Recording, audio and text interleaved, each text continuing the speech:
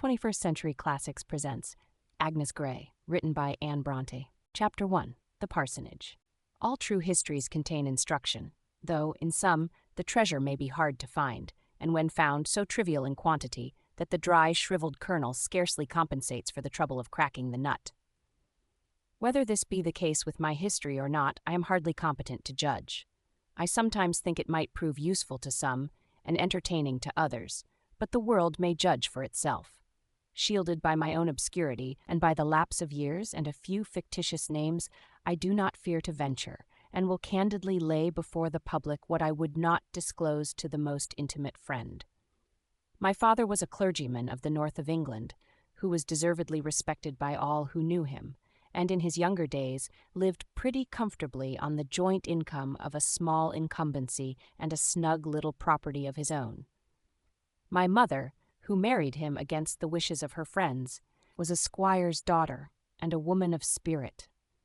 In vain it was represented to her that if she became the poor parson's wife, she must relinquish her carriage and her lady's maid and all the luxuries and elegancies of affluence, which to her were little less than the necessaries of life. A carriage and a lady's maid were great conveniences, but thank heaven she had feet to carry her and hands to minister to her own necessities. An elegant house and spacious grounds were not to be despised, but she would rather live in a cottage with Richard Grey than in a palace with any other man in the world. Finding arguments of no avail, her father, at length, told the lovers they might marry if they pleased, but in so doing, his daughter would forfeit every fraction of her fortune. He expected this would cool the ardor of both, but he was mistaken. My father knew too well my mother's superior worth not to be sensible that she was a valuable fortune in herself. And if she would but consent to embellish his humble hearth, he should be happy to take her on any terms, while she, on her part, would rather labor with her own hands than be divided from the man she loved, whose happiness it would be her joy to make, and who was already one with her in heart and soul. So her fortune went to swell the purse of a wiser sister, who had married a rich nabob, and she, to the wonder and compassionate regret of all who knew her, went to bury herself in the homely village parsonage among the hills of... And yet, in spite of all this, and in spite of my mother's high spirit and my father's whims, I believe you might search all England through and fail to find a happier couple. Of 6 children, my sister Mary and myself were the only 2 that survived the perils of infancy and early childhood. I, being the younger by 5 or 6 years, was always regarded as the child and the pet of the family. Father, mother, and sister all combined to spoil me, not by foolish indulgence, to render me fractious and ungovernable, but by ceaseless kindness, to make me too helpless and dependent, too unfit for buffeting with the cares and turmoils of life. Mary and I were brought up in the strictest seclusion. My mother, being at once highly accomplished, well-informed, and fond of employment, took the whole charge of our education on herself, with the exception of Latin, which my father undertook to teach us, so that we never even went to school. And as there was no society in the neighborhood, our only intercourse with the world consisted in a stately tea-party, now and then with the principal farmers and tradespeople of the vicinity, just to avoid being stigmatized as too proud to consort with our neighbors, and an annual visit to our paternal grandfathers, where himself, our kind grandmamma, a maiden aunt, and 2 or 3 elderly ladies and gentlemen were the only persons we ever saw. Sometimes our mother would amuse us with stories and anecdotes of her younger days, which, while they entertained us amazingly, frequently awoke, in me, at least, a secret wish to see a little more of the world. I thought she must have been very happy, but she never seemed to regret past times. My father, however, whose temper was neither tranquil nor cheerful by nature, often unduly vexed himself with thinking of the sacrifices his dear wife had made for him, and troubled his head with revolving endless schemes for the augmentation of his little fortune, for her sake and ours. In vain my mother assured him she was quite satisfied, and if he would but lay by a little for the children, we should all have plenty, both for time present and to come. But saving was not my father's forte. He would not run in debt, at least my mother took good care he should not, but while he had money, he must spend it. He liked to see his house comfortable, and his wife and daughters well-clothed and well-attended. And besides, he was charitably disposed, and liked to give to the poor, according to his means, or, as some might think, beyond them. At length, however, a kind friend suggested to him a means of doubling his private property at one stroke, and further increasing it hereafter to an untold amount. This friend was a merchant, a man of enterprising spirit and undoubted talent, who was somewhat straitened in his mercantile pursuits for want of capital, but generously proposed to give my father a fair share of his profits, if he would only entrust him with what he could spare, and he thought he might safely promise that whatever sum the latter chose to put into his hands, it should bring him in cent per cent. The small patrimony was speedily sold, and the whole of its price was deposited in the hands of the friendly merchant, who as promptly proceeded to ship his cargo and prepare for his voyage. My father was delighted, so were we all, with our brightening prospects. For the present, it is true, we were reduced to the narrow income of the curacy. But my father seemed to think there was no necessity for scrupulously restricting our expenditure to that. So, with a standing bill at Mr. Jackson's, another at Smith's, and a third at Hobson's, we got along even more comfortably than before, though my mother affirmed we had better keep within bounds, for our prospects of wealth were but precarious after all, and if my father would only trust everything to her management, he should never feel himself stinted. But he, for once, was incorrigible. What happy hours Mary and I have passed while sitting at our work by the fire, or wandering on the heath-clad hills, or idling under the weeping birch, the only considerable tree in the garden, talking of future happiness to ourselves and our parents, of what we would do and see and possess, with no firmer foundation for our goodly superstructure than the riches that were expected to flow in upon us from the success of the worthy merchant's speculations. Our father was nearly as bad as ourselves, only that he affected not to be so much in earnest, expressing his bright hopes and sanguine expectations in jests and playful sallies, that always struck me as being exceedingly witty and pleasant.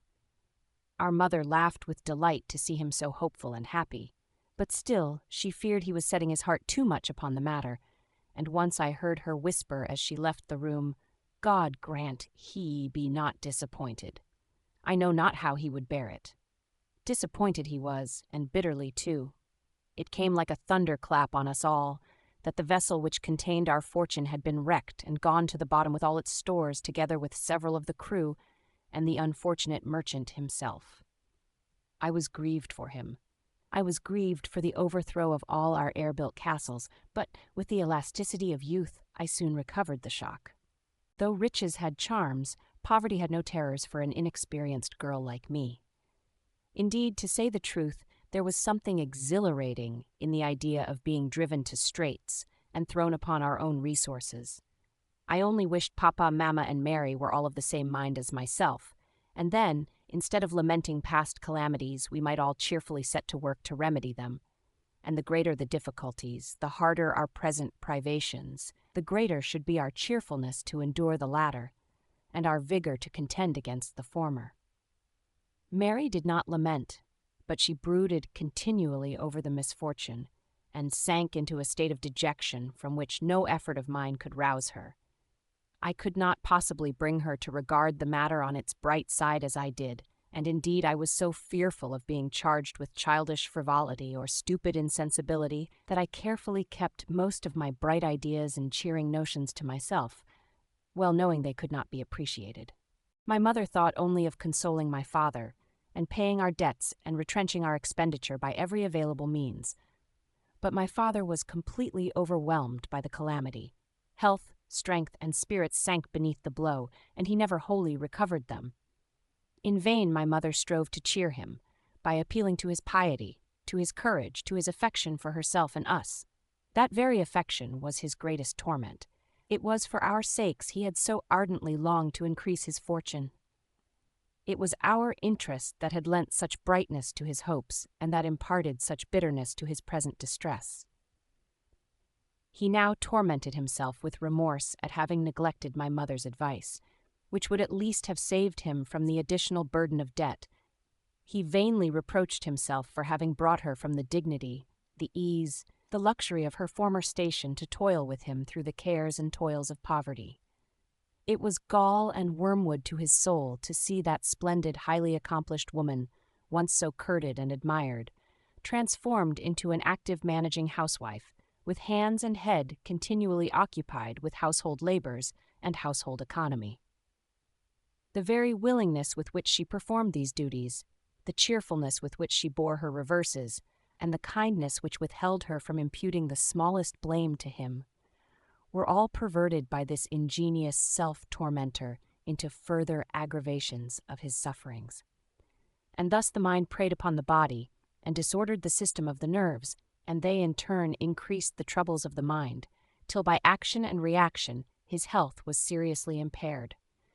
And not one of us could convince him that the aspect of our affairs was not half so gloomy, so utterly hopeless, as his morbid imagination represented it to be. The useful pony phaeton was sold, together with the stout, well-fed pony, the old favorite that we had fully determined should end its days in peace and never pass from our hands. The little coach-house and stable were let. The servant boy, and the more efficient being the more expensive, of the two maidservants were dismissed. Our clothes were mended, turned, and darned to the utmost verge of decency. Our food, always plain, was now simplified to an unprecedented degree, except my father's favorite dishes.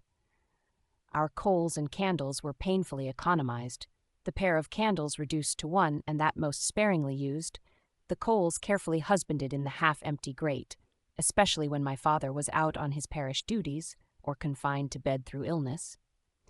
Then we sat with our feet on the fender, scraping the perishing embers together from time to time, and occasionally adding a slight scattering of the dust and fragments of coal, just to keep them alive. As for our carpets, they in time were worn threadbare, and patched and darned even to a greater extent than our garments. To save the expense of a gardener, Mary and I undertook to keep the garden in order, and all the cooking and household work that could not easily be managed by one servant girl was done by my mother and sister, with a little occasional help from me. Only a little, because, though a woman in my own estimation, I was still a child in theirs. And my mother, like most active, managing women, was not gifted with very active daughters, for this reason, that being so clever and diligent herself, she was never tempted to trust her affairs to a deputy, but on the contrary, was willing to act and think for others as well as for number one, and whatever was the business in hand, she was apt to think that no one could do it so well as herself, so that whenever I offered to assist her, I received such an answer as, "No, love, you cannot indeed. There's nothing here you can do. Go and help your sister, or get her to take a walk with you. Tell her she must not sit so much and stay so constantly in the house as she does. She may well look thin and dejected. Mary, Mamma says I'm to help you, or get you to take a walk with me. She says you may well look thin and dejected if you sit so constantly in the house. Help me you cannot, Agnes, and I cannot go out with you. I have far too much to do. Then let me help you. You cannot indeed, dear child. Go and practice your music or play with the kitten." There was always plenty of sewing on hand, but I had not been taught to cut out a single garment, and except plain hemming and seaming, there was little I could do, even in that line, for they both asserted that it was far easier to do the work themselves than to prepare it for me. And besides, they liked better to see me prosecuting my studies or amusing myself. It was time enough for me to sit bending over my work like a grave matron when my favorite little pussy was become a steady old cat. Under such circumstances, although I was not many degrees more useful than the kitten, my idleness was not entirely without excuse. Through all our troubles, I never but once heard my mother complain of our want of money. As summer was coming on, she observed to Mary and me, "What a desirable thing it would be for your papa to spend a few weeks at a watering place. I am convinced the sea air and the change of scene would be of incalculable service to him. But then, you see, there's no money," she added with a sigh. We both wished exceedingly that the thing might be done, and lamented greatly that it could not. "Well, well," said she, "it's no use complaining.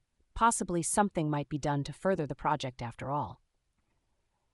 Mary, you are a beautiful drawer. What do you say to doing a few more pictures in your best style, and getting them framed? with the watercolor drawings you have already done, and trying to dispose of them to some liberal picture dealer who has the sense to discern their merits. Mamma, I should be delighted if you think they could be sold, and for anything worthwhile. It's worthwhile trying, however, my dear. Do you procure the drawings, and I'll endeavor to find a purchaser." "I wish I could do something," said I. "You, Agnes, well, who knows? You draw pretty well, too. If you choose some simple piece for your subject, I dare say you will be able to produce something we shall all be proud to exhibit." "But I have another scheme in my head, Mamma, and have had long, only I did not like to mention it." "Indeed, pray tell us what it is." "I should like to be a governess." My mother uttered an exclamation of surprise and laughed. My sister dropped her work in astonishment, exclaiming, "You a governess, Agnes? What can you be dreaming of?" "Well, I don't see anything so very extraordinary in it. I do not pretend to be able to instruct great girls, but surely I could teach little ones, and I should like it so much. I am so fond of children. Do let me, Mamma." "But, my love, you have not learned to take care of yourself yet, and young children require more judgment and experience to manage than elder ones." "But, Mamma, I am above 18, and quite able to take care of myself and others too. You do not know half the wisdom and prudence I possess, because I have never been tried." "Only think," said Mary, "what would you do in a house full of strangers, without me or Mamma to speak and act for you, with a parcel of children, besides yourself, to attend to, and no one to look to for advice? You would not even know what clothes to put on." "You think, because I always do as you bid me. I have no judgment of my own. But only try me, that is all I ask, and you shall see what I can do." At that moment my father entered, and the subject of our discussion was explained to him. "What, my little Agnes a governess?" cried he, and, in spite of his dejection, he laughed at the idea. "Yes, Papa, don't you say anything against it. I should like it so much, and I'm sure I could manage delightfully. But, my darling, we could not spare you," and a tear glistened in his eye as he added, "No, no, afflicted as we are, surely we are not brought to that pass yet." "Oh, no," said my mother. "There is no necessity whatever for such a step. It is merely a whim of her own. So you must hold your tongue, you naughty girl, for though you are so ready to leave us, you know very well we cannot part with you." I was silenced for that day and for many succeeding ones, but still I did not wholly relinquish my darling scheme. Mary got her drawing materials and steadily set to work. I got mine too, but while I drew, I thought of other things. How delightful it would be to be a governess, to go out into the world, to enter upon a new life, to act for myself, to exercise my unused faculties, to try my unknown powers, to earn my own maintenance, and something to comfort and help my father, mother, and sister, besides exonerating them from the provision of my food and clothing, to show Papa what his little Agnes could do, to convince Mamma and Mary that I was not quite the helpless, thoughtless being they supposed. And then, how charming to be entrusted with the care and education of children.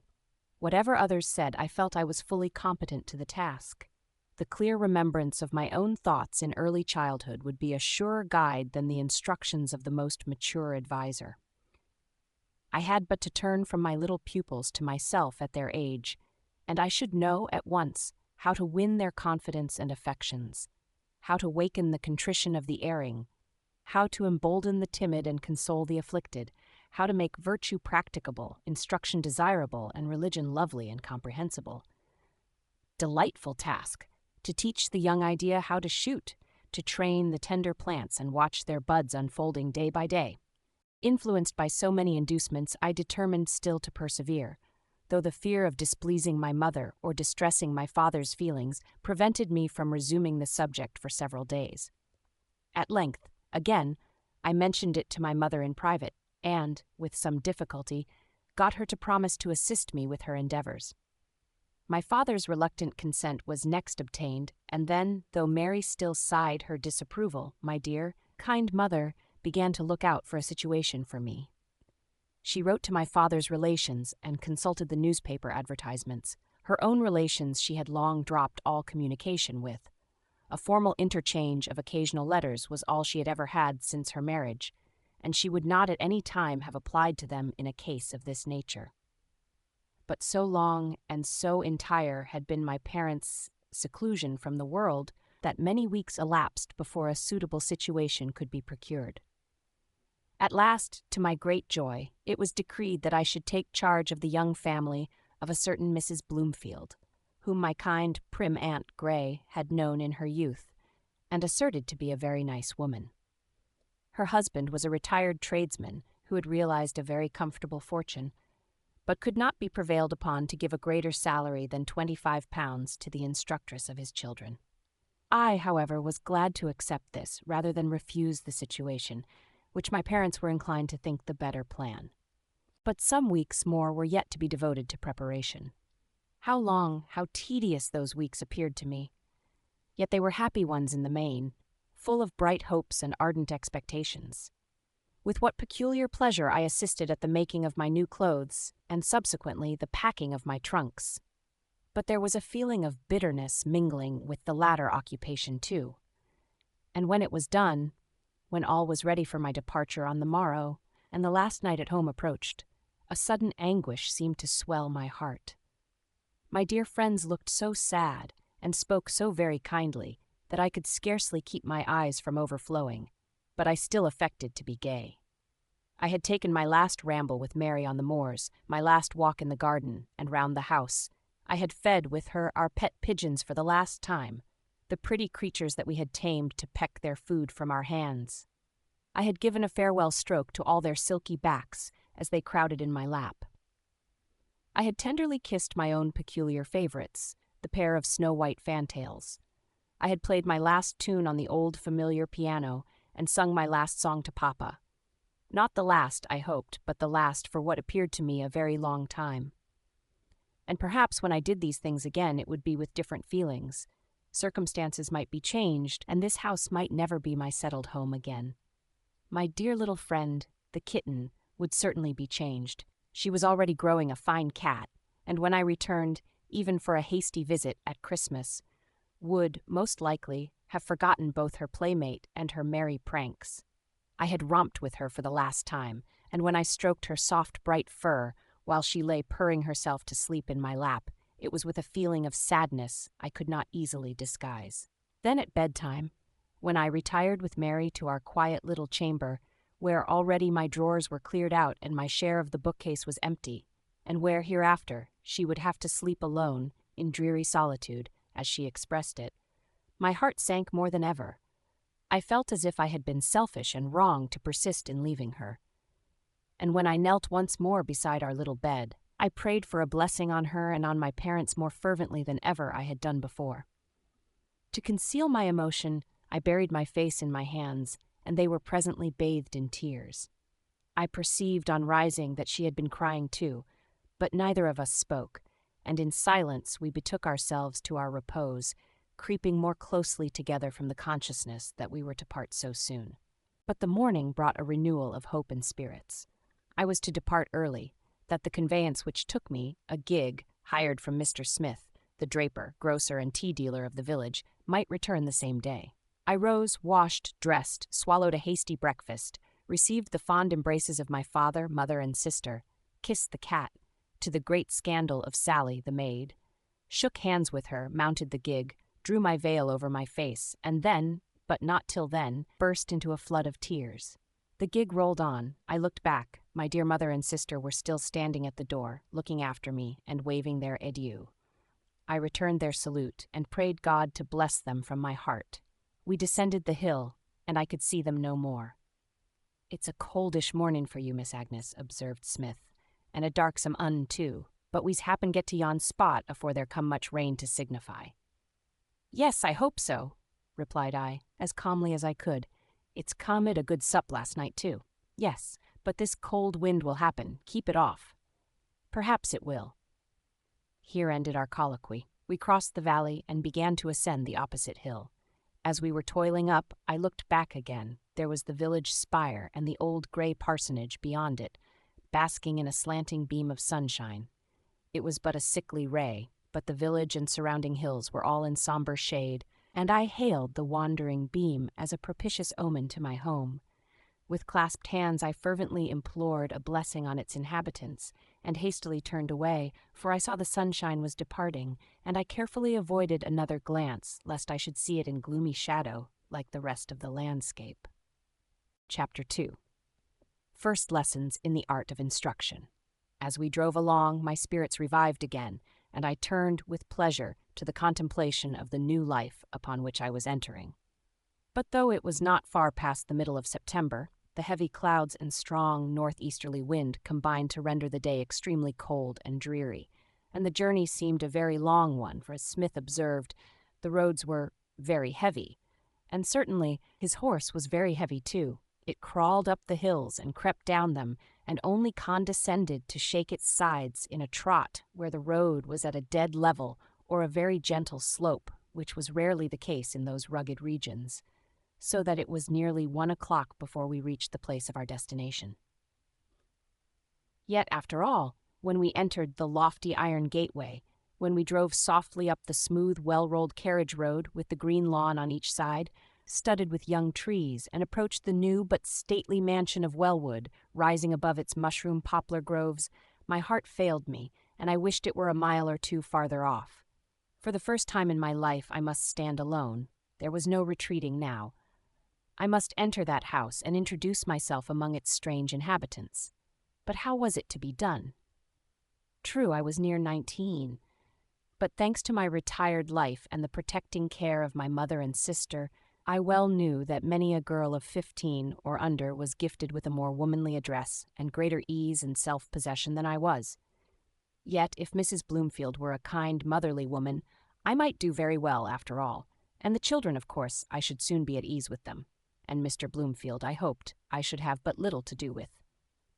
Be calm, whatever happens," I said within myself, and truly I kept this resolution so well, and was so fully occupied in steadying my nerves and stifling the rebellious flutter of my heart, that when I was admitted into the hall and ushered into the presence of Mrs. Bloomfield, I almost forgot to answer her polite salutation, and it afterwards struck me that the little I did say was spoken in the tone of one half dead or half asleep.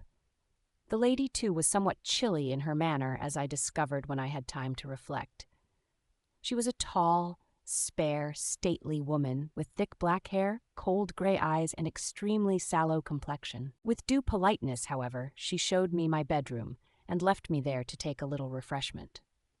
I was somewhat dismayed at my appearance on looking in the glass. The cold wind had swelled and reddened my hands, uncurled and entangled my hair, and dyed my face of a pale purple. Add to this, my collar was horridly crumpled, my frock splashed with mud, my feet clad in stout new boots, and as the trunks were not brought up, there was no remedy. So having smoothed my hair as well as I could, and repeatedly twitched my obdurate collar, I proceeded to clomp down the 2 flights of stairs, philosophizing as I went, and with some difficulty found my way into the room where Mrs. Bloomfield awaited me. She led me into the dining room, where the family luncheon had been laid out. Some beefsteaks and half-cold potatoes were set before me, and while I dined upon these, she sat opposite, watching me, as I thought, and endeavoring to sustain something like a conversation, consisting chiefly of a succession of commonplace remarks, expressed with frigid formality. But this might be more my fault than hers, for I really could not converse. In fact, my attention was almost wholly absorbed in my dinner, not from ravenous appetite, but from distress at the toughness of the beefsteaks, and the numbness of my hands, almost palsied by their 5 hours' exposure to the bitter wind. I would gladly have eaten the potatoes and let the meat alone, but having got a large piece of the latter onto my plate, I could not be so impolite as to leave it.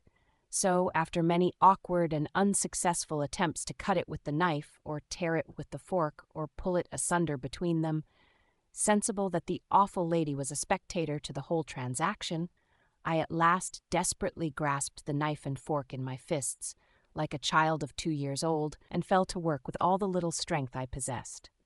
But this needed some apology. With a feeble attempt at a laugh, I said, "My hands are so benumbed with the cold that I can scarcely handle my knife and fork." "I dare say you would find it cold," replied she with a cool, immutable gravity that did not serve to reassure me.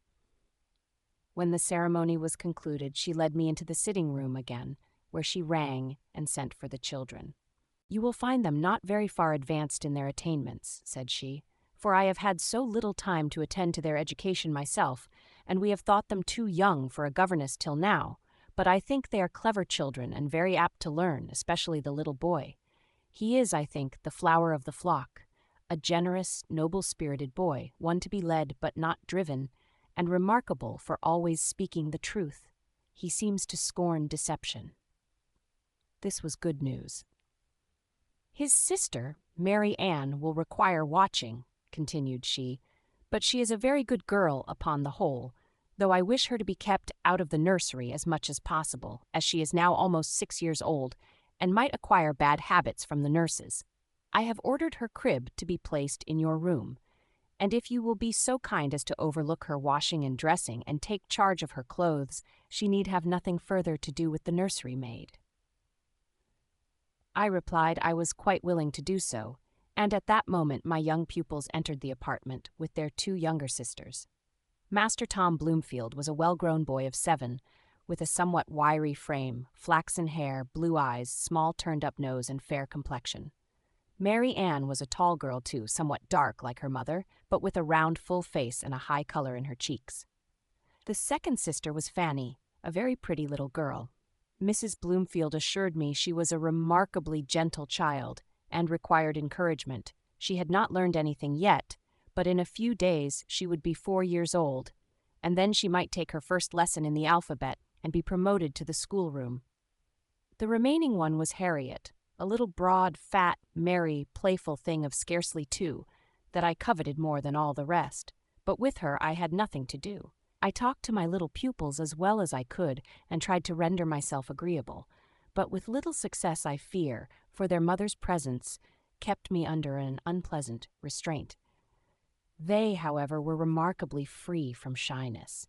They seemed bold, lively children, and I hoped I should soon be on friendly terms with them, the little boy especially, of whom I had heard such a favorable character from his mamma.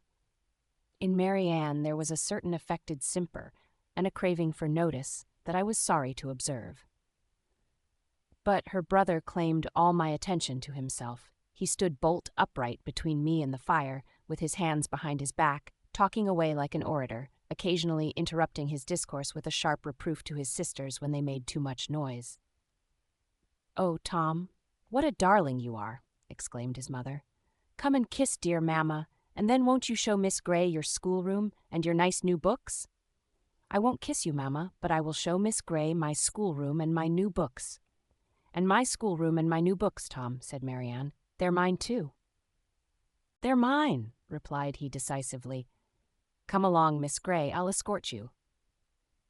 When the room and books had been shown, with some bickerings between the brother and sister that I did my utmost to appease or mitigate, Mary Ann brought me her doll, and began to be very loquacious on the subject of its fine clothes, its bed, its chest of drawers, and other appurtenances.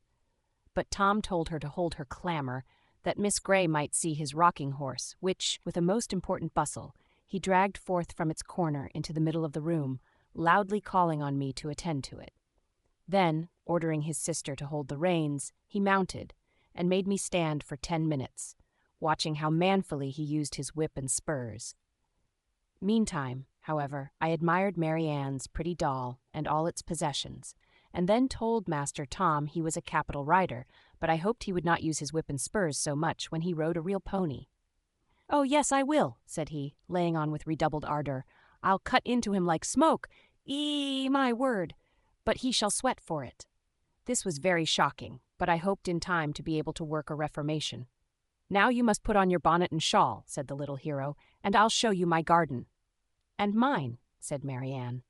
Tom lifted his fist with a menacing gesture. She uttered a loud, shrill scream, ran to the other side of me, and made a face at him.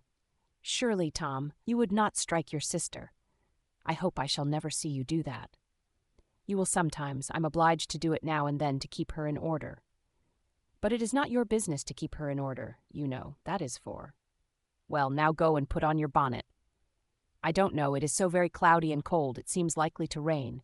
And you know I have had a long drive." "No matter. You must come. I shall allow of no excuses," replied the consequential little gentleman. and, as it was the first day of our acquaintance, I thought I might as well indulge him. It was too cold for Mary Ann to venture, so she stayed with her mamma, to the great relief of her brother, who liked to have me all to himself. The garden was a large one and tastefully laid out. Besides several splendid dahlias, there were some other fine flowers still in bloom, but my companion would not give me time to examine them. I must go with him across the wet grass to a remote sequestered corner, the most important place in the grounds because it contained his garden. There were 2 round beds stocked with a variety of plants. In one there was a pretty little rose tree. I paused to admire its lovely blossoms. "Oh, never mind that," said he, contemptuously. "That's only Mary Ann's garden. Look, this is mine." After I had observed every flower and listened to a disquisition on every plant, I was permitted to depart, but first with great pomp he plucked a polyanthus and presented it to me, as one conferring a prodigious favor. I observed on the grass about his garden certain apparatus of sticks and corn, and asked what they were. "Traps for birds." "Why do you catch them?" "Papa says they do harm." "And what do you do with them when you catch them?" "Different things. Sometimes I give them to the cat, sometimes I cut them in pieces with my penknife, but the next I mean to roast alive." "And why do you mean to do such a horrible thing?" "For 2 reasons. First, to see how long it will live, and then to see what it will taste like." "But don't you know it is extremely wicked to do such things? Remember, the birds can feel as well as you, and think, how would you like it yourself?" "Oh, that's nothing. I'm not a bird, and I can't feel what I do to them." "But you will have to feel it sometime, Tom. You have heard where wicked people go to when they die, and if you don't leave off torturing innocent birds, remember, you will have to go there and suffer just what you have made them suffer." "Oh, pooh! I shan't. Papa knows how I treat them, and he never blames me for it. He says it is just what he used to do when he was a boy. Last summer, he gave me a nest full of young sparrows, and he saw me pulling off their legs and wings and heads and never said anything, except that they were nasty things, and I must not let them soil my trousers. And Uncle Robson was there, too, and he laughed and said I was a fine boy." "But what would your mamma say?" "Oh, she doesn't care. She says it's a pity to kill the pretty singing birds, but the naughty sparrows and mice and rats I may do what I like with. So now, Miss Grey, you see it is not wicked." "I still think it is, Tom, and perhaps your papa and mamma would think so too if they thought much about it. However," I internally added, "they may say what they please, but I am determined you shall do nothing of the kind as long as I have power to prevent it." He next took me across the lawn to see his mole traps, and then into the stackyard to see his weasel traps, one of which, to his great joy, contained a dead weasel, and then into the stable to see, not the fine carriage horses, but a little rough colt, which he informed me had been bred on purpose for him, and he was to ride it as soon as it was properly trained. I tried to amuse the little fellow, and listened to all his chatter as complacently as I could, for I thought if he had any affections at all, I would endeavor to win them, and then, in time, I might be able to show him the error of his ways. But I looked in vain for that generous, noble spirit his mother talked of, though I could see he was not without a certain degree of quickness and penetration when he chose to exert it. When we re-entered the house, it was nearly tea-time. Master Tom told me that, as Papa was from home, he and I and Mary Ann were to have tea with Mamma for a treat, for on such occasions she always dined at luncheon-time with them instead of at 6 o'clock. Soon after tea, Mary Ann went to bed, but Tom favored us with his company and conversation till 8. After he was gone, Mrs. Bloomfield further enlightened me on the subject of her children's dispositions and acquirements, and on what they were to learn and how they were to be managed, and cautioned me to mention their defects to no one but herself. My mother had warned me before to mention them as little as possible to her, for people did not like to be told of their children's faults, and so I concluded I was to keep silence on them altogether. About 9:30, Mrs. Bloomfield invited me to partake of a frugal supper of cold meat and bread. I was glad when that was over, and she took her bedroom candlestick and retired to rest, for though I wished to be pleased with her, her company was extremely irksome to me, and I could not help feeling that she was cold, grave, and forbidding, the very opposite of the kind, warm-hearted matron my hopes had depicted her to be. Chapter 3, a few more lessons. I rose next morning with a feeling of hopeful exhilaration, in spite of the disappointments already experienced, but I found the dressing of Mary Ann was no light matter, as her abundant hair was to be smeared with pomade, plaited in 3 long tails, and tied with bows of ribbon, a task my unaccustomed fingers found great difficulty in performing. She told me her nurse could do it in half the time, and by keeping up a constant fidget of impatience, contrived to render me still longer. When all was done, we went into the schoolroom where I met my other pupil and chatted with the two till it was time to go down to breakfast. That meal being concluded, and a few civil words having been exchanged with Mrs. Bloomfield, we repaired to the schoolroom again and commenced the business of the day. I found my pupils very backward, indeed, but Tom, though averse to every species of mental exertion, was not without abilities. Mary Ann could scarcely read a word, and was so careless and inattentive that I could hardly get on with her at all. However, by dint of great labor and patience, I managed to get something done in the course of the morning, and then accompanied my young charge out into the garden and adjacent grounds for a little recreation before dinner. There we got along tolerably together, except that I found they had no notion of going with me.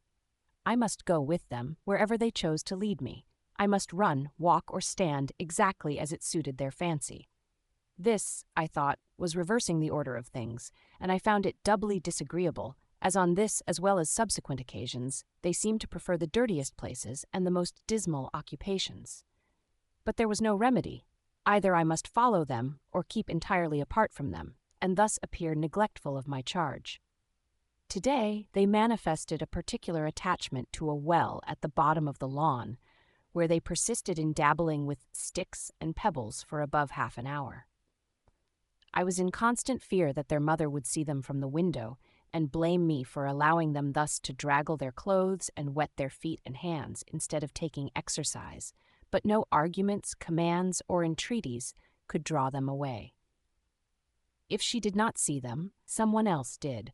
A gentleman on horseback had entered the gate and was proceeding up the road. At the distance of a few paces from us, he paused, and calling to the children in a waspish penetrating tone, bade them keep out of that water. "Miss Grey," said he, "I suppose it is Miss Grey, I am surprised that you should allow them to dirty their clothes in that manner. Don't you see how Miss Bloomfield has soiled her frock, and that Master Bloomfield's socks are quite wet, and both of them without gloves? Dear, dear, let me request that in future you will keep them decent at least." So saying, he turned away and continued his ride up to the house. This was Mr. Bloomfield. I was surprised that he should nominate his children Master and Miss Bloomfield, and still more so that he should speak so uncivilly to me, their governess, and a perfect stranger to himself. Presently the bell rang to summon us in. I dined with the children at 1, while he and his lady took their luncheon at the same table. His conduct there did not greatly raise him in my estimation. He was a man of ordinary stature, rather below than above, and rather thin than stout, apparently between 30 and 40 years of age. He had a large mouth, pale, dingy complexion, milky blue eyes, and hair the color of a hempen cord. There was a roast leg of mutton before him. He helped Mrs. Bloomfield, the children, and me, desiring me to cut up the children's meat. Then, after twisting about the mutton in various directions and eyeing it from different points, he pronounced it not fit to be eaten, and called for the cold beef. "What is the matter with the mutton, my dear?" asked his mate. "It is quite overdone. Don't you taste, Mrs. Bloomfield, that all the goodness is roasted out of it? And can't you see that all that nice red gravy is completely dried away? Well, I think the beef will suit you." The beef was set before him, and he began to carve, but with the most rueful expressions of discontent. "What is the matter with the beef, Mr. Bloomfield? I'm sure I thought it was very nice." "And so it was very nice. A nicer joint could not be, but it is quite spoiled," replied he, dolefully. "How so?" "How so? Why, don't you see how it is cut? Dear, dear, it is quite shocking. They must have cut it wrong in the kitchen then, for I'm sure I carved it quite properly here yesterday." "No doubt they cut it wrong in the kitchen. The savages! Dear, dear, did ever anyone see such a fine piece of beef so completely ruined? But remember that, in future, when a decent dish leaves this table, they shall not touch it in the kitchen. Remember that, Mrs. Bloomfield." Notwithstanding the ruinous state of the beef, the gentleman managed to cut himself some delicate slices, part of which he ate in silence. When he next spoke, it was in a less querulous tone to ask what there was for dinner. "Turkey and grouse," was the concise reply. "And what besides?" "Fish." "What kind of fish? I don't know." "You don't know?" cried he, looking solemnly up from his plate and suspending his knife and fork in astonishment. "No, I told the cook to get some fish. I did not particularize what." "Well, that beats everything. A lady professes to keep house and doesn't even know what fish is for dinner, professes to order fish and doesn't specify what." "Perhaps, Mr. Bloomfield, you will order dinner yourself in future." Nothing more was said, and I was very glad to get out of the room with my pupils, for I never felt so ashamed and uncomfortable in my life for anything that was not my own fault. In the afternoon we applied to lessons again, then went out again, then had tea in the schoolroom, then I dressed Marianne for dessert, and when she and her brother had gone down to the dining room, I took the opportunity of beginning a letter to my dear friends at home. But the children came up before I had half completed it. At 7 I had to put Marianne to bed. Then I played with Tom till 8, when he, too, went, and I finished my letter and unpacked my clothes, which I had hitherto found no opportunity for doing, and finally went to bed myself. But this is a very favorable specimen of a day's proceedings. My task of instruction and surveillance, instead of becoming easier as my charges and I got better accustomed to each other, became more arduous as their characters unfolded. The name of governess, I soon found, was a mere mockery as applied to me. My pupils had no more notion of obedience than a wild, unbroken colt.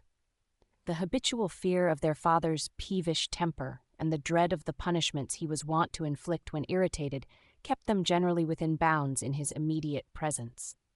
The girls, too, had some fear of their mother's anger, and the boy might occasionally be bribed to do as she bid him by the hope of reward. But I had no rewards to offer, and as for punishments, I was given to understand the parents reserved that privilege to themselves, and yet they expected me to keep my pupils in order. Other children might be guided by the fear of anger and the desire of approbation, but neither the one nor the other had any effect upon these.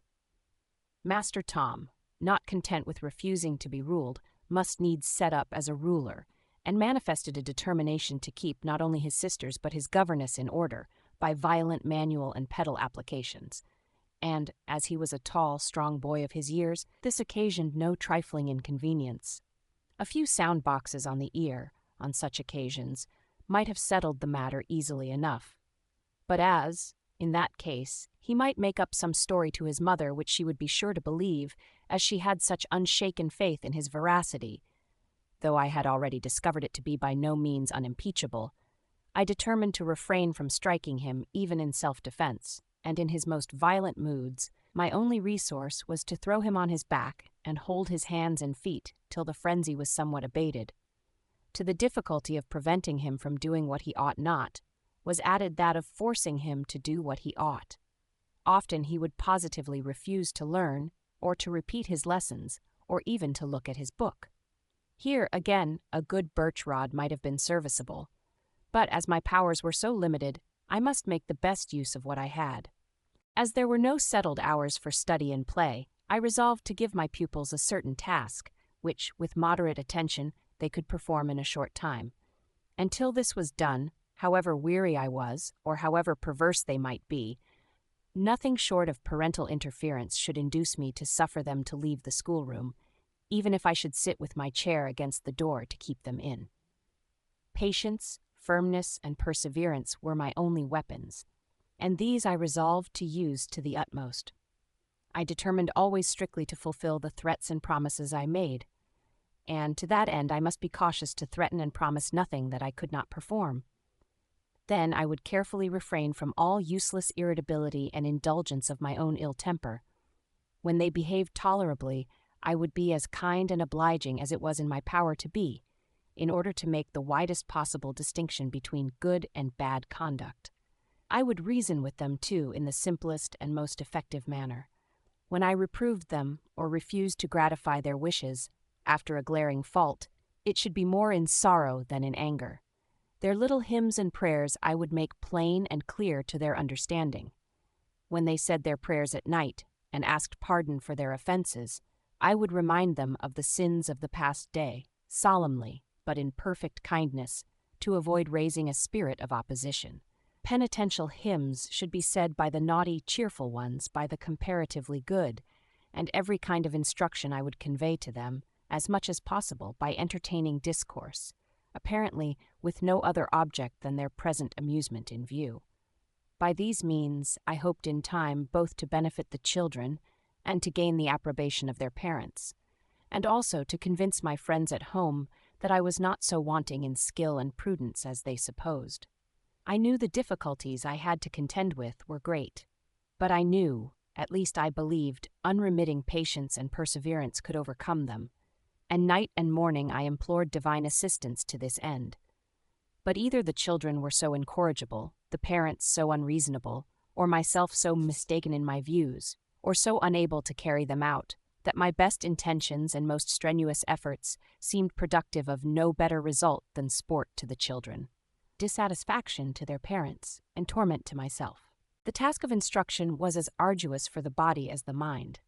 I had to run after my pupils to catch them, to carry or drag them to the table, and often forcibly to hold them there till the lesson was done.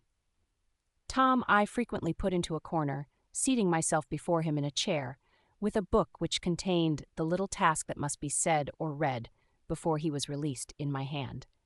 He was not strong enough to push both me and the chair away, so he would stand twisting his body and face into the most grotesque and singular contortions, laughable, no doubt, to an unconcerned spectator, but not to me, and uttering loud yells and doleful outcries, intended to represent weeping, but wholly without the accompaniment of tears.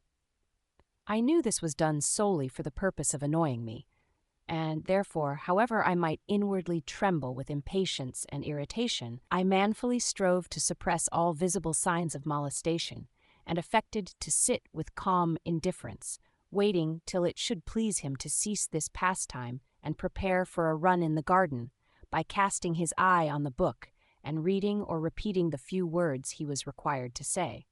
Sometimes he was determined to do his writing badly, and I had to hold his hand to prevent him from purposely blotting or disfiguring the paper. Frequently I threatened that, if he did not do better, he should have another line. Then he would stubbornly refuse to write this line, and I, to save my word, had finally to resort to the expedient of holding his fingers upon the pen and forcibly drawing his hand up and down, till, in spite of his resistance, the line was in some sort completed. Yet Tom was by no means the most unmanageable of my pupils. Sometimes, to my great joy, he would have the sense to see that his wisest policy was to finish his tasks and go out and amuse himself till I and his sisters came to join him, which frequently was not at all, for Mary Ann seldom followed his example in this particular. She apparently preferred rolling on the floor to any other amusement. Down she would drop like a leaden weight, and when I, with great difficulty, had succeeded in rooting her thence, I had still to hold her up with one arm, while with the other I held the book from which she was to read or spell her lesson. As the dead weight of the big girl of 6 became too heavy for one arm to bear, I transferred it to the other, or, if both were weary of the burden, I carried her into a corner, and told her she might come out when she should find the use of her feet and stand up, but she generally preferred lying there like a log till dinner or tea-time, when, as I could not deprive her of her meals, she must be liberated, and would come crawling out with a grin of triumph on her round red face. Often she would stubbornly refuse to pronounce some particular word in her lesson, and now I regret the lost labor I have had in striving to conquer her obstinacy. If I had passed it over as a matter of no consequence, it would have been better for both parties, than vainly striving to overcome it as I did. But I thought it my absolute duty to crush this vicious tendency in the bud, and so it was, if I could have done it. And had my powers been less limited, I might have enforced obedience. But as it was a trial of strength between her and me, in which she generally came off victorious, and every victory served to encourage and strengthen her for a future contest. In vain I argued, coaxed, entreated, threatened, scolded. In vain I kept her in from play, or, if obliged to take her out, refused to play with her, or to speak kindly or have anything to do with her. In vain I tried to set before her the advantages of doing as she was bid and being loved and kindly treated in consequence, and the disadvantages of persisting in her absurd perversity. Sometimes, when she would ask me to do something for her, I would answer, "Yes, I will, Mary Ann, if you will only say that word. Come, you'd better say it at once, and have no more trouble about it." "No." "Then, of course, I can do nothing for you." With me, at her age or under, neglect and disgrace were the most dreadful of punishments, but on her they made no impression. Sometimes, exasperated to the utmost pitch, I would shake her violently by the shoulder, or pull her long hair, or put her in the corner, for which she punished me with loud, shrill, piercing screams that went through my head like a knife. She knew I hated this, and when she had shrieked her utmost, would look into my face with an air of vindictive satisfaction, exclaiming, "Now then, that's for you," and then shriek again and again till I was forced to stop my ears. Often these dreadful cries would bring Mrs. Bloomfield up to inquire what was the matter. "Mary Ann is a naughty girl, ma'am." "But what are these shocking screams?" "She is screaming in a passion." "I never heard such a dreadful noise. You might be killing her. Why is she not out with her brother?" "Miss, I cannot get her to finish her lessons." "But Mary Ann must be a good girl and finish her lessons." This was blandly spoken to the child, and I hope I shall never hear such terrible cries again. And fixing her cold, stony eyes upon me with a look that could not be mistaken, she would shut the door and walk away. Sometimes I would try to take the little obstinate creature by surprise and casually ask her the word while she was thinking of something else. Frequently she would begin to say it and then suddenly check herself with a provoking look that seemed to say, "Ah, I'm too sharp for you. You shan't trick it out of me either." On another occasion I pretended to forget the whole affair, and talked and played with her as usual till night when I put her to bed. Then bending over her, while she lay all smiles and good humor, just before departing, I said as cheerfully and kindly as before, "Now, Mary Ann, just tell me that word before I kiss you good night. You are a good girl now, and of course you will say it." "No, I won't." "Then I can't kiss you." "Well, I don't care." In vain I expressed my sorrow, in vain I lingered for some symptom of contrition. She really didn't care, and I left her alone, and in darkness, wondering most of all at this last proof of insensate stubbornness. In my childhood, I could not imagine a more afflictive punishment than for my mother to refuse to kiss me at night. The very idea was terrible. More than the idea I never felt, for, happily, I never committed a fault that was deemed worthy of such penalty. But once I remember, for some transgression of my sister's, our mother thought proper to inflict it upon her. What she felt I cannot tell, but my sympathetic tears and suffering for her sake I shall not soon forget. Another troublesome trait in Mary Ann was her incorrigible propensity to keep running into the nursery, to play with her little sisters and the nurse. This was natural enough, but as it was against her mother's expressed desire, I, of course, forbade her to do so, and did my utmost to keep her with me. But that only increased her relish for the nursery, and the more I strove to keep her out of it, the oftener she went, and the longer she stayed, to the great dissatisfaction of Mrs. Bloomfield, who, I well knew, would impute all the blame of the matter to me. Another of my trials was the dressing in the morning. At one time she would not be washed. At another she would not be dressed, unless she might wear some particular frock that I knew her mother would not like her to have. At another she would scream and run away if I attempted to touch her hair. So that, frequently, when after much trouble and toil I had at length succeeded in bringing her down, the breakfast was nearly half over, and black looks from Mamma and testy observations from Papa, spoken at me, if not to me, were sure to be my meed, for few things irritated the latter so much as want of punctuality at mealtimes. Then, among the minor annoyances, was my inability to satisfy Mrs. Bloomfield with her daughter's dress, and the child's hair was never fit to be seen. Sometimes, as a powerful reproach to me, she would perform the office of tirewoman herself, and then complain bitterly of the trouble it gave her. When little Fanny came into the schoolroom, I hoped she would be mild and inoffensive at least. but a few days, if not a few hours, sufficed to destroy the illusion. I found her a mischievous, intractable little creature, given up to falsehood and deception, young as she was, and alarmingly fond of exercising her two favorite weapons of offense and defense, that of spitting in the faces of those who incurred her displeasure, and bellowing like a bull when her unreasonable desires were not gratified. As she, generally, was pretty quiet in her parents' presence, and they were impressed with the notion of her being a remarkably gentle child, her falsehoods were readily believed, and her loud uproars led them to suspect harsh and injudicious treatment on my part. And when, at length, her bad disposition became manifest even to their prejudiced eyes, I felt that the whole was attributed to me. "What a naughty girl Fanny is getting," Mrs. Bloomfield would say to her spouse. "Don't you observe, my dear, how she is altered since she entered the schoolroom? She will soon be as bad as the other two, and I am sorry to say they have quite deteriorated of late." "You may say that," was the answer. "I've been thinking that same myself. I thought when we got them a governess they'd improve, but instead of that, they get worse and worse. I don't know how it is with their learning, but their habits, I know, make no sort of improvement. They get rougher and dirtier and more unseemly every day." I knew this was all pointed at me, and these and all similar innuendos affected me far more deeply than any open accusations would have done, for against the latter I should have been roused to speak in my own defense. Now I judged it my wisest plan to subdue every resentful impulse, suppress every sensitive shrinking, and go on perseveringly, doing my best, for, irksome as my situation was, I earnestly wished to retain it. I thought if I could struggle on with unremitting firmness and integrity, the children would in time become more humanized. Every month would contribute to make them some little wiser, and consequently more manageable.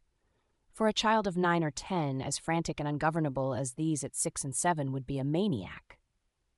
I flattered myself I was benefiting my parents and sister by my continuance here, for small as the salary was, I still was earning something, and with strict economy I could easily manage to have something to spare for them, if they would favor me by taking it.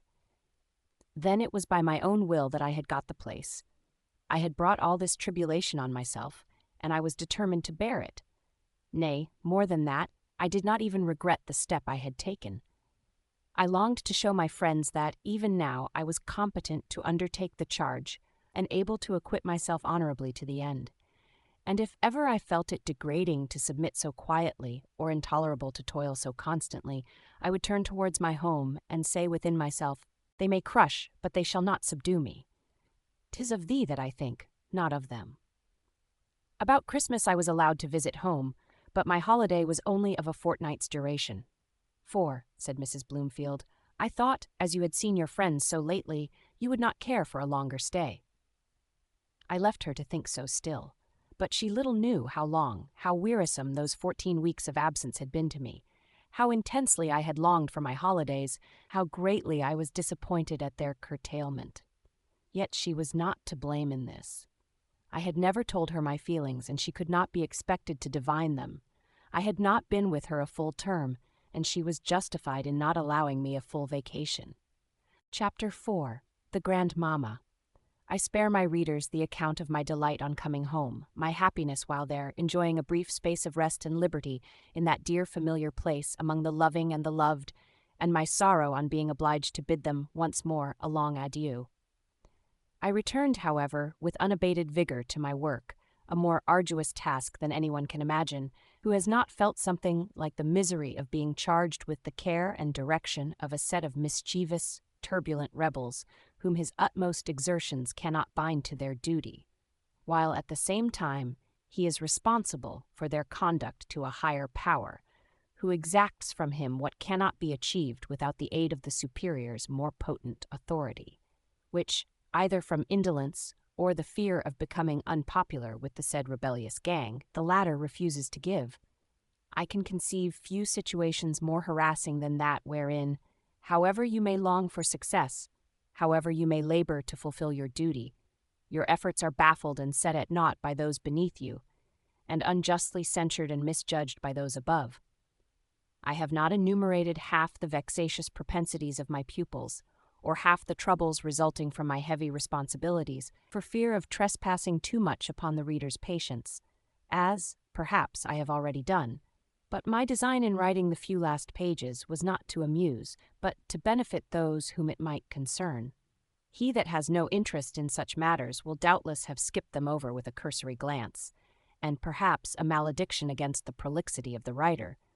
But if a parent has, therefrom, gathered any useful hint, or an unfortunate governess received thereby the slightest benefit, I am well rewarded for my pains. To avoid trouble and confusion, I have taken my pupils one by one and discussed their various qualities. But this can give no adequate idea of being worried by the whole three together. When, as was often the case, all were determined to be naughty, and to tease Miss Grey and put her in a passion. Sometimes on such occasions the thought has suddenly occurred to me, if they could see me now, meaning, of course, my friends at home, and the idea of how they would pity me has made me pity myself, so greatly that I have had the utmost difficulty to restrain my tears. But I have restrained them till my little tormentors were gone to dessert, or cleared off to bed, my only prospects of deliverance, and then, in all the bliss of solitude, I have given myself up to the luxury of an unrestricted burst of weeping. But this was a weakness I did not often indulge. My employments were too numerous, my leisure moments too precious, to admit of much time being given to fruitless lamentations. I particularly remember one wild, snowy afternoon soon after my return in January. The children had all come up from dinner, loudly declaring that they meant to be naughty, and they had well kept their resolution, though I had talked myself hoarse and wearied every muscle in my throat in the vain attempt to reason them out of it. I had got Tom pinned up in a corner, whence, I told him, he should not escape till he had done his appointed task. Meantime, Fanny had possessed herself of my work-bag and was rifling its contents and spitting into it besides. I told her to let it alone, but to no purpose, of course. "Burn it, Fanny!" cried Tom, and this command she hastened to obey. I sprang to snatch it from the fire, and Tom darted to the door. "Mary Ann, throw her desk out of the window," cried he, and my precious desk, containing my letters and papers, my small amount of cash, and all my valuables, was about to be precipitated from the 3-story window. I flew to rescue it. Meanwhile, Tom had left the room, and was rushing down the stairs, followed by Fanny. Having secured my desk, I ran to catch them, and Mary Ann came scampering after. All three escaped me, and ran out of the house into the garden, where they plunged about in the snow, shouting and screaming in exultant glee. What must I do? If I followed them, I should probably be unable to capture one, and only drive them farther away. If I did not, how was I to get them in? And what would their parents think of me if they saw or heard the children rioting, hatless, bonnetless, gloveless, and bootless, in the deep, soft snow? While I stood in this perplexity, just without the door, trying, by grim looks and angry words, to awe them into subjection, I heard a voice behind me, in harshly piercing tones, exclaiming, "Miss Grey! Is it possible? What in the devil's name can you be thinking about?" "I can't get them in, sir," said I, turning round and beholding Mr. Bloomfield, with his hair on end and his pale blue eyes bolting from their sockets. "But I insist upon their being got in," cried he, approaching nearer and looking perfectly ferocious. "Then, sir, you must call them yourself, if you please, for they won't listen to me," I replied, stepping back. "Come in with you, you filthy brats, or I'll horsewhip you every one," roared he, and the children instantly obeyed.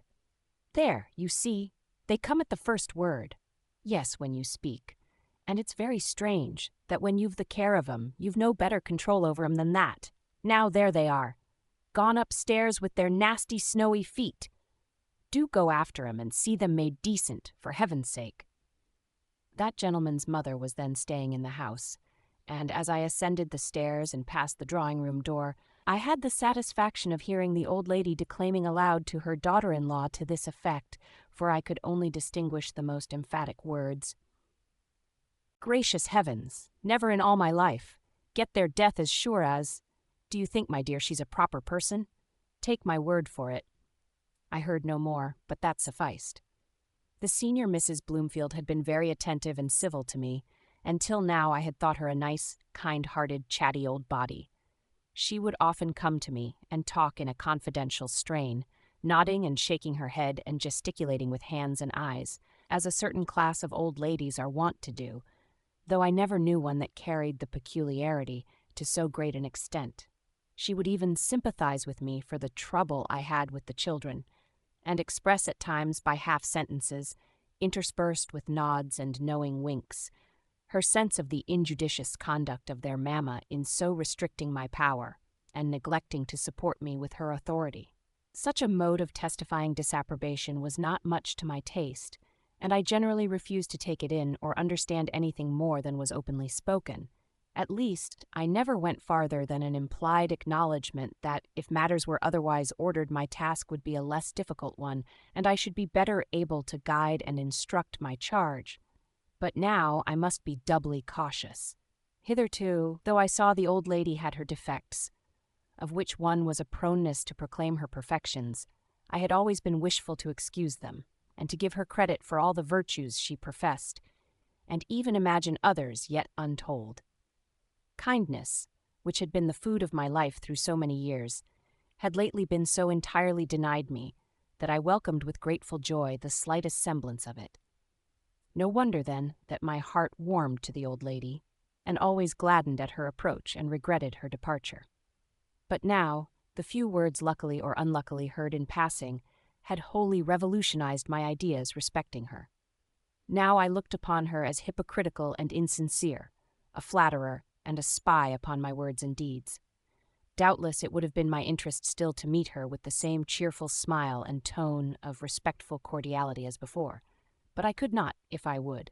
My manner altered with my feelings, and became so cold and shy that she could not fail to notice it. She soon did notice it, and her manner altered too. The familiar nod was changed to a stiff bow, the gracious smile gave place to a glare of Gorgon ferocity. Her vivacious loquacity was entirely transferred from me to the darling boy and girls, whom she flattered and indulged more absurdly than ever their mother had done. I confess I was somewhat troubled at this change. I feared the consequences of her displeasure, and even made some efforts to recover the ground I had lost, and with better apparent success than I could have anticipated. At one time I, merely in common civility, asked after her cough. Immediately her long visage relaxed into a smile, and she favored me with a particular history of that and her other infirmities, followed by an account of her pious resignation, delivered in the usual emphatic, declamatory style which no writing can portray. "But there's one remedy for all, my dear, and that's resignation," a toss of the head, resignation to the will of heaven, an uplifting of the hands and eyes. "It has always supported me through all my trials and always will do," a succession of nods. "But then it isn't everybody that can say that," a shake of the head. "But I'm one of the pious ones, Miss Grey," a very significant nod and toss. "And, thank heaven, I always was," another nod, "and I glory in it," an emphatic clasping of the hands and shaking of the head. And with several texts of Scripture, misquoted or misapplied, and religious exclamations so redolent of the ludicrous in the style of delivery and manner of bringing in, if not in the expressions themselves, that I decline repeating them, she withdrew, tossing her large head in high good humor, with herself at least, and left me hoping that, after all, she was rather weak than wicked. At her next visit to Wellwood House, I went so far as to say I was glad to see her looking so well. The effect of this was magical. The words, intended as a mark of civility, were received as a flattering compliment. Her countenance brightened up, and from that moment she became as gracious and benign as heart could wish, in outward semblance at least. From what I now saw of her, and what I heard from the children, I know that in order to gain her cordial friendship, I had but to utter a word of flattery at each convenient opportunity. But this was against my principles, and for lack of this the capricious old dame soon deprived me of her favor again, and I believe did me much secret injury. She could not greatly influence her daughter-in-law against me, because between that lady and herself there was a mutual dislike, chiefly shown by her in secret detractions and calumniations, by the other in an excess of frigid formality in her demeanor, and no fawning flattery of the elder could thaw away the wall of ice which the younger interposed between them. But with her son, the old lady had better success. He would listen to all she had to say, provided she could soothe his fretful temper and refrain from irritating him by her own asperities, and I have reason to believe that she considerably strengthened his prejudice against me. She would tell him that I shamefully neglected the children, and even his wife did not attend to them, as she ought, and that he must look after them himself, or they would all go to ruin. Thus urged, he would frequently give himself the trouble of watching them from the windows during their play. At times, he would follow them through the grounds, and too often came suddenly upon them while they were dabbling in the forbidden well, talking to the coachman in the stables, or reveling in the filth of the farmyard, and I, meanwhile, warily standing by, having previously exhausted my energy in vain attempts to get them away. Often, too, he would unexpectedly pop his head into the schoolroom while the young people were at meals, and find them spilling their milk over the table and themselves, plunging their fingers into their own or each other's mugs, or quarreling over their victuals like a set of tiger's cubs. If I were quiet at the moment, I was conniving at their disorderly conduct. If, as was frequently the case, I happened to be exalting my voice to enforce order, I was using undue violence, and setting the girls a bad example by such ungentleness of tone and language. I remember one afternoon in spring, when, owing to the rain, they could not go out, but by some amazing good fortune they had all finished their lessons, and yet abstained from running down to tease their parents, a trick that annoyed me greatly, but which, on rainy days, I seldom could prevent their doing, because, below, they found novelty and amusement, especially when visitors were in the house, and their mother, though she bid me keep them in the schoolroom, would never chide them for leaving it, or trouble herself to send them back. But this day they appeared satisfied with their present abode, and what is more wonderful still, seemed disposed to play together without depending on me for amusement, and without quarreling with each other. Their occupation was a somewhat puzzling one. They were all squatted together on the floor by the window, over a heap of broken toys and a quantity of birds' eggs, or rather egg-shells, for the contents had luckily been abstracted. These shells they had broken up and were pounding into small fragments, to what end I could not imagine. But so long as they were quiet and not in positive mischief, I did not care, and with a feeling of unusual repose, I sat by the fire, putting the finishing stitches to a frock for Mary Ann's doll, intending, when that was done, to begin a letter to my mother. Suddenly the door opened, and the dingy head of Mr. Bloomfield looked in. "All very quiet here. What are you doing?" said he. "No harm today, at least," thought I, but he was of a different opinion. Advancing to the window and seeing the children's occupations, he testily exclaimed, "What in the world are you about?" "We're grinding eggshells, Papa," cried Tom. "How dare you make such a mess, you little devils? Don't you see what confounded work you're making of the carpet?" The carpet was a plain brown drugget.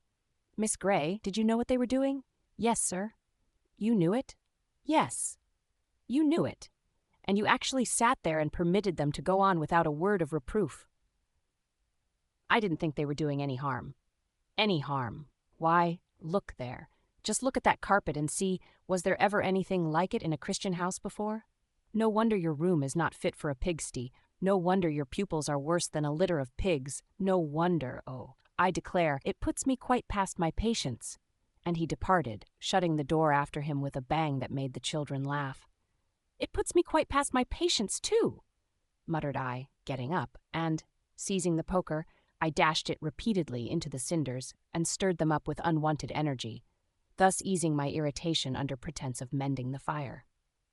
After this, Mr. Bloomfield was continually looking in to see if the schoolroom was in order, and, as the children were continually littering the floor with fragments of toys, sticks, stones, stubble, leaves, and other rubbish, which I could not prevent their bringing, or oblige them to gather up, and which the servants refused to clean after them, I had to spend a considerable portion of my valuable leisure moments on my knees upon the floor, in painsfully reducing things to order. Once I told them that they should not taste their supper till they had picked up everything from the carpet. Fanny might have hers when she had taken up a certain quantity, Mary Ann when she had gathered twice as many, and Tom was to clear away the rest. Wonderful to state, the girls did their part, But Tom was in such a fury that he flew upon the table, scattered the bread and milk about the floor, struck his sisters, kicked the coals out of the coal pan, attempted to overthrow the table and chairs, and seemed inclined to make a Douglas larder of the whole contents of the room. But I seized upon him, and sending Mary Ann to call her Emma, held him, in spite of kicks, blows, yells, and execrations, till Mrs. Bloomfield made her appearance. "What is the matter with my boy?" said she. And when the matter was explained to her, all she did was to send for the nursery maid to put the room in order, and bring Master Bloomfield his supper. "There now," cried Tom, triumphantly, looking up from his viands with his mouth almost too full for speech. "There now, Miss Grey, you see I've got my supper in spite of you, and I haven't picked up a single thing." The only person in the house who had any real sympathy for me was the nurse, for she had suffered like afflictions, though in a smaller degree, as she had not the task of teaching, nor was she so responsible for the conduct of her charge. "Oh, Miss Grey," she would say, "you have some trouble with them childer." "I have indeed, Betty, and I dare say you know what it is." I do so, but I don't vex myself o'er 'em as you do. And then, you see, I hit 'em a slap sometimes, and them little uns, I gives 'em a good whipping now and then. There's nothing else will do for 'em as what they say. Howsoever, I've lost my place for it. Have you, Betty? I heard you were going to leave." Bless you, yes. Missus gave me warning a 3-wick sin. She told me afore Christmas how it mud be, if I hit 'em again, but I couldn't hold my hand off 'em at nothing. I know not how you do, for Miss Mary Ann's worse by the half, nor her sisters. Chapter 5. The Uncle. Besides the old lady, there was another relative of the family, whose visits were a great annoyance to me. This was Uncle Robson, Mrs. Bloomfield's brother, a tall, self-sufficient fellow, with dark hair and sallow complexion like his sister, a nose that seemed to disdain the earth, and little gray eyes, frequently half-closed, with a mixture of real stupidity and affected contempt of all surrounding objects. He was a thick-set, strongly built man, but he had found some means of compressing his waist into a remarkably small compass.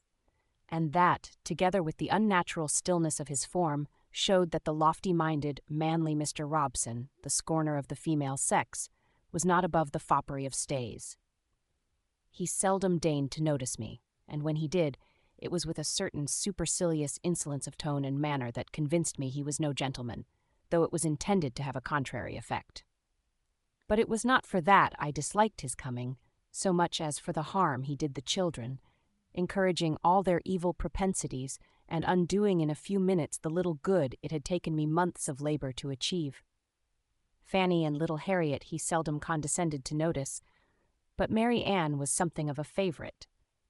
He was continually encouraging her tendency to affectation, which I had done my utmost to crush, talking about her pretty face, and filling her head with all manner of conceited notions concerning her personal appearance, which I had instructed her to regard as dust in the balance compared with the cultivation of her mind and manners. And I never saw a child so susceptible of flattery as she was. Whatever was wrong, in either her or her brother, he would encourage by laughing at, if not by actually praising.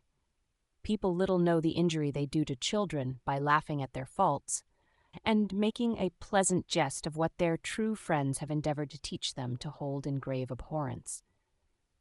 Though not a positive drunkard, Mr. Robson habitually swallowed great quantities of wine, and took with relish an occasional glass of brandy and water. He taught his nephew to imitate him in this to the utmost of his ability, and to believe that the more wine and spirits he could take, and the better he liked them, the more he manifested his bold and manly spirit, and rose superior to his sisters. Mr. Bloomfield had not much to say against it, for his favorite beverage was gin and water, of which he took a considerable portion every day, by dint of constant sipping, and to that I chiefly attributed his dingy complexion and waspish temper. Mr. Robson likewise encouraged Tom's propensity to persecute the lower creation, both by precept and example. As he frequently came to course or shoot over his brother-in-law's grounds, he would bring his favorite dogs with him, and he treated them so brutally that, poor as I was, I would have given a sovereign any day to see one of them bite him, provided the animal could have done it with impunity. Sometimes, when in a very complacent mood, he would go a bird's cry nesting with the children, a thing that irritated and annoyed me exceedingly, as, by frequent and persevering attempts, I flattered myself I had partly shown them the evil of this pastime, and hoped, in time, to bring them to some general sense of justice and humanity.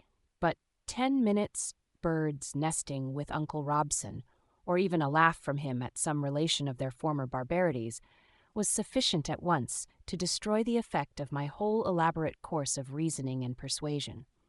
Happily, however, during that spring, they never but once got anything but empty nests or eggs, being too impatient to leave them till the birds were hatched. That once Tom, who had been with his uncle into the neighboring plantation, came running in high glee into the garden, with a brood of little callow nestlings in his hands. Mary Ann and Fanny, whom I was just bringing out, ran to admire his spoils, and to beg each a bird for themselves. "No, not one," cried Tom. "They're all mine. Uncle Robson gave them to me. 1, 2, 3, 4, 5. You shan't touch one of them. No, not one, for your lives," continued he exultingly. Laying the nest on the ground and standing over it with his legs wide apart, his hands thrust into his breeches pockets, his body bent forward, and his face twisted into all manner of contortions in the ecstasy of his delight. "But you shall see me fettle 'em off. My word, but I will wallop 'em. See if I don't now. By gum! But there's rare sport for me in that nest." "But, Tom," said I shall not allow you to torture those birds. They must either be killed at once or carried back to the place you took them from, that the old birds may continue to feed them." "But you don't know where that is, madam. It's only me and Uncle Robson that knows that." "But if you don't tell me, I shall kill them myself, much as I hate it." You daren't touch them for your life, because you know Papa and Mamma and Uncle Robson would be angry." "Ha, ha! I've caught you there, miss." "I shall do what I think right in a case of this sort without consulting anyone. If your Papa and Mamma don't happen to approve of it, I shall be sorry to offend them. But your Uncle Robson's opinions, of course, are nothing to me." So saying, urged by a sense of duty, at the risk of both making myself sick and incurring the wrath of my employers, I got a large flat stone that had been reared up for a mousetrap by the gardener. Then, having once more vainly endeavored to persuade the little tyrant to let the birds be carried back, I asked what he intended to do with them. With fiendish glee he commenced a list of torments, and while he was busied in the relation, I dropped the stone upon his intended victims and crushed them flat beneath it. Loud were the outcries, terrible the execrations, consequent upon this daring outrage. Uncle Robson had been coming up the walk with his gun, and was just then pausing to kick his dog. Tom flew towards him, vowing he would make him kick me instead of Juno. Mr. Robson leant upon his gun, and laughed excessively at the violence of his nephew's passion, and the bitter maledictions and opprobrious epithets he heaped upon me. "Well, you are a good un," exclaimed he, at length, taking up his weapon and proceeding towards the house. "Damn, but the lad has some spunk in him, too. Curse me, if ever I saw a nobler little scoundrel than that. He's beyond petticoat government already. By God, he defies mother, granny, governess, and all. Ha, ha, ha! Never mind, Tom, I'll get you another brood tomorrow." "If you do, Mr. Robson, I shall kill them too," said I. "Humph," replied he, and having honored me with a broad stare, which, contrary to his expectations, I sustained without flinching, he turned away with an air of supreme contempt and stalked into the house. Tom next went to tell his mamma. It was not her way to say much on any subject, but when she next saw me, her aspect and demeanor were doubly dark and chilled. After some casual remark about the weather, she observed, "I am sorry, Miss Grey, you should think it necessary to interfere with Master Bloomfield's amusements. He was very much distressed about your destroying the birds." "When Master Bloomfield's amusements consist in injuring sentient creatures," I answered, "I think it my duty to interfere." "You seem to have forgotten," said she calmly, "that the creatures were all created for our convenience." I thought that doctrine admitted some doubt, but merely replied, "If they were, we have no right to torment them for our amusement." "I think," said she, "a child's amusement is scarcely to be weighed against the welfare of a soulless brute.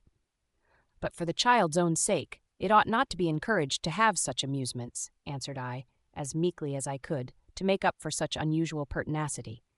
"Blessed are the merciful, for they shall obtain mercy." "Oh, of course, but that refers to our conduct towards each other." "The merciful man shows mercy to his beast," I ventured to add. "I think you have not shown much mercy," replied she with a short, bitter laugh, "killing the poor birds by wholesale in that shocking manner, and putting the dear boy to such misery for a mere whim." I judged it prudent to say no more. This was the nearest approach to a quarrel I ever had with Mrs. Bloomfield, as well as the greatest number of words I ever exchanged with her at one time since the day of my first arrival. But Mr. Robson and old Mrs. Bloomfield were not the only guests whose coming to Wellwood House annoyed me. Every visitor disturbed me more or less, not so much because they neglected me, though I did feel their conduct strange and disagreeable in that respect, as because I found it impossible to keep my pupils away from them, as I was repeatedly desired to do. Tom must talk to them, and Mary Ann must be noticed by them. Neither the one nor the other knew what it was to feel any degree of shamefacedness or even common modesty. They would indecently and clamorously interrupt the conversation of their elders, tease them with the most impertinent questions, roughly collar the gentlemen, climb their knees uninvited, hang about their shoulders or rifle their pockets, pull the ladies' gowns, disorder their hair, tumble their collars, and importunately beg for their trinkets. Mrs. Bloomfield had the sense to be shocked and annoyed at all this, but she had not sense to prevent it. She expected me to prevent it.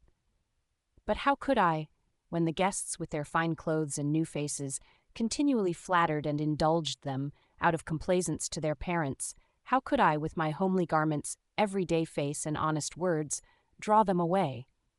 I strained every nerve to do so. By striving to amuse them, I endeavored to attract them to my side. By the exertion of such authority as I possessed, and by such severity as I dared to use, I tried to deter them from tormenting the guests, and by reproaching their unmannerly conduct to make them ashamed to repeat it. But they knew no shame. They scorned authority which had no terrors to back it. And as for kindness and affection, either they had no hearts, or such as they had were so strongly guarded and so well concealed that I, with all my efforts, had not yet discovered how to reach them. But soon my trials in this quarter came to a close, sooner than I either expected or desired. For one sweet evening towards the close of May, as I was rejoicing in the near approach of the holidays, and congratulating myself upon having made some progress with my pupils, as far as their learning went, at least, for I had instilled something into their heads, and I had, at length, brought them to be a very little more rational about getting their lessons done in time to leave some space for recreation, instead of tormenting themselves and me all day long to no purpose. Mrs. Bloomfield sent for me, and calmly told me that after midsummer my services would be no longer required. She assured me that my character and general conduct were unexceptionable, but the children had made so little improvement since my arrival that Mr. Bloomfield, and she felt it their duty to seek some other mode of instruction. Though superior to most children of their years in abilities, they were decidedly behind them in attainments. Their manners were uncultivated, and their tempers unruly, and this she attributed to a want of sufficient firmness and diligent, persevering care on my part. Unshaken firmness, devoted diligence, unwearied perseverance, unceasing care were the very qualifications on which I had secretly prided myself, and by which I had hoped in time to overcome all difficulties and obtain success at last. I wished to say something in my own justification, but in attempting to speak, I felt my voice falter, and rather than testify any emotion or suffer the tears to overflow that were already gathering in my eyes, I chose to keep silence and bear all like a self-convicted culprit. Thus was I dismissed, and thus I sought my home. Alas, what would they think of me? Unable, after all my boasting, to keep my place, even for a single year, as governess to 3 small children, whose mother was asserted by my own aunt to be a very nice woman. Having been thus weighed in the balance and found wanting, I need not hope they would be willing to try me again. And this was an unwelcome thought, for vexed, harassed, disappointed as I had been, and greatly as I had learned to love and value my home, I was not yet weary of adventure, nor willing to relax my efforts. I knew that all parents were not like Mr. and Mrs. Bloomfield, and I was certain all children were not like theirs. The next family must be different, and any change must be for the better. I had been seasoned by adversity and tutored by experience, and I longed to redeem my lost honor in the eyes of those whose opinion was more than that of all the world to me. Chapter 6. The Parsonage Again. For a few months I remained peaceably at home, in the quiet enjoyment of liberty and rest, and genuine friendship, from all of which I had fasted so long, and in the earnest prosecution of my studies, to recover what I had lost during my stay at Wellwood House, and to lay in new stores for future use. My father's health was still very infirm, but not materially worse than when I last saw him, and I was glad I had it in my power to cheer him by my return, and to amuse him with singing his favorite songs. No one triumphed over my failure, or said I had better have taken his or her advice, and quietly stayed at home. All were glad to have me back again, and lavished more kindness than ever upon me, to make up for the sufferings I had undergone. But not one would touch a shilling of what I had so cheerfully earned and so carefully saved, in the hope of sharing it with them. By dint of pinching here and scraping there, our debts were already nearly paid. Mary had had good success with her drawings, but our father had insisted upon her likewise keeping all the produce of her industry to herself.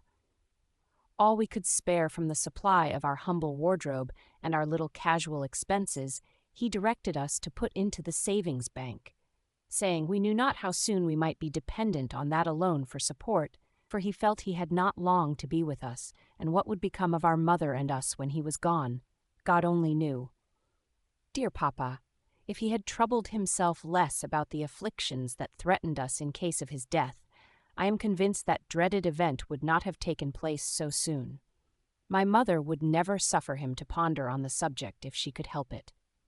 "Oh, Richard," exclaimed she on one occasion, "if you would but dismiss such gloomy subjects from your mind, you would live as long as any of us. At least you would live to see the girls married, and yourself a happy grandfather with a canty old dame for your companion." My mother laughed, and so did my father, but his laugh soon perished in a dreary sigh. "They married, poor penniless things," said he. "Who will take them, I wonder?" "Why, nobody shall that isn't thankful for them. Wasn't I penniless when you took me? And you pretended, at least, to be vastly pleased with your acquisition. But it's no matter whether they get married or not. We can devise 1,000 honest ways of making a livelihood. And I wonder, Richard, you can think of bothering your head about our poverty in case of your death, as if that would be anything compared with the calamity of losing you, an affliction that you well know would swallow up all others, and which you ought to do your utmost to preserve us from, and there is nothing like a cheerful mind for keeping the body in health. I know, Alice, it is wrong to keep repining as I do, but I cannot help it. You must bear with me." "I won't bear with you if I can alter you," replied my mother, but the harshness of her words was undone by the earnest affection of her tone and pleasant smile, that made my father smile again, less sadly and less transiently than was his wont. "Mamma," said I, as soon as I could find an opportunity of speaking with her alone, "my money is but little and cannot last long. If I could increase it, it would lessen Papa's anxiety, on one subject at least. I cannot draw like Mary, and so the best thing I could do would be to look out for another situation." "And so you would actually try again, Agnes?" "Decidedly, I would." "Why, my dear? I should have thought you had had enough of it." "I know," said I. "Everybody is not like Mr. and Mrs. Bloomfield." "Some are worse," interrupted my mother. "But not many, I think," replied I, "and I'm sure all children are not like theirs, for I and Mary were not. We always did as you bid us, didn't we?" "Generally, but then, I did not spoil you, and you were not perfect angels after all. Mary had a fund of quiet obstinacy, and you were somewhat faulty in regard to temper, but you were very good children on the whole."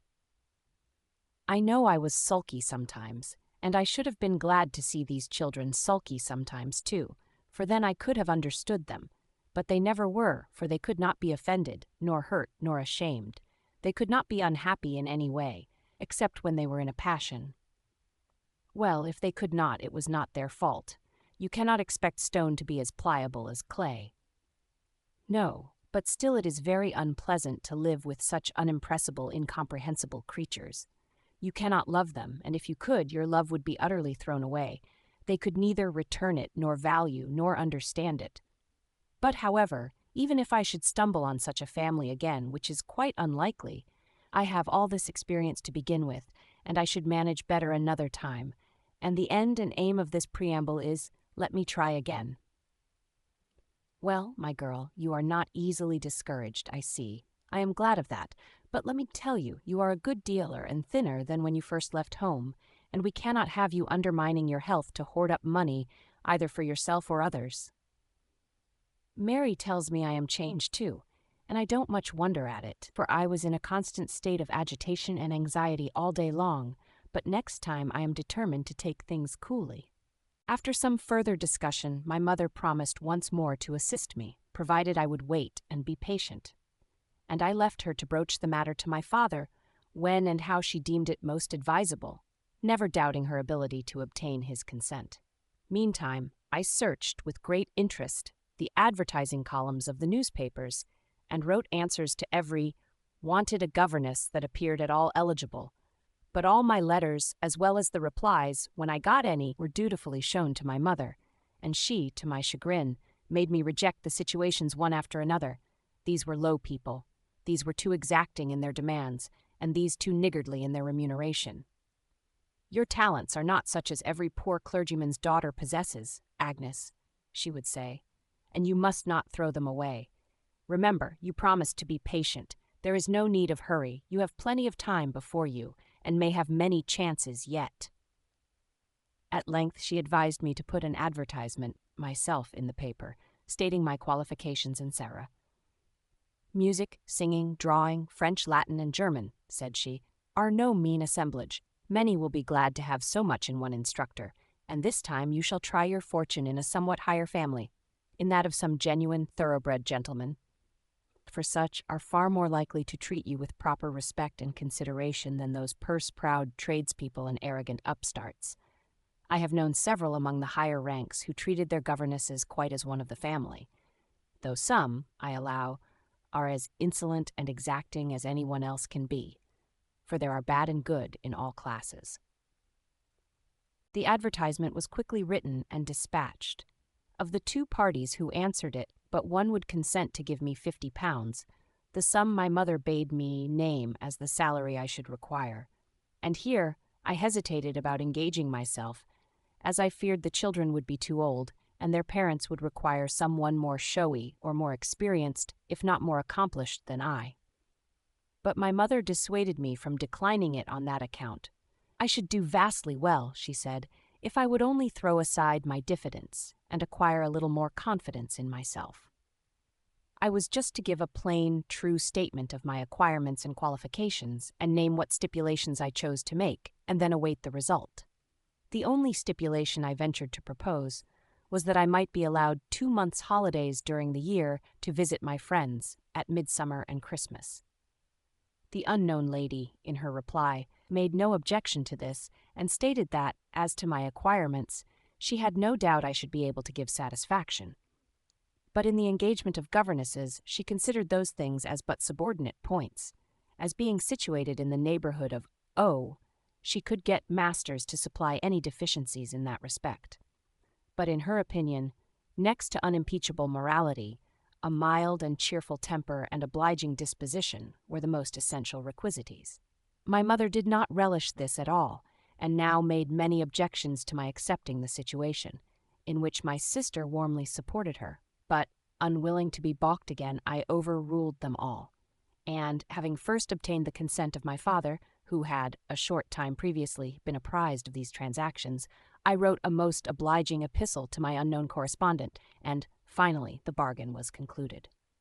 It was decreed that on the last day of January I was to enter upon my new office as governess in the family of Mr. Murray of Horton Lodge, near O, about 70 miles from our village, a formidable distance to me, as I had never been above 20 miles from home in all the course of my 20 years' sojourn on earth, and as, moreover, every individual in that family and in the neighborhood was utterly unknown to myself and all my acquaintances.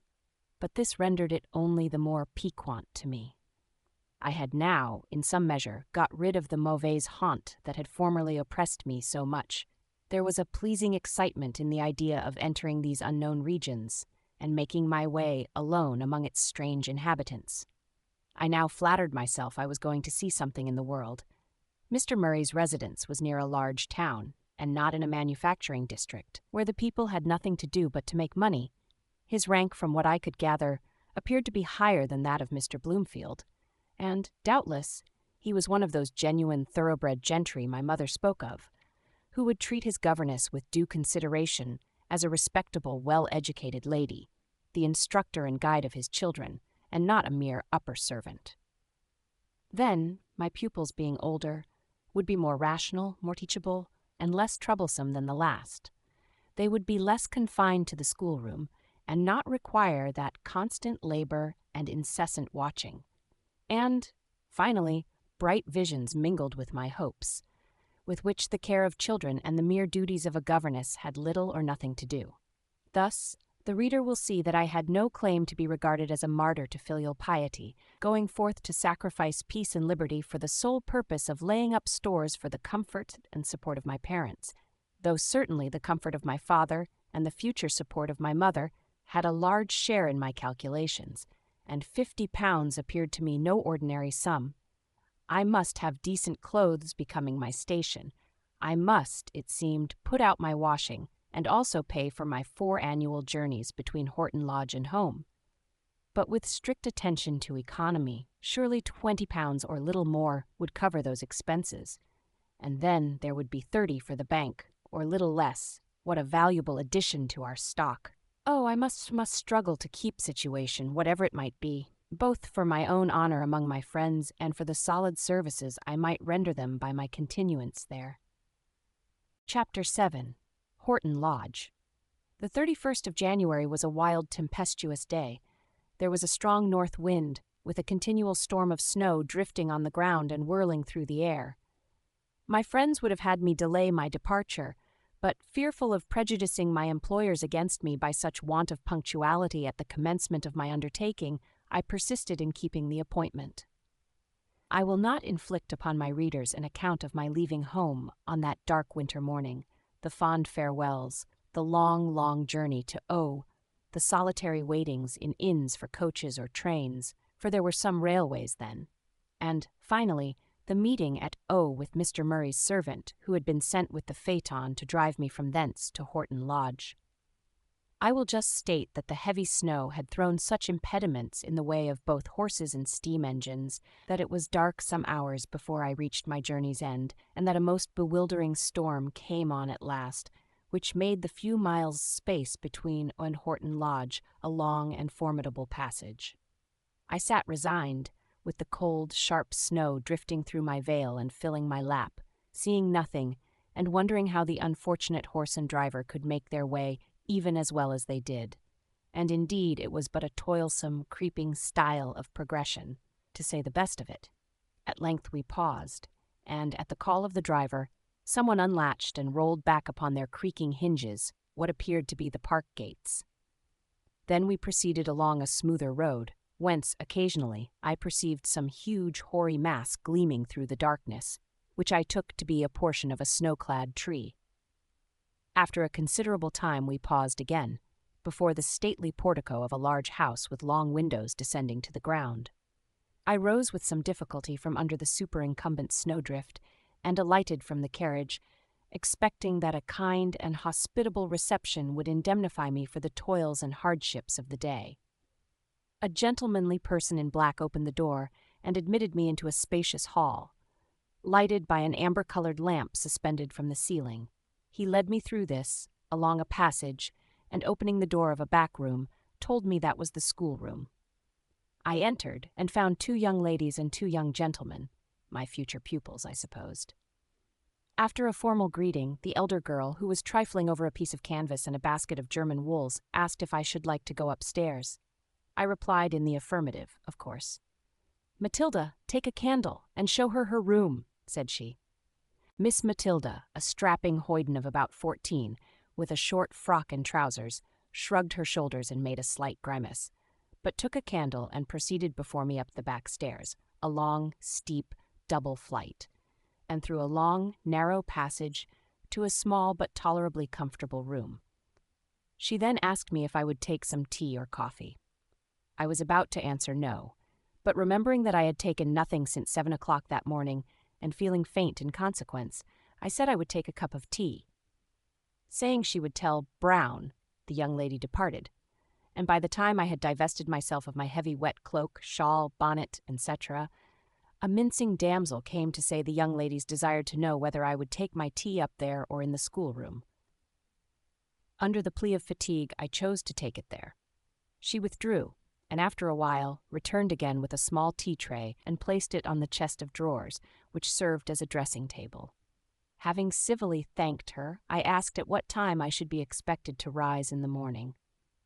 "The young ladies and gentlemen breakfast at 8:30, ma'am," said she. "They rise early, but as they seldom do any lessons before breakfast, I should think it will do if you rise soon after 7. I desired her to be so kind as to call me at 7, and, promising to do so, she withdrew. Then, having broken my long fast on a cup of tea and a little thin bread and butter, I sat down beside the small smoldering fire and amused myself with a hearty fit of crying. After which I said my prayers, and then, feeling considerably relieved, began to prepare for bed.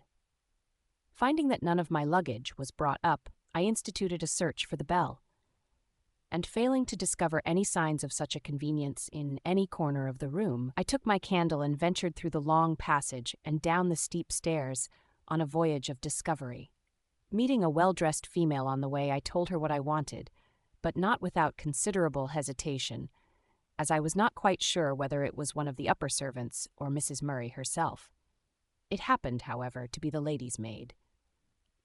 With the air of one conferring an unusual favor, she vouchsafed to undertake the sending up of my things, and when I had re-entered my room, and waited and wondered a long time, greatly fearing that she had forgotten or neglected to perform her promise, and doubting whether to keep waiting or go to bed or go down again, my hopes at length were revived by the sound of voices and laughter, accompanied by the tramp of feet along the passage, and presently the luggage was brought in by a rough-looking maid and a man, neither of them very respectful in their demeanor to me. Having shut the door upon their retiring footsteps and unpacked a few of my things, I betook myself to rest, gladly enough, for I was weary in body and mind. It was with a strange feeling of desolation, mingled with a strong sense of the novelty of my situation, and a joyless kind of curiosity concerning what was yet unknown, that I awoke the next morning, feeling like one whirled away by enchantment, and suddenly dropped from the clouds into a remote and unknown land, widely and completely isolated from all he had ever seen or known before, or, like a thistle seed borne on the wind to some strange nook of uncongenial soil where it must lie long enough before it can take root and germinate, extracting nourishment from what appears so alien to its nature, if indeed it ever can. But this gives no proper idea of my feelings at all, and no one that has not lived such a retired stationary life as mine can possibly imagine what they were, hardly even if he has known what it is to awake some morning and find himself in Port Nelson, in New Zealand, with a world of waters between himself and all that knew him. I shall not soon forget the peculiar feeling with which I raised my blind and looked out upon the unknown world. A wide, white wilderness was all that met my gaze, a waste of deserts tossed in snow and heavy-laden groves. I descended to the schoolroom with no remarkable eagerness to join my pupils, though not without some feeling of curiosity respecting what a further acquaintance would reveal. One thing, among others of more obvious importance, I determined with myself I must begin with calling them Miss and Master. It seemed to me a chilling and unnatural piece of punctilio between the children of a family and their instructor and daily companion, especially where the former were in their early childhood, as at Wellwood House. But even there, my calling the little Bloomfields by their simple names had been regarded as an offensive liberty, as their parents had taken care to show me by carefully designating them Master and Miss Bloomfield, etc., in speaking to me. I had been very slow to take the hint, because the whole affair struck me as so very absurd, but now I determined to be wiser, and begin at once with as much form and ceremony as any member of the family would be likely to require. And indeed, the children being so much older, there would be less difficulty, though the little words, Miss and Master, seemed to have a surprising effect in repressing all familiar open-hearted kindness and extinguishing every gleam of cordiality that might arise between us. As I cannot, like Dogberry, find it in my heart to bestow all my tediousness upon the reader, I will not go on to bore him with a minute detail of all the discoveries and proceedings of this and the following day. No doubt he will be amply satisfied with a slight sketch of the different members of the family and a general view of the first year or two of my sojourn among them. To begin with the head, Mr. Murray was, by all accounts, a blustering, roystering country squire, a devoted fox hunter, a skillful horse jockey and farrier, an active practical farmer, and a hearty bon vivant. By all accounts, I say, for, except on Sundays when he went to church, I never saw him from month to month, unless, in crossing the hall or walking in the grounds, the figure of a tall, stout gentleman with scarlet cheeks and crimson nose happened to come across me, on which occasions, if he passed near enough to speak, an unceremonious nod, accompanied by a "Morning, Miss Grey," or some such brief salutation, was usually vouchsafed. Frequently, indeed, his loud laugh reached me from afar, and oftener still I heard him swearing and blaspheming against the footman, groom, coachman, or some other hapless dependent. Mrs. Murray was a handsome, dashing lady of 40, who certainly required neither rouge nor padding to add to her charms, and whose chief enjoyments were, or seemed to be, in giving or frequenting parties, and in dressing at the very top of the fashion. I did not see her till 11 o'clock on the morning after my arrival, when she honored me with a visit, just as my mother might step into the kitchen to see a new servant girl. Yet not so either, for my mother would have seen her immediately after her arrival, and not waited till the next day. And moreover, she would have addressed her in a more kind and friendly manner, and given her some words of comfort, as well as a plain exposition of her duties. But Mrs. Murray did neither the one nor the other. She just stepped into the schoolroom on her return from ordering dinner in the housekeeper's room, bade me good morning, stood for 2 minutes by the fire, said a few words about the weather and the rather rough journey I must have had yesterday, petted her youngest child, a boy of 10, who had just been wiping his mouth and hands on her gown, after indulging in some savory morsel from the housekeeper's store, told me what a sweet, good boy he was, and then sailed out with a self-complacent smile upon her face, thinking, no doubt, that she had done quite enough for the present, and had been delightfully condescending into the bargain. Her children evidently held the same opinion, and I alone thought otherwise. After this she looked in upon me once or twice, during the absence of my pupils, to enlighten me concerning my duties towards them. For the girls she seemed anxious only to render them as superficially attractive and showily accomplished as they could possibly be made, without present trouble or discomfort to themselves.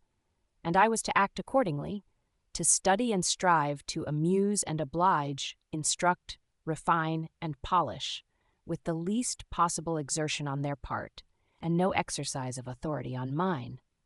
With regard to the 2 boys, it was much the same, only instead of accomplishments, I was to get the greatest possible quantity of Latin grammar and Valpy's Delectus into their heads, in order to fit them for school, the greatest possible quantity at least without trouble to themselves. John might be a little high-spirited, and Charles might be a little nervous and tedious. But at all events, Miss Grey, said she, I hope you will keep your temper, and be mild and patient throughout, especially with the dear little Charles. He is so extremely nervous and susceptible, and so utterly unaccustomed to anything but the tenderest treatment. You will excuse my naming these things to you, for the fact is, I have hitherto found all the governesses, even the very best of them, faulty in this particular. They wanted that meek and quiet spirit which St. Matthew, or some of them, says is better than the putting on of apparel. You will know the passage to which I allude, for you are a clergyman's daughter. But I have no doubt you will give satisfaction in this respect as well as the rest. And remember, on all occasions, when any of the young people do anything improper, if persuasion and gentle remonstrance will not do, let one of the others come and tell me, for I can speak to them more plainly than it would be proper for you to do. And make them as happy as you can, Miss Grey, and I dare say you will do very well." I observed that while Mrs. Murray was so extremely solicitous for the comfort and happiness of her children, and continually talking about it, she never once mentioned mine, though they were at home, surrounded by friends, and I an alien among strangers, and I did not yet know enough of the world not to be considerably surprised at this anomaly.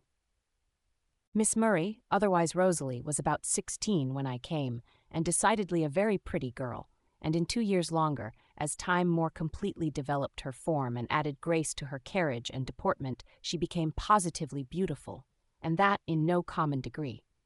She was tall and slender, yet not thin, perfectly formed, exquisitely fair, though not without a brilliant, healthy bloom. Her hair, which she wore in a profusion of long ringlets, was of a very light brown inclining to yellow. Her eyes were pale blue, but so clear and bright that few would wish them darker. The rest of her features were small, not quite regular, and not remarkably otherwise. But altogether you could not hesitate to pronounce her a very lovely girl. I wish I could say as much for mind and disposition as I can for her form and face. Yet think not I have any dreadful disclosures to make. She was lively, light-hearted, and could be very agreeable with those who did not cross her will. Towards me, when I first came, she was cold and haughty, then insolent and overbearing. But on a further acquaintance, she gradually laid aside her airs, and in time became as deeply attached to me as it was possible for her to be to one of my character and position, for she seldom lost sight, for above half an hour at a time, of the fact of my being a hireling and a poor curate's daughter. And yet, upon the whole, I believe she respected me more than she herself was aware of, because I was the only person in the house who steadily professed good principles, habitually spoke the truth, and generally endeavored to make inclination bow to duty. And this I say, not of course in commendation of myself, but to show the unfortunate state of the family to which my services were, for the present, devoted. There was no member of it in whom I regretted this sad want of principle so much as Miss Murray herself, not only because she had taken a fancy to me, but because there was so much of what was pleasant and prepossessing in herself that, in spite of her failings, I really liked her, when she did not rouse my indignation or ruffle my temper by too great a display of her faults. These, however, I would fain persuade myself were rather the effect of her education than her disposition. She had never been perfectly taught the distinction between right and wrong. She had, like her brothers and sisters, been suffered from infancy to tyrannize over nurses, governesses, and servants. She had not been taught to moderate her desires, to control her temper or bridle her will, or to sacrifice her own pleasure for the good of others. Her temper being naturally good, she was never violent or morose, but from constant indulgence and habitual scorn of reason, she was often testy and capricious. Her mind had never been cultivated. Her intellect, at best, was somewhat shallow. She possessed considerable vivacity, some quickness of perception, and some talent for music and the acquisition of languages. But till 15 she had troubled herself to acquire nothing. Then the love of display had roused her faculties and induced her to apply herself but only to the more showy accomplishments. And when I came, it was the same. Everything was neglected but French, German, music, singing, dancing, fancy work, and a little drawing. Such drawing as might produce the greatest show with the smallest labor, and the principal parts of which were generally done by me. For music and singing, besides my occasional instructions, she had the attendance of the best master the country afforded, and in these accomplishments as well as in dancing, she certainly attained great proficiency. To music, indeed, she devoted too much of her time. As governess though I was, I frequently told her, but her mother thought that if she liked it, she could not give too much time to the acquisition of so attractive an art. Of fancy work I knew nothing but what I gathered from my pupil and my own observation, but no sooner was I initiated than she made me useful in 20 different ways. All the tedious parts of her work were shifted onto my shoulders, such as stretching the frames, stitching in the canvas, sorting the wools and silks, putting in the grounds, counting the stitches, rectifying mistakes, and finishing the pieces she was tired of. At 16, Miss Murray was something of a romp, yet not more so than is natural and allowable for a girl of that age. But at 17, that propensity, like all other things, began to give way to the ruling passion, and soon was swallowed up in the all-absorbing ambition to attract and dazzle the other sex. But enough of her. Now let us turn to her sister. Miss Matilda Murray was a veritable hoyden, of whom little need be said. She was about 2 years and a half younger than her sister. Her features were larger, her complexion much darker. She might possibly make a handsome woman, but she was far too big-boned and awkward ever to be called a pretty girl, and at present she cared little about it. Rosalie knew all her charms and thought them even greater than they were, and valued them more highly than she ought to have done. Had they been 3 times as great, Matilda thought she was well enough but cared little about the matter. Still less did she care about the cultivation of her mind and the acquisition of ornamental accomplishments. The manner in which she learnt her lessons and practiced her music was calculated to drive any governess to despair.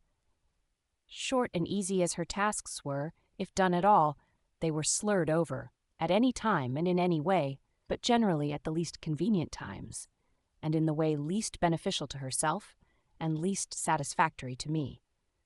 The short half-hour of practicing was horribly strummed through, she, meantime, unsparingly abusing me, either for interrupting her with corrections, or for not rectifying her mistakes before they were made, or something equally unreasonable. Once or twice I ventured to remonstrate with her seriously for such irrational conduct, but on each of those occasions I received such reprehensive expostulations from her mother as convinced me that, if I wished to keep the situation, I must even let Miss Matilda go on in her own way. When her lessons were over, however, her ill humor was generally over too, while riding her spirited pony or romping with the dogs or her brothers and sister, but especially with her dear brother John, she was as happy as a lark. As an animal, Matilda was all right, full of life, vigor, and activity. As an intelligent being, she was barbarously ignorant, indocile, careless, and irrational, and, consequently, very distressing to one who had the task of cultivating her understanding, reforming her manners, and aiding her to acquire those ornamental attainments which, unlike her sister, she despised as much as the rest. Her mother was partly aware of her deficiencies, and gave me many a lecture as to how I should try to form her tastes, and endeavor to rouse and cherish her dormant vanity, and by insinuating, skillful flattery, to win her attention to the desired objects, which I would not do, and how I should prepare and smooth the path of learning till she could glide along it without the least exertion to herself, which I could not, for nothing can be taught to any purpose without some little exertion on the part of the learner. As a moral agent, Matilda was reckless, headstrong, violent, and unamenable to reason. One proof of the deplorable state of her mind was that from her father's example she had learned to swear like a trooper. Her mother was greatly shocked at the unladylike trick, and wondered how she had picked it up. "But you can soon break her of it, Miss Grey," said she. "It is only a habit, and if you will just gently remind her every time she does so, I am sure she will soon lay it aside." I not only gently reminded her, I tried to impress upon her how wrong it was and how distressing to the ears of decent people. But all in vain. I was only answered by a careless laugh, and, "Oh, Miss Grey, how shocked you are! I'm so glad!" Or, "Well, I can't help it. Papa shouldn't have taught me. I learned it all from him, and maybe a bit from the coachman." Her brother John, alias Master Murray, was about 11 when I came, a fine, stout, healthy boy, frank and good-natured in the main, and might have been a decent lad had he been properly educated. But now he was as rough as a young bear, boisterous, unruly, unprincipled, untaught, unteachable, at least for a governess under his mother's eye. His masters at school might be able to manage him better, for to school he was sent, greatly to my relief, in the course of a year, in a state, it is true, of scandalous ignorance as to Latin, as well as the more useful, though more neglected things. And this, doubtless, would all be laid to the account of his education having been entrusted to an ignorant female teacher, who had presumed to take in hand what she was wholly incompetent to perform. I was not delivered from his brother till full 12 months after, when he also was dispatched in the same state of disgraceful ignorance as the former. Master Charles was his mother's peculiar darling. He was little more than a year younger than John, but much smaller, paler, and less active and robust. A pettish, cowardly, capricious, selfish little fellow, only active in doing mischief, and only clever in inventing falsehoods. Not simply to hide his faults, but in mere malicious wantonness to bring odium upon others. In fact, Master Charles was a very great nuisance to me. It was a trial of patience to live with him peaceably. To watch over him was worse, and to teach him, or pretend to teach him, was inconceivable. At 10 years old, he could not read correctly the easiest line in the simplest book, and as, according to his mother's principle, he was to be told every word before he had time to hesitate or examine its orthography, and never even to be informed, as a stimulant to exertion, that other boys were more forward than he, it is not surprising that he made but little progress during the 2 years I had charge of his education. His minute portions of Latin grammar and Hecra were to be repeated over to him till he chose to say he knew them, and then he was to be helped to say them. If he made mistakes in his little easy sums in arithmetic, they were to be shown him at once, and the sum done for him, instead of his being left to exercise his faculties in finding them out himself. So that, of course, he took no pains to avoid mistakes, but frequently set down his figures at random, without any calculation at all. I did not invariably confine myself to these rules.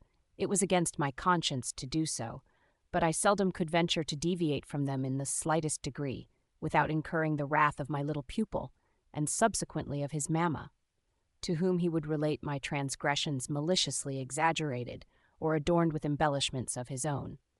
And often, in consequence, was I on the point of losing or resigning my situation. But, for their sakes at home, I smothered my pride and suppressed my indignation, and managed to struggle on till my little tormentor was dispatched to school, his father declaring that home education was no go for him. It was plain, his mother spoiled him outrageously, and his governess could make no hand of him at all. A few more observations about Horton Lodge and its ongoings, and I have done with dry description for the present. The house was a very respectable one, superior to Mr. Bloomfield's both in age, size, and magnificence. The garden was not so tastefully laid out, but instead of the smooth-shaven lawn, the young trees guarded by palings, the grove of upstart poplars, and the plantation of firs, there was a wide park, stocked with deer, and beautified by fine old trees. The surrounding country itself was pleasant, as far as fertile fields, flourishing trees, quiet green lanes, and smiling hedges with wild flowers scattered along their banks could make it.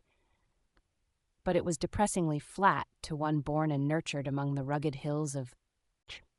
We were situated nearly 2 miles from the village church, and consequently the family carriage was put in requisition every Sunday morning, and sometimes oftener.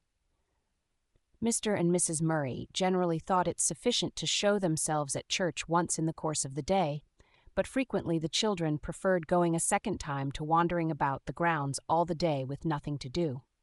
If some of my pupils chose to walk and take me with them, it was well for me, for otherwise my position in the carriage was to be crushed into the corner farthest from the open window, and with my back to the horses, a position which invariably made me sick. And if I were not actually obliged to leave the church in the middle of the service, my devotions were disturbed with a feeling of languor and sickliness, and the tormenting fear of its becoming worse. And a depressing headache was generally my companion throughout the day, which would otherwise have been one of welcome rest and wholly calm enjoyment. "It's very odd, Miss Grey, that the carriage should always make you sick. It never makes me," remarked Miss Matilda. "Nor me either," said her sister. "But I dare say it would if I sat where she does. Such a nasty, horrid place, Miss Grey. I wonder how you can bear it." "I am obliged to bear it, since no choice is left me," I might have answered, but in tenderness for their feelings I only replied, "Oh, it is but a short way, and if I am not sick in church, I don't mind it." If I were called upon to give a description of the usual divisions and arrangements of the day, I should find it a very difficult matter. I had all my meals in the schoolroom with my pupils, at such times as suited their fancy. Sometimes they would ring for dinner before it was half cooked, sometimes they would keep it waiting on the table for above an hour, and then be out of humor because the potatoes were cold, and the gravy covered with cakes of solid fat. Sometimes they would have tea at 4. Frequently, they would storm at the servants because it was not in precisely at 5. And when these orders were obeyed, by way of encouragement to punctuality, they would keep it on the table till 7 or 8.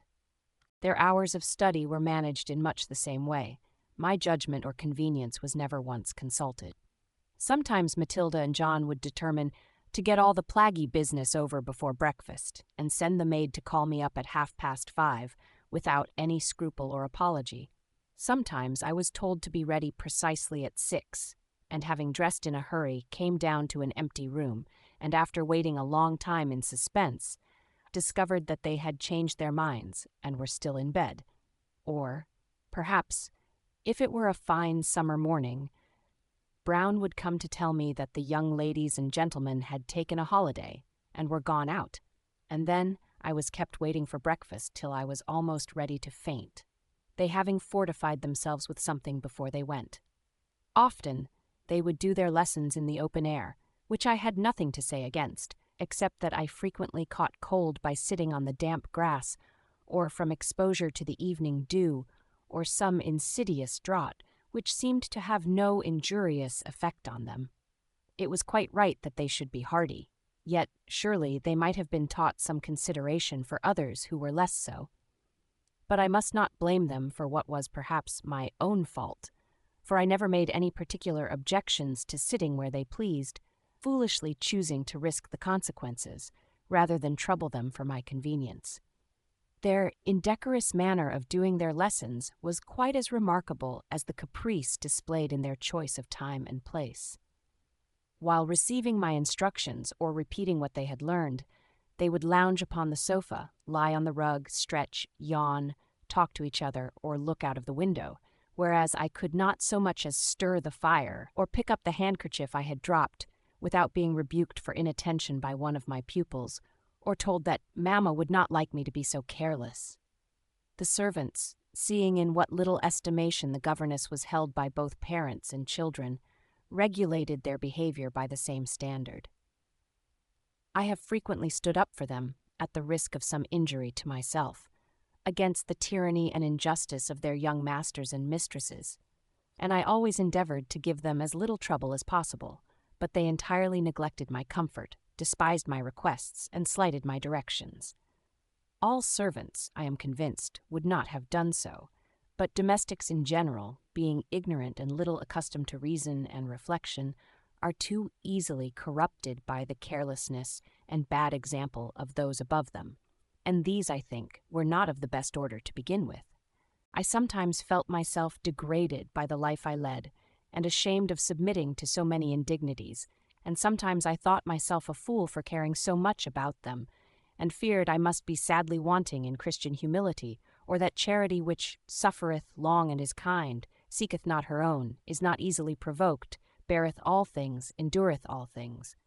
But with time and patience matters began to be slightly ameliorated, slowly it is true, and almost imperceptibly.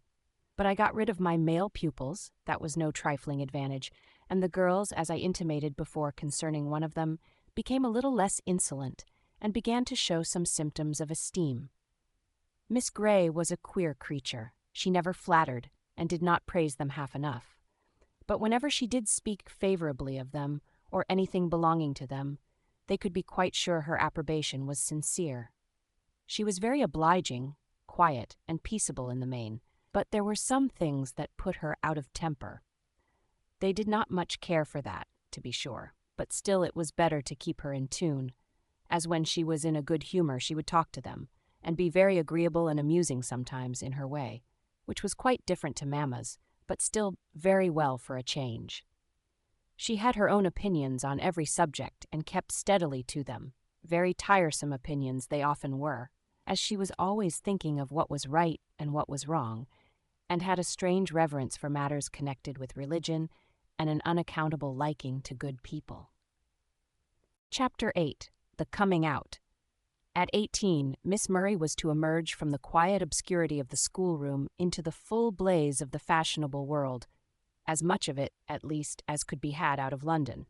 for her papa could not be persuaded to leave his rural pleasures and pursuits even for a few weeks' residence in town.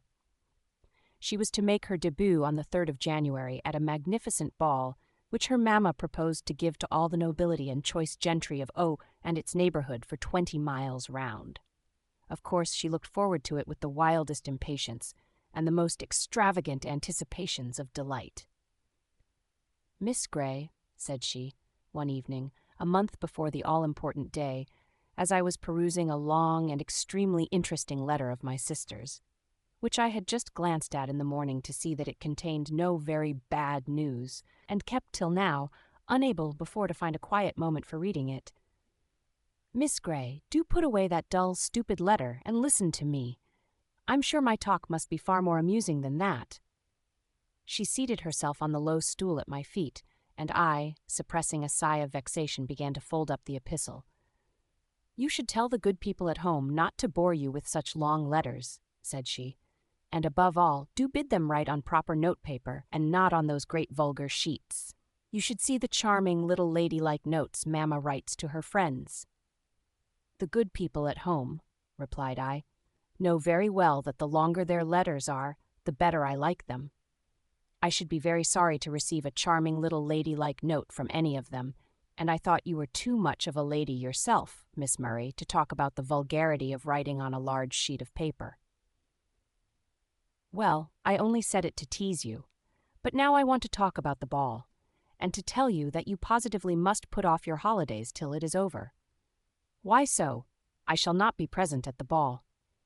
"No, but you will see the rooms decked out before it begins, and hear the music, and above all, see me in my splendid new dress. I shall be so charming you'll be ready to worship me. You really must stay. I should like to see you very much, but I shall have many opportunities of seeing you equally charming on the occasion of some of the numberless balls and parties that are to be, and I cannot disappoint my friends by postponing my return so long." "Oh, never mind your friends. Tell them we won't let you go." "But to say the truth, it would be a disappointment to myself. I long to see them as much as they to see me, perhaps more." "Well, but it is such a short time. Nearly a fortnight by my computation, and, besides, I cannot bear the thoughts of a Christmas spent from home, and, moreover, my sister is going to be married." "Is she? When?" "Not till next month, but I want to be there to assist her in making preparations, and to make the best of her company while we have her." "Why didn't you tell me before? I've only got the news in this letter which you stigmatize as dull and stupid and won't let me read." "To whom is she to be married?" "To Mr. Richardson, the vicar of a neighboring parish. Is he rich?" "No, only comfortable." "Is he handsome?" "No, only decent." "Young?" "No, only middling." "Oh, mercy! What a wretch! What sort of a house is it?" "A quiet little vicarage with an ivy-clad porch, an old-fashioned garden, and—" "Oh, stop! You'll make me sick. How can she bear it?" "I expect she'll not only be able to bear it, but to be very happy. You did not ask me if Mr. Richardson were a good, wise, or amiable man. I could have answered yes to all these questions, at least so Mary thinks, and I hope she will not find herself mistaken. But, miserable creature, how can she think of spending her life there, cooped up with that nasty old man, and no hope of change? He is not old, he's only 6 or 7 and 30, and she herself is 28, and as sober as if she were 50. Oh, that's better then. They're well matched. But do they call him the worthy vicar? I don't know, but if they do, I believe he merits the epithet. Mercy, how shocking! And will she wear a white apron and make pies and puddings? I don't know about the white apron, but I dare say she will make pies and puddings now and then, but that will be no great hardship, as she has done it before. And will she go about in a plain shawl and a large straw bonnet, carrying tracts and bone soup to her husband's poor parishioners? I'm not clear about that, but I dare say she will do her best to make them comfortable in body and mind, in accordance with our mother's example. Chapter 9. The Ball. "Now, Miss Grey," exclaimed Miss Murray. Immediately I entered the schoolroom, after having taken off my outdoor garments, upon returning from my 4 weeks' recreation. "Now, shut the door and sit down, and I'll tell you all about the ball." "No, damn it, no," shouted Miss Matilda. "Hold your tongue, can't ye? And let me tell her about my new mare. Such a splendor, Miss Grey. A fine blood mare." "Do be quiet, Matilda, and let me tell my news first. No, no, Rosalie, you'll be such a damned long time over it. She shall hear me first. I'll be hanged if she doesn't. I'm sorry to hear, Miss Matilda, that you've not got rid of that shocking habit yet. Well, I can't help it, but I'll never say a wicked word again if you'll only listen to me and tell Rosalie to hold her confounded tongue. Rosalie remonstrated, and I thought I should have been torn in pieces between them. But Miss Matilda having the loudest voice, her sister at length gave in and suffered her to tell her story first. So I was doomed to hear a long account of her splendid mare, its breeding and pedigree, its paces, its action, its spirit, and of her own amazing skill and courage in riding it, concluding with an assertion that she could clear a 5-barred gate like winking, that Papa said she might hunt the next time the hounds met, and Mamma had ordered a bright scarlet hunting habit for her. "Oh, Matilda, what stories you are telling!" exclaimed her sister. "Well," answered she, no whit abashed, "I know I could clear a 5-barred gate if I tried, and Papa will say I may hunt, and Mamma will order the habit when I ask it." "Well, now get along," replied Miss Murray, "and do, dear Matilda, try to be a little more ladylike. Miss Grey, I wish you would tell her not to use such shocking words. She will call her horse a mare. It is so inconceivably shocking. And then she uses such dreadful expressions in describing it. She must have learned it from the grooms. It nearly puts me into fits when she begins." "I learned it from Papa, you ass, and his jolly friends," said the young lady, vigorously cracking a hunting whip, which she habitually carried in her hand. "I'm as good judge of horseflesh as the best of 'em." "Well, now get along, you shocking girl. I really shall take a fit if you go on in such a way. And now, Miss Grey, attend to me. I'm going to tell you about the ball. You must be dying to hear about it, I know. Oh, such a ball! You never saw or heard or read or dreamt of anything like it in all your life. The decorations, the entertainment, the supper, the music were indescribable. And then the guests. There were 2 noblemen, 3 baronets, and 5 titled ladies, and other ladies and gentlemen innumerable. The ladies, of course, were of no consequence to me, except to put me in a good humor with myself by showing how ugly and awkward most of them were. And the best, Mamma told me, the most transcendent beauties among them, were nothing to me. As for me, Miss Grey, I'm so sorry you didn't see me. I was charming, wasn't I, Matilda? Middling. No, but I really was. At least so Mamma said. And Brown and Williamson. Brown said she was sure no gentleman could set eyes on me without falling in love that minute. And so I may be allowed to be a little vain. I know you think me a shocking, conceited, frivolous girl, but then, you know, I don't attribute it all to my personal attractions. I give some praise to the hairdresser, and some to my exquisitely lovely dress. You must see it tomorrow. White gauze over pink satin, and so sweetly made, and a necklace and bracelet of beautiful large pearls. I have no doubt you looked very charming, but should that delight you so very much? Oh, no. Not that alone, but then I was so much admired, and I made so many conquests in that one night, you'd be astonished to hear. But what good will they do you? What good? Think of any woman asking that. Well, I should think one conquest would be enough, and too much unless the subjugation were mutual. Oh, but you know I never agree with you on those points. Now, wait a bit, and I'll tell you my principal admirers, those who made themselves very conspicuous that night and after, for I've been to 2 parties since. Unfortunately, the 2 noblemen, Lord G and Lord F, were married, or I might have condescended to be particularly gracious to them. As it was, I did not, though Lord F, who hates his wife, was evidently much struck with me. He asked me to dance with him twice. He is a charming dancer, by the by, and so am I. You can't think how well I did. I was astonished at myself. My lord was very complimentary, too, rather too much so, in fact, and I thought proper to be a little haughty and repellent, but I had the pleasure of seeing his nasty cross wife ready to perish with spite and vexation. Oh, Miss Murray, you don't mean to say that such a thing could really give you pleasure? However cross, or... Well, I know it's very wrong, but never mind. I mean to be good sometime. Only don't preach now, there's a good creature. I haven't told you half yet. Let me see. Oh, I was going to tell you how many unmistakable admirers I had. Sir Thomas Ashby was one. Sir Hugh Meltham and Sir Broadley Wilson are old codgers, only fit companions for Papa and Mamma.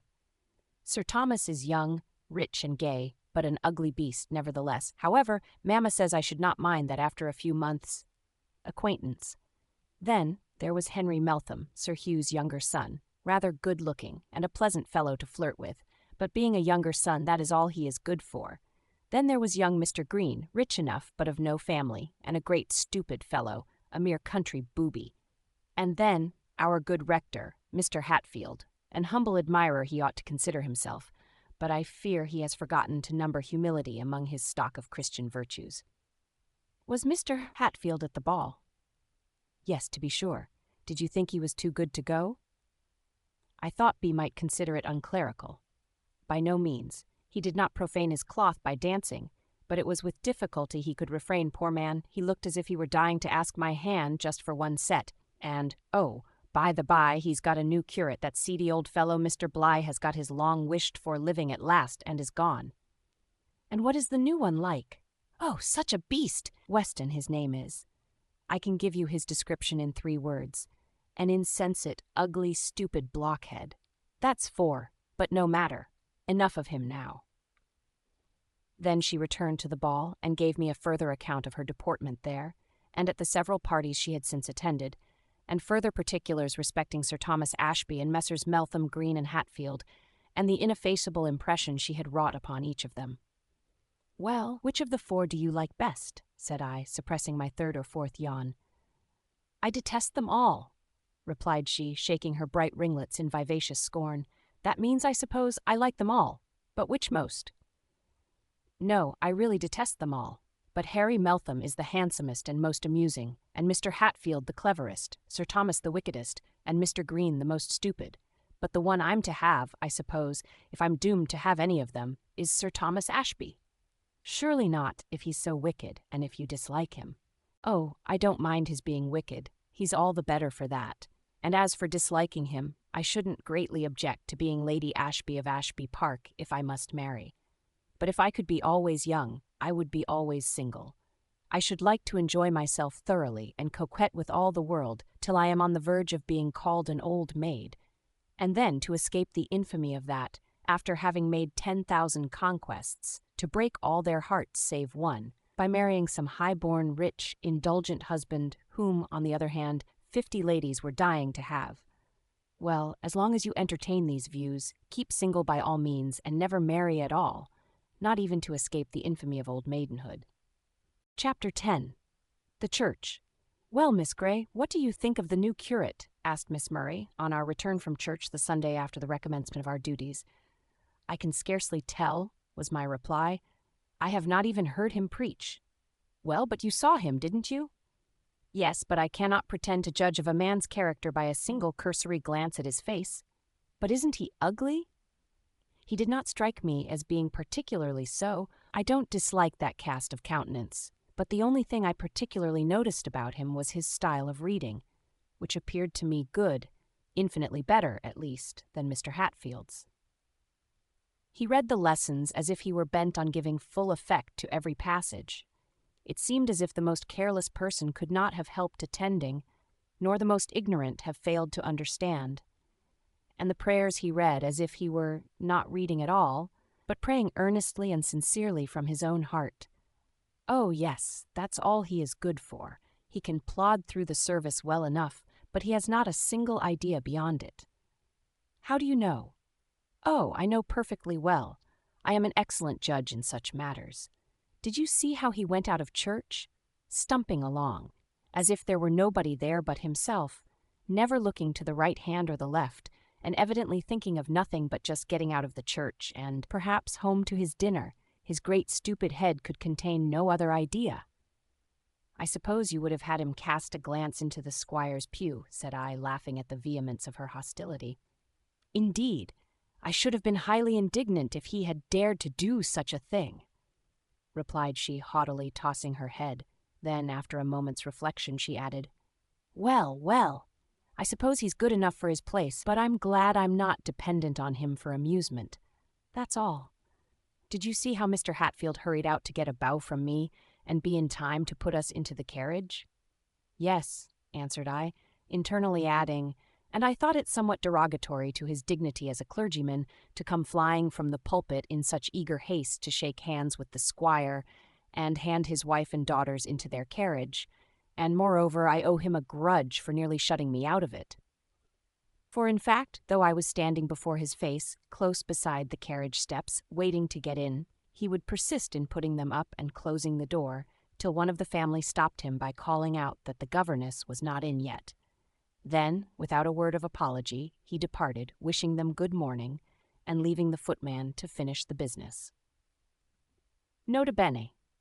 Mr. Hatfield never spoke to me, neither did Sir Hugh or Lady Meltham, nor Mr. Harry or Miss Meltham, nor Mr. Green or his sisters, nor any other lady or gentleman who frequented that church, nor in fact any one that visited at Horton Lodge. Miss Murray ordered the carriage again in the afternoon for herself and her sister. She said it was too cold for them to enjoy themselves in the garden, and besides, she believed Harry Meltham would be at church. "For," said she, smiling slyly at her own fair image in the glass, "he has been a most exemplary attendant at church these last few Sundays. You would think he was quite a good Christian. And you may go with us, Miss Grey. I want you to see him. He is so greatly improved since he returned from abroad. You can't think. And besides, then you will have an opportunity of seeing the beautiful Mr. Weston again, and of hearing him preach." I did hear him preach, and was decidedly pleased with the evangelical truth of his doctrine, as well as the earnest simplicity of his manner and the clearness and force of his style.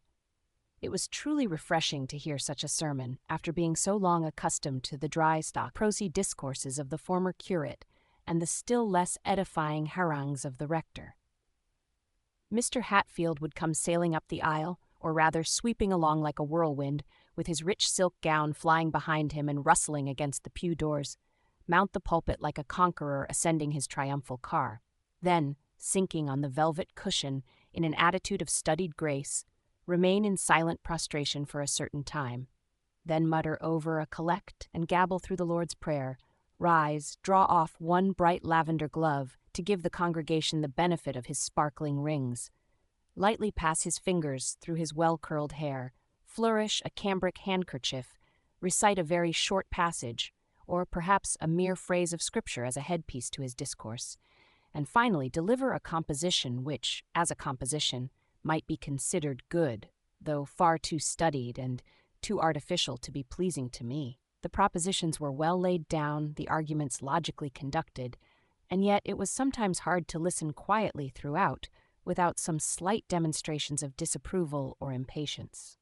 His favorite subjects were church discipline, rites and ceremonies, apostolical succession, the duty of reverence and obedience to the clergy, the atrocious criminality of dissent, the absolute necessity of observing all the forms of godliness, the reprehensible presumption of individuals who attempted to think for themselves in matters connected with religion, or to be guided by their own interpretations of Scripture, and occasionally, to please his wealthy parishioners, the necessity of deferential obedience from the poor to the rich, supporting his maxims and exhortations throughout with quotations from the Fathers, with whom he appeared to be far better acquainted than with the apostles and evangelists, and whose importance he seemed to consider at least equal to theirs. But now and then he gave us a sermon of a different order, what some would call a very good one, but sunless and severe, representing the deity as a terrible taskmaster rather than a benevolent father. Yet as I listened, I felt inclined to think the man was sincere in all he said. He must have changed his views and become decidedly religious, gloomy and austere, yet still devout. But such illusions were usually dissipated, on coming out of church, by hearing his voice in jocund colloquy with some of the Melthams or Greens, or perhaps the Murrays themselves, probably laughing at his own sermon, and hoping that he had given the rascally people something to think about, perchance exulting in the thought that old Betty Holmes would now lay aside the sinful indulgence of her pipe, which had been her daily solace for upwards of 30 years, that George Higgins would be frightened out of his Sabbath evening walks, and Thomas Jackson would be sorely troubled in his conscience, and shaken in his sure and certain hope of a joyful resurrection at the last day. Thus, I could not but conclude that Mr. Hatfield was one of those who bind heavy burdens, and grievous to be borne, and lay them upon men's shoulders, while they themselves will not move them with one of their fingers, and who make the word of God of none effect by their traditions, teaching for doctrines the commandments of men. I was well pleased to observe that the new curate resembled him, as far as I could see, in none of these particulars. "Well, Miss Grey, what do you think of him now?" said Miss Murray as we took our places in the carriage after service. "No harm still," replied I. "No harm," repeated she in amazement. "What do you mean?" "I mean, I think no worse of him than I did before." "No worse?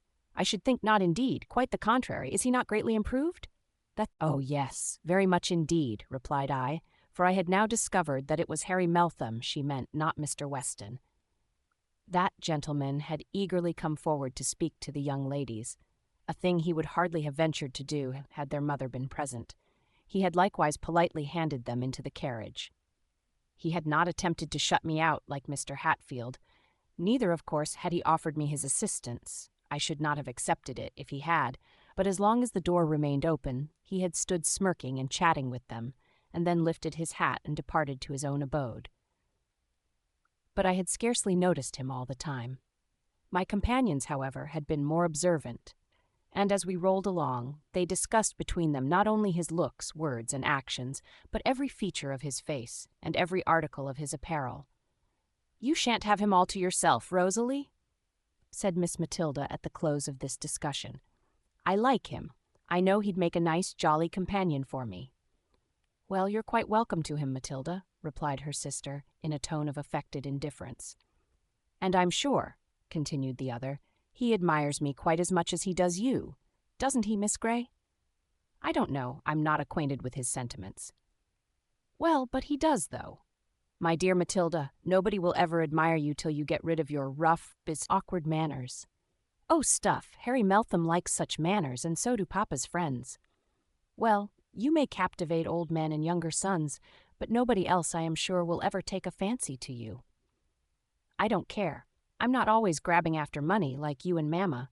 If my husband is able to keep a few good horses and dogs, I shall be quite satisfied, and all the rest may go to the devil."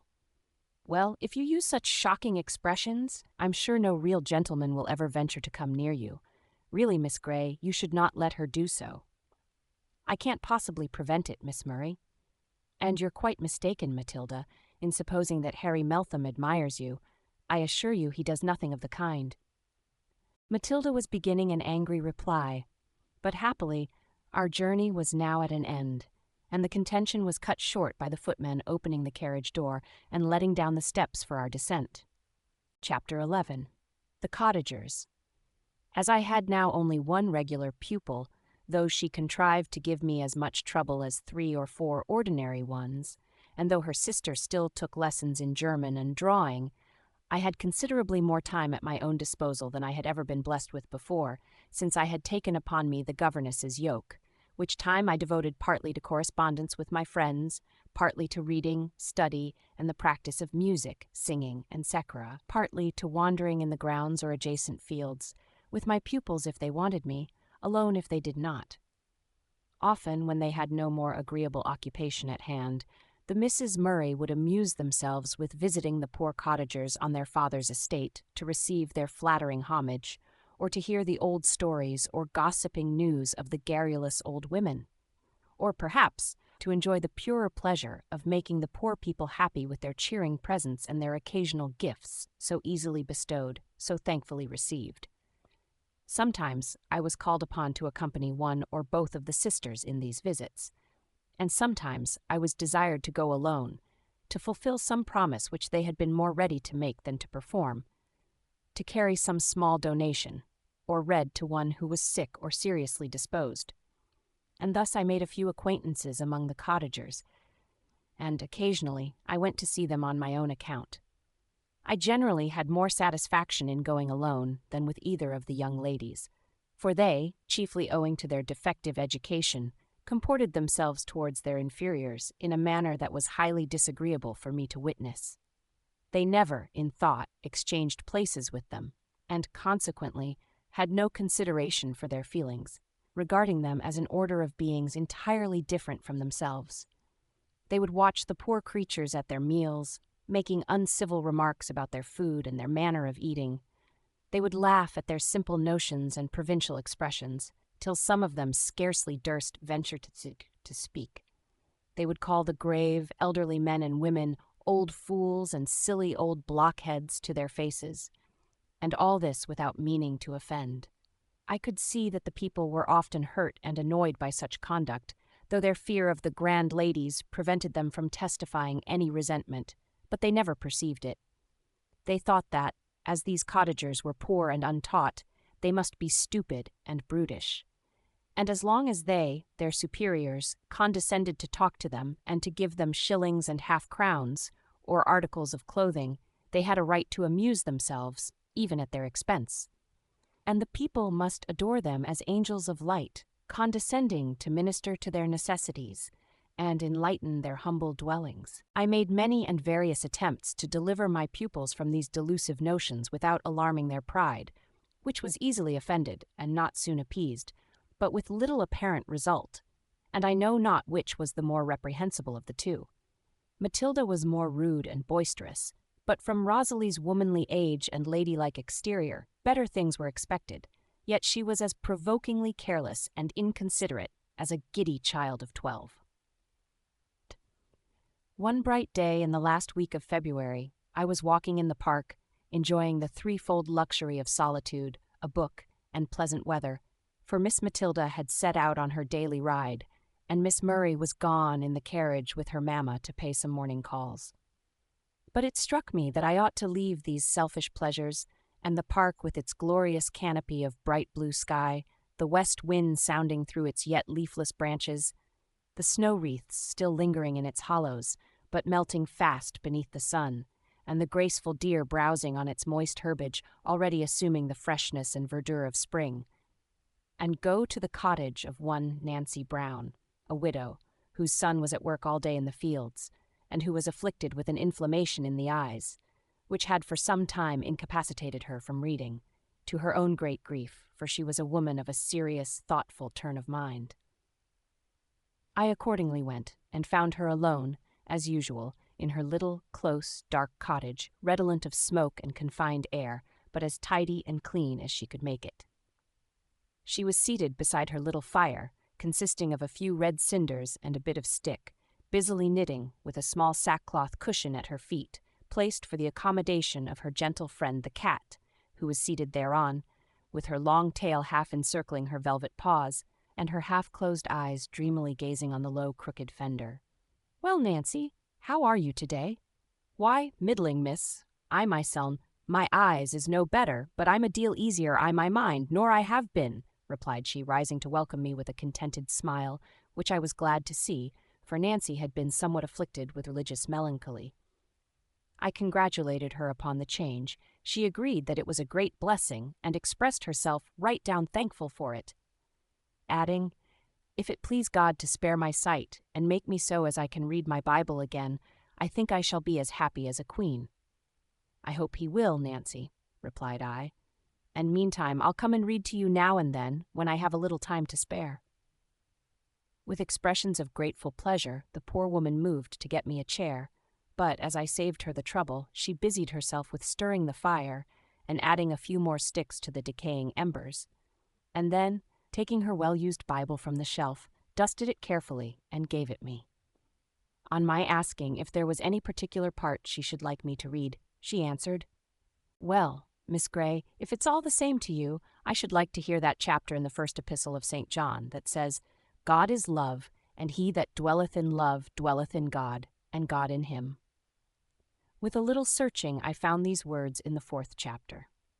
When I came to the 7th verse, she interrupted me, and with needless apologies for such a liberty, desired me to read it very slowly, that she might take it all in and dwell on every word, hoping I would excuse her, as she was but a simple body.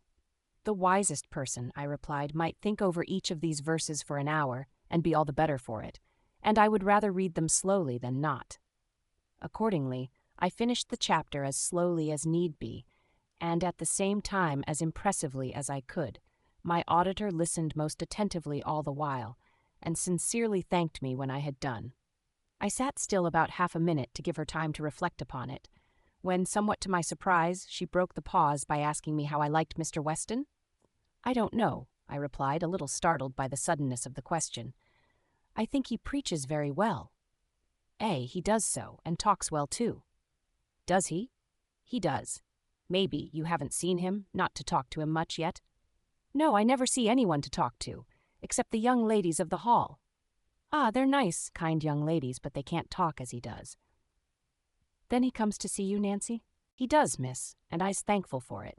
He comes to see all us poor bodies a deal ofter nor Maester Bligh or the rector ever did, and it's well he does, for he's always welcome. We can't say as much for the rector. There is 'at says they're fair feared on him. When he comes into a house, they say he's sure to find summat wrong, and begin a-calling him as soon as he crosses the door-stuns. But maybe he thinks it his duty like to tell him what's wrong. And very oft he comes purpose to reprove folk for not coming to church, or not kneeling and standing when other folk does, or going to the Methody chapel, or summit o' that sort. But I can't say 'at he ever fund much fault wi' me. He came to see me once or twice afore Maester Weston come, when I was so ill troubled in my mind, and as I had only very poor health besides, I made bold to send for him, and he came right enough. I was sore distressed, Miss Grey. Thank God, it's o'ered now, but when I took my Bible, I could get no comfort of it at all.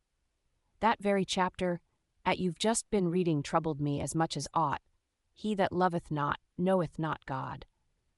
It seemed fearsome to me, for I felt that I loved neither God nor man as I should do, and could not if I tried ever so. And the chapter afore where it says, 'He that is born of God cannot commit sin,' and another place where it says, 'Love is the fulfilling of the law,' and many, many others, miss. I should fair weary you out if I was to tell them all, but all seemed to condemn me and to show me 'at I was not in the right way, and as I knew not how to get into it, I sent our Bill to beg Maester Hatfield to be as kind as looking on me some day, and when he came, I telled him all my troubles." "And what did he say, Nancy?" "Why, miss, he seemed to scorn me. I might be mistaken, but he like gave a sort of a whistle, and I saw a bit of a smile on his face, and he said, 'Oh, it's all stuff. You've been among the Methodists, my good woman.' But I telled him I'd never been near the Methodies. And then he said, 'Well,' says he, 'you must come to church, where you'll hear the scriptures properly explained, instead of sitting poring over your Bible at home.' But I telled him I always used coming to church when I had my health, but this very cold winter weather I hardly durst venture so far, and me so bad with the rheumatic and all. But he says, 'It'll do your rheumatize good to hobble to church. There's nothing like exercise for the rheumatize. You can walk about the house well enough. Why can't you walk to church? The fact is,' says he, 'you're getting too fond of your ease. It's always easy to find excuses for shirking one's duty.' But then, you know, Miss Grey, it wasn't so. However, I telled him I'd try. 'But please, sir,' says I, 'if I do go to church, what the better shall I be? I want to have my sins blotted out, and to feel that they are remembered no more against me, and that the love of God is shed abroad in my heart. And if I can get no good by reading my Bible and saying my prayers at home, what good shall I get by going to church?' 'The church,' says he, 'is the place appointed by God for his worship. It's your duty to go there as often as you can. If you want comfort, you must seek it in the path of duty.' And a deal more he said, but I cannot remember all his fine words. However, it all came to this, that I was to come to church as oft as ever I could, and bring my prayer book with me, and read up all the sponsors after the clerk, and stand and kneel and sit, and do all as I should, and take the Lord's Supper at every opportunity, and hearken his sermons and Maester Bligh's, and it 'ud be all right. If I went on doing my duty, I should get a blessing at last. But if you get no comfort that way,' says he, 'it's all up.' 'Then, sir,' says I, 'should you think I'm a reprobate?' 'Why,' says he. He says, 'if you do your best to get to heaven and can't manage it, you must be one of those that seek to enter in at the strait gate, and shall not be able.' And then he asked me if I'd seen any of the ladies of the Hall about that morning, so I telled him where I had seen the young misses go on the moss lane, and he kicked my poor cat right across the floor and went after him as gay as a lark, but I was very sad. That last word o' his fair sunk into my heart, and lay there like a lump o' lead, till I was weary to bear it. Howsever, I followed his advice. I thought he meant it all for the best, though he had a queer way with him. But you know, miss, he's rich and young, and such like cannot right understand the thoughts of a poor old woman such as me. But howsever, I did my best to do all as he bade me. But maybe I'm plaguing you, miss, wi' my chatter. Oh no, Nancy. Go on and tell me all. Well, my rheumatize got better. I know not whether we going to church or not, but one frosty Sunday I got this cold i' my eyes. The inflammation didn't come on all at once like, but bit by bit. But I wasn't going to tell you about my eyes. I was talking about my trouble o' mind. And to tell the truth, Miss Grey, I don't think it was anyways eased by coming to church. Not to speak on, at least. I got my health better, but that didn't mend my soul. I hearkened and hearkened the ministers, and read at my prayer book, but it was all like sounding brass and a tinkling cymbal. The sermons I couldn't understand, and the prayer book only served to show me how wicked I was, that I could read such good words and never be no better for it, and oftens feel it a sore labor and a heavy task beside, instead of a blessing and a privilege as all good Christians does. It seemed like as all were barren and dark to me. And then, them dreadful words, many shall seek to enter in and shall not be able. They like as they fair dried up my spirit. But one Sunday, when Maester Hatfield gave out about the sacrament, I noticed where he said, "If there be any of you that cannot quiet his own conscience, but requireth further comfort or counsel, let him come to me, or some other discreet and learned minister of God's word, and open his grief." So next Sunday morning afore service, I just looked into the vestry and began a-talking to the rector again. I hardly could fashion to take such a liberty, but I thought when my soul was at stake I shouldn't stick at a trifle. But he said he hadn't time to attend to me then. And, indeed, says he, I've nothing to say to you but what I've said before. Take the sacrament, of course, and go on doing your duty, and if that won't serve you, nothing will, so don't bother me any more. So then, I went away, but I heard Maester Weston. Maester Weston was there, miss. This was his first Sunday at Horton, you know, and he was the vestry in his surplice, helping the rector on with his gown. Yes, Nancy. And I heard him ask Maester Hatfield who I was, and he says, "Oh, she's a canting old fool." And I was very ill-grieved, Miss Grey, but I went to my seat and I tried to do my duty as aforetime, but I got no peace. And I even took the sacrament, but I felt as though I were eating and drinking to my own damnation all the time. So I went home, sorely troubled. But next day, afore I'd gotten fettled up, for indeed, miss, I'd no heart to sweeping and fettling, and washing pots, so I sat me down the muck. Who should come in but Maester Weston? I started siding stuff, then sweeping and doing, and I expected he'd begin a-calling me for my idle ways, as Maester Hatfield would ha' done. But I was mistin'. He only bid me good mornin' like, in a quiet, dacent way. So I dusted him a chair, and fettled up the fireplace a bit. But I hadn't forgotten the rector's words, so says I wonder, sir, you should give yourself that trouble, to come so far to see a canting old fool such as me. He seemed taken aback at that, but he would fain persuade me. At the rector was only in jest, and when that wouldn't do, he says, "Well, Nancy, you shouldn't think so much about it." Mr. Hatfield was a little out of humor just then. You know we're none of us perfect. Even Moses spoke unadvisedly with his lips. But now sit down a minute, if you can spare the time, and tell me all your doubts and fears, and I'll try to remove them. So I sat me down anent him. He was quite a stranger, you know, Miss Grey, and even younger nor Maester Hatfield, I believe. And I had thought him not so pleasant-looking as him, and rather a bit crossish, at first, to look at.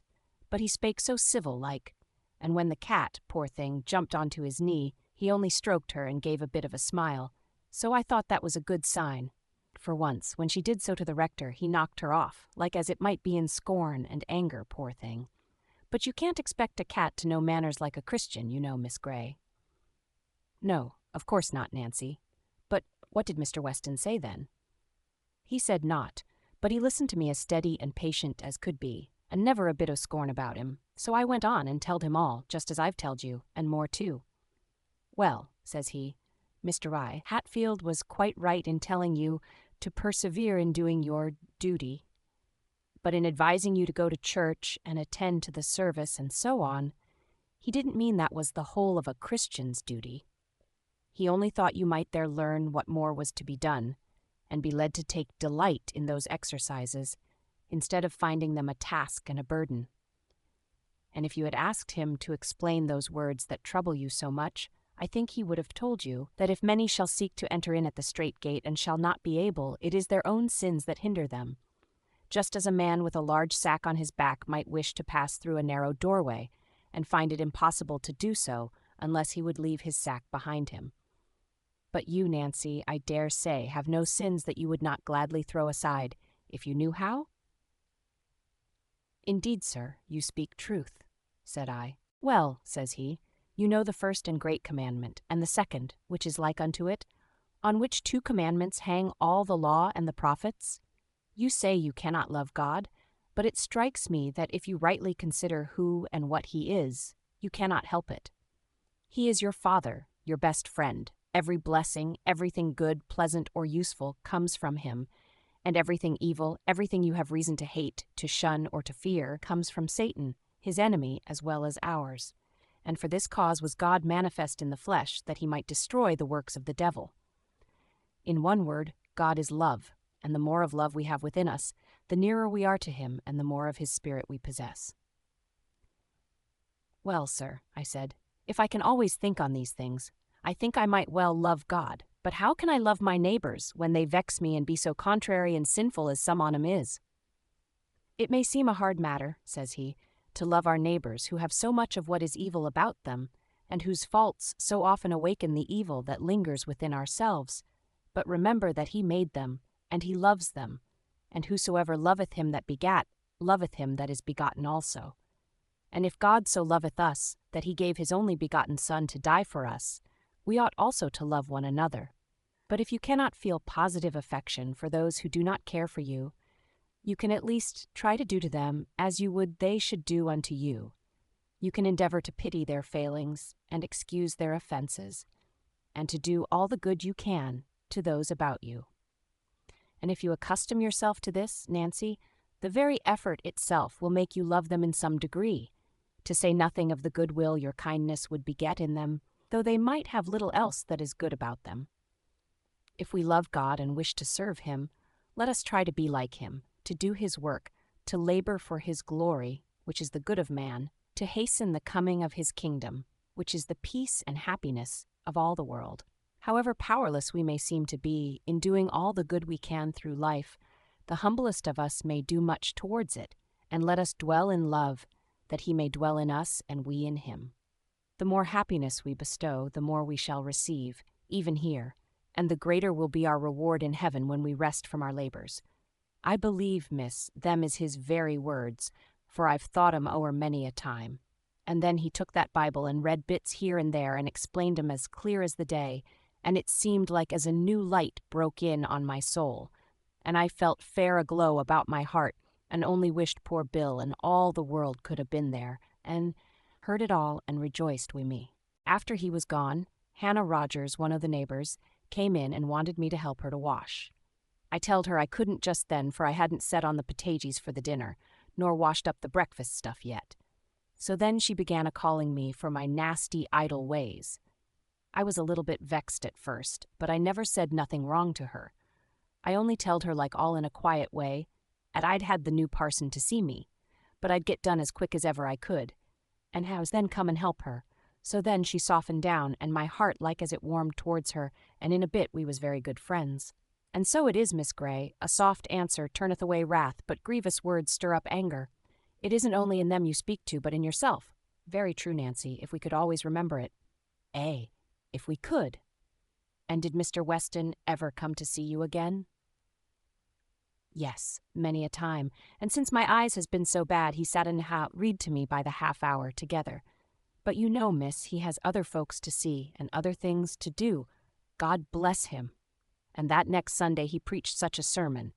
His text was, "Come unto me, all ye that labor and are heavy laden, and I will give you rest," and them 2 blessed verses that follows.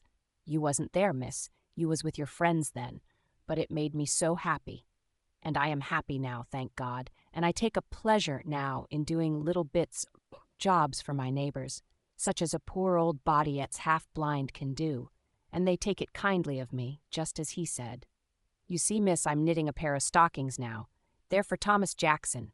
He's a queerish old body, and we've had many about it threeping, one ain't t'other, and at times we've differed sorely. So I thought I couldn't do better nor knit him a pair of warm stockings, and I've felt to like him a deal bear poor old man, sin I began. It's turned out just as Maester Weston said. Well, I'm very glad to see you so happy, Nancy, and so wise, but I must go now. I shall be wanted at the hall, said I, and bidding her good-bye I departed, promising to come again when I had time, and feeling nearly as happy as herself. At another time I went to read to a poor labourer who was in the last stage of consumption. The young ladies had been to see him, and somehow a promise of reading had been extracted from them, but it was too much trouble, so they begged me to do it instead. I went willingly enough, and there, too, I was gratified with the praises of Mr. Weston, both from the sick man and his wife. The former told me that he derived great comfort and benefit from the visits of the new parson, who frequently came to see him, and was another guest sort of man to Mr. Hatfield, who, before the other's arrival at Horton, had now and then paid him a visit, on which occasions he would always insist upon having the cottage door kept open, to admit the fresh air for his own convenience, without considering how it might injure the sufferer. And having opened his prayer book and hastily read over a part of the service for the sick, would hurry away again if he did not stay to administer some harsh rebuke to the afflicted wife, or to make some thoughtless, not to say heartless, observation, rather calculated to increase than diminish the troubles of the suffering pair. Whereas, said the man, Maester Weston 'll pray with me quite in a different fashion, and talk to me as kind as oat, and oft read to me too, and sit beside me just like a brother. Just for all the world, exclaimed his wife, and about a 3 weeks sin, when he seed how poor Jem shivered we cold, and what pitiful fires we kept, he axed if we stock of coals was nearly done. I telled him it was, and we was ill set to get more.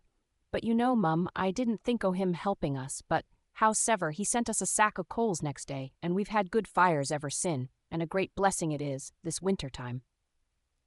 But that's his way, Miss Grey. When he comes into a poor body's house a-seein' sick folk, he like notices what they most stand I need on, and if he thinks they can't readily get it theirseln, he never says nowt about it, but just gets it for 'em. And it isn't everybody 'at 'ud do that, 'at has as little as he has, for you know, mum, he's nowt at all to live on but what he gets fra the rector, and that's little enough, they say. I remembered then with a species of exultation that he had frequently been styled a vulgar brute by the amiable Miss Murray, because he wore a silver watch and clothes not quite so bright and fresh as Mr. Hatfield's. In returning to the lodge I felt very happy, and thanked God that I had now something to think about, something to dwell on as a relief from the weary monotony, the lonely drudgery of my present life, for I was lonely. Never, from month to month, from year to year, except during my brief intervals of rest at home, did I see one creature to whom I could open my heart, or freely speak my thoughts with any hope of sympathy or even comprehension. Never one, unless it were poor Nancy Brown, with whom I could enjoy a single moment of real social intercourse, or whose conversation was calculated to render me better, wiser, or happier than before, or who, as far as I could see, could be greatly benefited by mine. My only companions had been unamiable children and ignorant, wrong-headed girls, from whose fatiguing folly, unbroken solitude was often a relief most earnestly desired and dearly prized. But to be restricted to such associates was a serious evil, both in its immediate effects and the consequences that were likely to ensue. Never a new idea or stirring thought came to me from without, and such as rose within me were, for the most part, miserably crushed at once, or doomed to sicken or fade away, because they could not see the light. Habitual associates are known to exercise a great influence over each other's minds and manners. Those whose actions are forever before our eyes, whose words are ever in our ears, will naturally lead us, albeit against our will, slowly, gradually, imperceptibly perhaps, to act and speak as they do.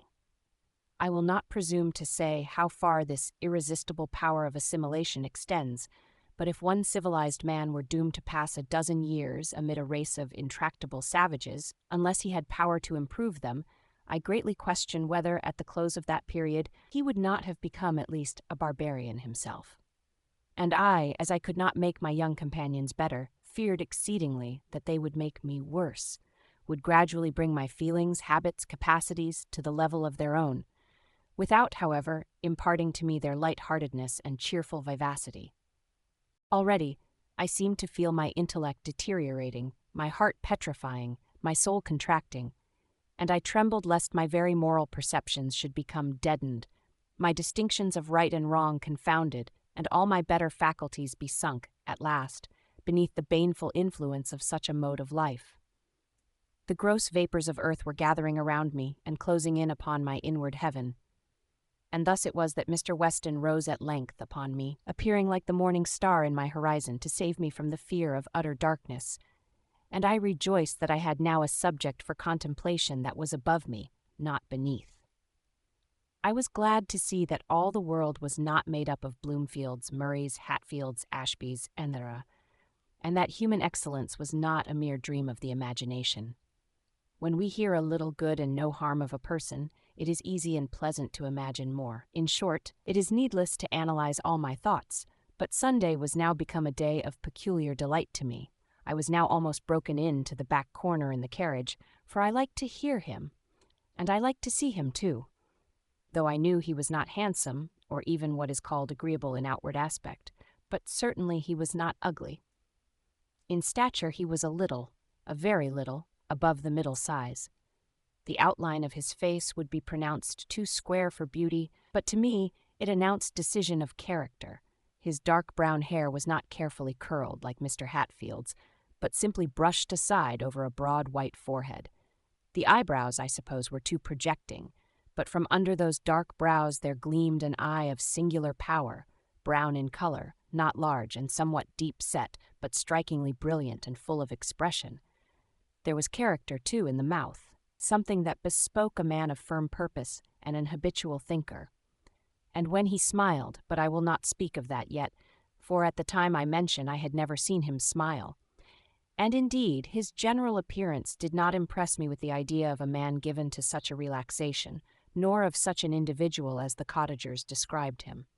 I had early formed my opinion of him, and, in spite of Miss Murray's objurgations, was fully convinced that he was a man of strong sense, firm faith, and ardent piety, but thoughtful and stern. And when I found that to his other good qualities was added that of true benevolence and gentle, considerate kindness, the discovery perhaps delighted me the more, as I had not been prepared to expect it. Chapter 12. The Shower. The next visit I paid to Nancy Brown was in the second week in March, for though I had many spare minutes during the day, I seldom could look upon an hour as entirely my own, since, where everything was left to the caprices of Miss Matilda and her sister, there could be no order or regularity. Whatever occupation I chose, when not actually busied about them or their concerns, I had, as it were, to keep my loins girded, my shoes on my feet, and my staff in my hand.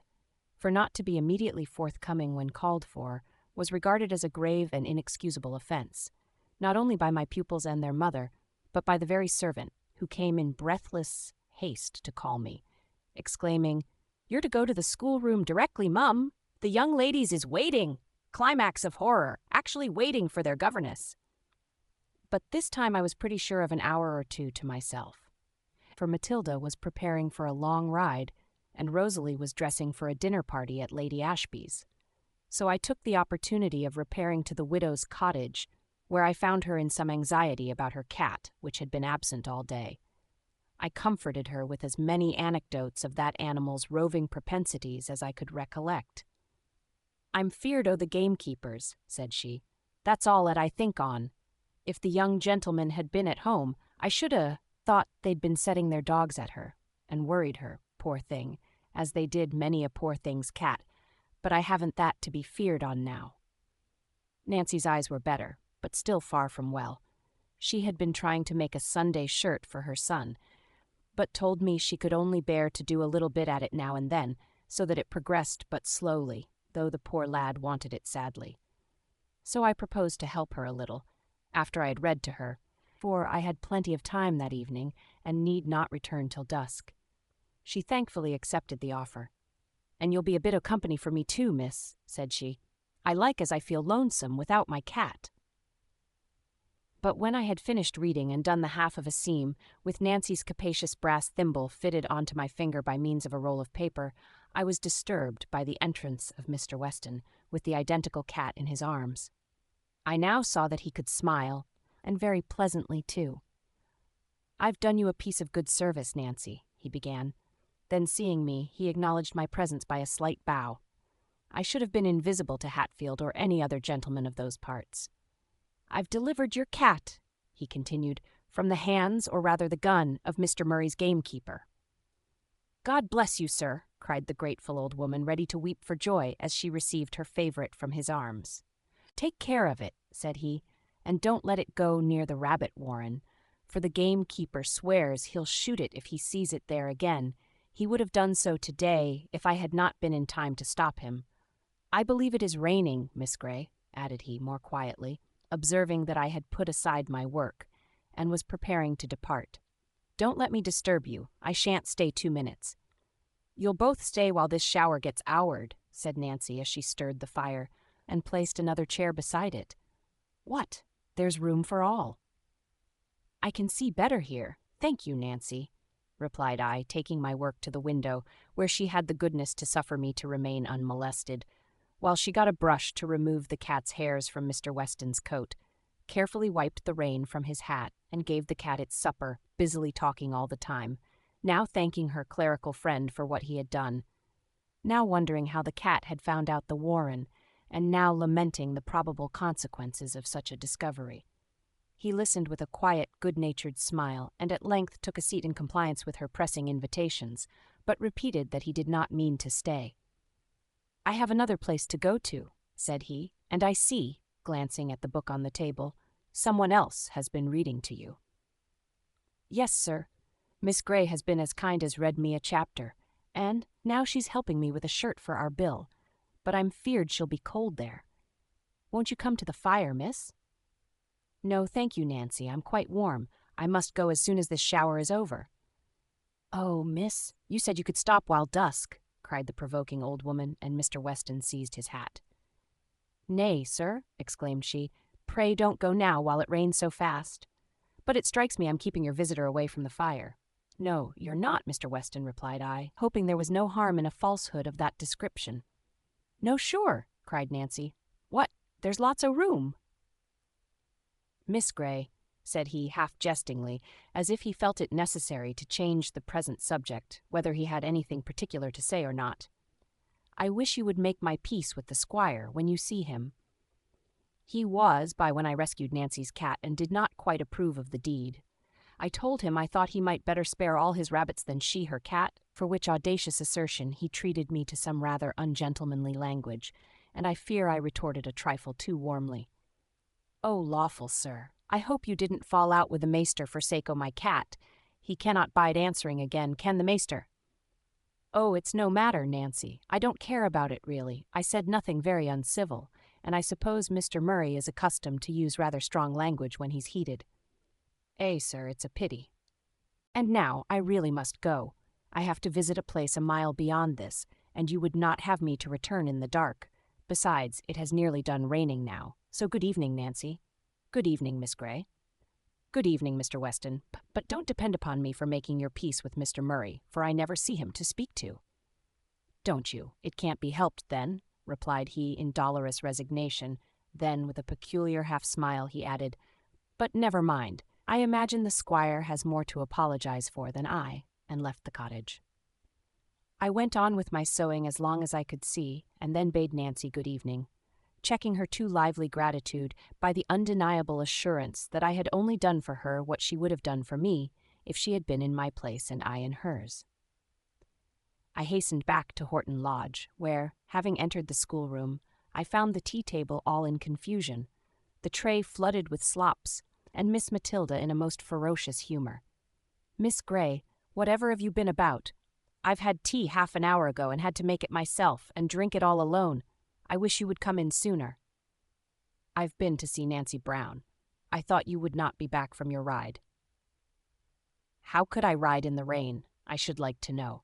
That damned pelting shower was vexatious enough, coming on when I was just in full swing, and then to come and find nobody in to tea, and you know I can't make the tea as I like it. "I didn't think of the shower," replied I, and indeed the thought of its driving her home had never entered my head. "No, of course. You were under shelter yourself, and you never thought of other people." I bore her coarse reproaches with astonishing equanimity, even with cheerfulness, for I was sensible that I had done more good to Nancy Brown than harm to her, and perhaps some other thoughts assisted to keep up my spirits and impart a relish to the cup of cold, overdrawn tea, and a charm to the otherwise unsightly table, and, I had almost said, to Miss Matilda's unamiable face. But she soon betook herself to the stables and left me to the quiet enjoyment of my solitary meal. Chapter 13. The Primroses.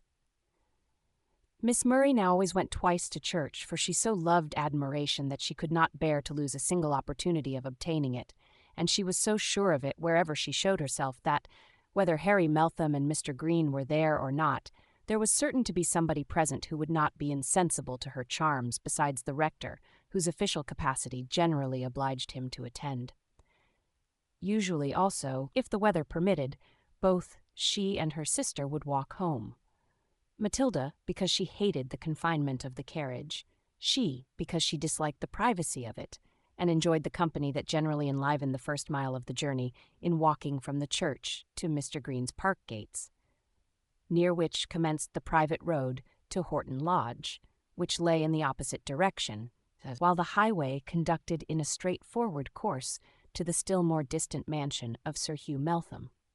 Thus there was always a chance of being accompanied so far either by Harry Meltham, with or without Miss Meltham, or Mr. Green, with perhaps one or both of his sisters, and any gentlemen visitors they might have. Whether I walked with the young ladies or rode with their parents depended upon their own capricious will. If they chose to take me, I went. If, for reasons best known to themselves, they chose to go alone, I took my seat in the carriage. I liked walking better, but a sense of reluctance to obtrude my presence on anyone who did not desire it always kept me passive on these and similar occasions, and I never inquired into the causes of their varying whims. Indeed, this was the best policy, for to submit and oblige was the governess's part, to consult their own pleasure was that of the pupils. But when I did walk, the first half of journey was generally a great nuisance to me. As none of the before-mentioned ladies and gentlemen ever noticed me, it was disagreeable to walk beside them, as if listening to what they said, or wishing to be thought one of them, while they talked over me, or across. And if their eyes, in speaking, chanced to fall on me, it seemed as if they looked on vacancy, as if they either did not see me, or were very desirous to make it appear so. It was disagreeable, too, to walk behind, and thus appear to acknowledge my own inferiority, for, in truth, I considered myself pretty nearly as good as the best of them, and wished them to know that I did so, and not to imagine that I looked upon myself as a mere domestic who knew her own place too well to walk beside such fine ladies and gentlemen as they were, though her young ladies might choose to have her with them, and even condescend to converse with her when no better company were at hand. Thus, I am almost ashamed to confess it, but indeed I gave myself no little trouble in my endeavors, if I did keep up with them, to appear perfectly unconscious or regardless of their presence, as if I were wholly absorbed in my own reflections, or the contemplation of surrounding objects, or, if I lingered behind, it was some bird or insect, some tree or flower, that attracted my attention, and having duly examined that, I would pursue my walk alone at a leisurely pace until my pupils had bidden adieu to their companions and turned off into the quiet private road. One such occasion I particularly well remember. It was a lovely afternoon about the close of March. Mr. Green and his sisters had sent their carriage back empty in order to enjoy the bright sunshine and balmy air in a sociable walk home along with their visitors, Captain Somebody and Lieutenant Somebody else, a couple of military fops, and the Misses Murray, who, of course, contrived to join them. Such a party was highly agreeable to Rosalie, but not finding it equally suitable to my taste, I presently fell back, and began to botanize and entomologize along the green banks and budding hedges, till the company was considerably in advance of me, and I could hear the sweet song of the happy lark. Then my spirit of misanthropy began to melt away beneath the soft, pure air and genial sunshine. But sad thoughts of early childhood and yearnings for departed joys or for a brighter future lot arose instead. As my eyes wandered over the steep banks, covered with young grass and green-leaved plants and surmounted by budding hedges, I longed intensely for some familiar flower that might recall the woody dales or green hillsides of home. The brown moorlands, of course, were out of the question.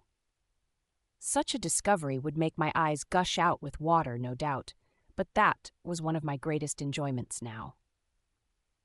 At length I descried, high up between the twisted roots of an oak, 3 lovely primroses, peeping so sweetly from their hiding place that the tears already started at the sight. But they grew so high above me that I tried in vain to gather 1 or 2, to dream over and to carry with me. I could not reach them unless I climbed the bank, which I was deterred from doing by hearing a footstep at that moment behind me, and was, therefore, about to turn away, when I was startled by the words, "Allow me to gather them for you, Miss Grey." Spoken in the grave, low tones of a well-known voice. Immediately the flowers were gathered and in my hand. It was Mr. Weston, of course. Who else would trouble himself to do so much for me? I thanked him, whether warmly or coldly I cannot tell, but certain I am that I did not express half the gratitude I felt. It was foolish, perhaps, to feel any gratitude at all, but it seemed to me at that moment as if this were a remarkable instance of his good nature, an act of kindness which I could not repay, but never should forget. So utterly unaccustomed was I to receive such civilities, so little prepared to expect them from anyone within 50 miles of Horton Lodge. Yet this did not prevent me from feeling a little uncomfortable in his presence, and I proceeded to follow my pupils at a much quicker pace than before, though perhaps, if Mr. Weston had taken the hint, and let me pass without another word, I might have repeated it an hour after, but he did not. A somewhat rapid walk for me was but an ordinary pace for him. "Your young ladies have left you alone," said he. "Yes, they are occupied with more agreeable company. Then don't trouble yourself to overtake them." I slackened my pace, but next moment regretted having done so. My companion did not speak, and I had nothing in the world to say, and feared he might be in the same predicament. At length, however, he broke the pause by asking, with a certain quiet abruptness peculiar to himself, if I liked flowers. "Yes, very much," I answered. "Wild flowers especially." "I like wild flowers," said he. "Others I don't care about, because I have no particular associations connected with them except 1 or 2. What are your favorite flowers?" "Primroses, bluebells, and heath blossoms." "Not violets?" "No, because, as you say, I have no particular associations connected with them, for there are no sweet violets among the hills and valleys round my home." "It must be a great consolation to you to have a home, Miss Grey," observed my companion after a short pause. "However remote, or however seldom visited, still it is something to look to." "It is so much that I think I could not live without it," replied I, with an enthusiasm of which I immediately repented, for I thought it must have sounded essentially silly. "Oh, yes, you could," said he, with a thoughtful smile. "The ties that bind us to life are tougher than you imagine, or than anyone can who has not felt how roughly they may be pulled without breaking. You might be miserable without a home, but even you could live, and not so miserably as you suppose. The human heart is like India rubber. A little swells it, but a great deal will not burst it. If little more than nothing will disturb it, little less than all things will suffice to break it. As in the outer members of our frame, there is a vital power inherent in itself that strengthens it against external violence. Every blow that shakes it will serve to harden it against a future stroke, as constant labor thickens the skin of the hand and strengthens its muscles instead of wasting them away, so that a day of arduous toil that might excoriate a lady's palm would make no sensible impression on that of a hardy plowman. I speak from experience, partly my own. There was a time when I thought as you do. At least, I was fully persuaded that home and its affections were the only things that made life tolerable, that, if deprived of these, existence would become a burden hard to be endured. But now I have no home, unless you would dignify my 2 hired rooms at Horton by such a name. And not 12 months ago, I lost the last and dearest of my early friends. And yet, not only I live, but I am not wholly destitute of hope and comfort, even for this life, though I must acknowledge that I can seldom enter even an humble cottage at the close of day, and see its inhabitants peaceably gathered around their cheerful hearth, without a feeling almost of envy at their domestic enjoyment. "You don't know what happiness lies before you yet," said I. "You are now only in the commencement of your journey." "The best of happiness," replied he, "is mine already, the power and the will to be useful." We now approached a stile communicating with a footpath that conducted to a farmhouse, where, I suppose, Mr. Weston purposed to make himself useful, for he presently took leave of me, crossed the stile, and traversed the path with his usual firm, elastic tread, leaving me to ponder his words as I continued my course alone. I had heard before that he had lost his mother not many months before he came. She then was the last and dearest of his early friends, and he had no home. I pitied him from my heart. I almost wept for sympathy, and this, I thought, accounted for the shade of premature thoughtfulness that so frequently clouded his brow, and obtained for him the reputation of a morose and sullen disposition with the charitable Miss Murray and all her kin. But, thought I, he is not so miserable as I should be under such a deprivation. He leads an active life, and a wide field for useful exertion lies before him. He can make friends, and he can make a home too if he pleases, and doubtless he will please some time. God grant the partner of that home may be worthy of his choice, and make it a happy one, such a home as he deserves to have, and how delightful it would be to.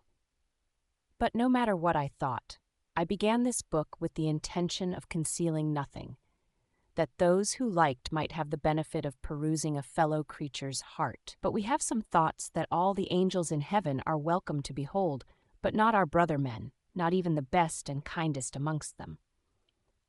By this time the Greens had taken themselves to their own abode, and the Murrays had turned down the private road, whither I hastened to follow them.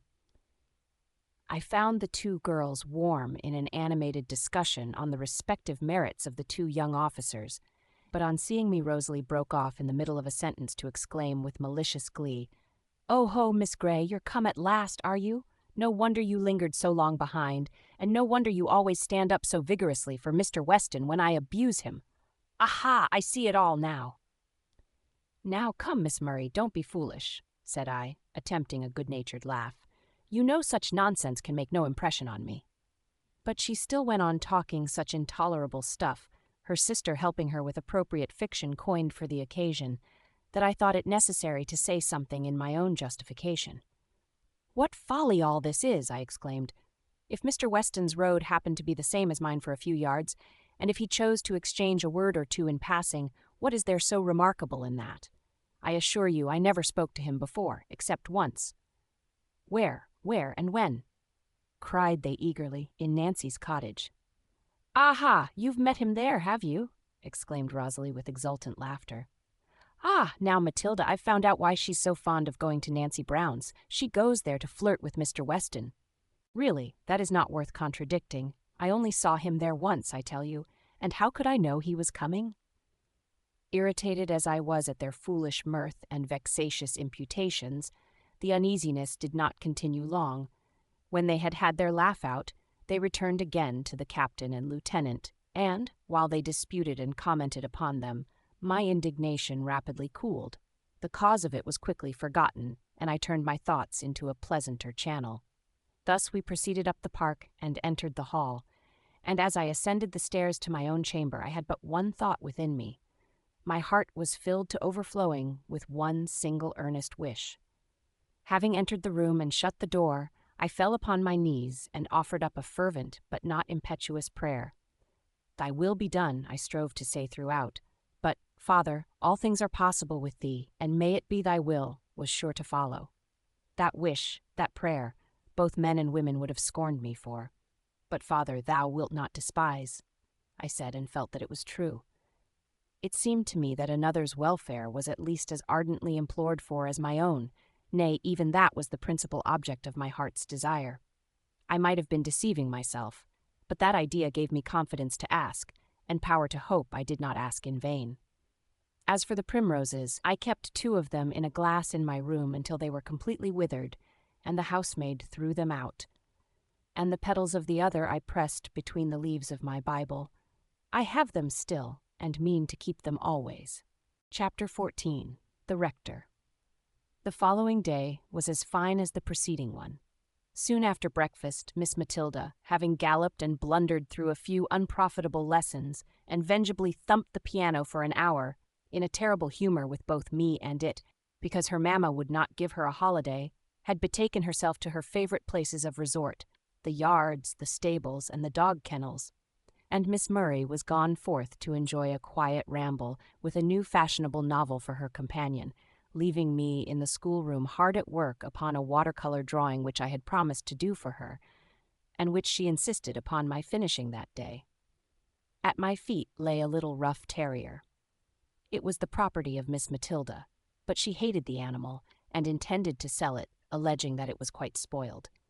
It was really an excellent dog of its kind, but she affirmed it was fit for nothing, and had not even the sense to know its own mistress. The fact was, she had purchased it when but a small puppy, insisting at first that no one should touch it but herself, but soon becoming tired of so helpless and troublesome a nursling, she had gladly yielded to my entreaties to be allowed to take charge of it, and I, by carefully nursing the little creature from infancy to adolescence, of course, had obtained its affections, a reward I should have greatly valued, and looked upon as far outweighing all the trouble I had had with it, had not poor Snap's grateful feelings exposed him to many a harsh word and many a spiteful kick and pinch from his owner, and were he not now in danger of being put away in consequence, or transferred to some rough, stony-hearted master. But how could I help it? I could not make the dog hate me by cruel treatment, and she would not propitiate him by kindness. However, while I thus sat working away with my pencil, Mrs. Murray came, half sailing, half bustling, into the room. "Miss Grey," she began, "dear, how can you sit at your drawing such a day as this?" She thought I was doing it for my own pleasure. "I wonder you don't put on your bonnet and go out with the young ladies." "I think, ma'am, Miss Murray is reading, and Miss Matilda is amusing herself with her dogs." "If you would try to amuse Miss Matilda yourself a little more, I think she would not be driven to seek amusement in the companionship of dogs and horses and grooms so much as she is, and if you would be a little more cheerful and conversable with Miss Murray, she would not so often go wandering in the fields with a book in her hand. However, I don't want to vex you," added she, seeing, I suppose, that my cheeks burned and my hand trembled with some unamiable emotion. "Do, pray, try not to be so touchy. There's no speaking to you else. And tell me if you know where Rosalie is gone, and why she likes to be so much alone. She says she likes to be alone when she has a new book to read." "But why can't she read it in the park or the garden? Why should she go into the fields and lanes? And how is it that Mr. Hatfield so often finds her out?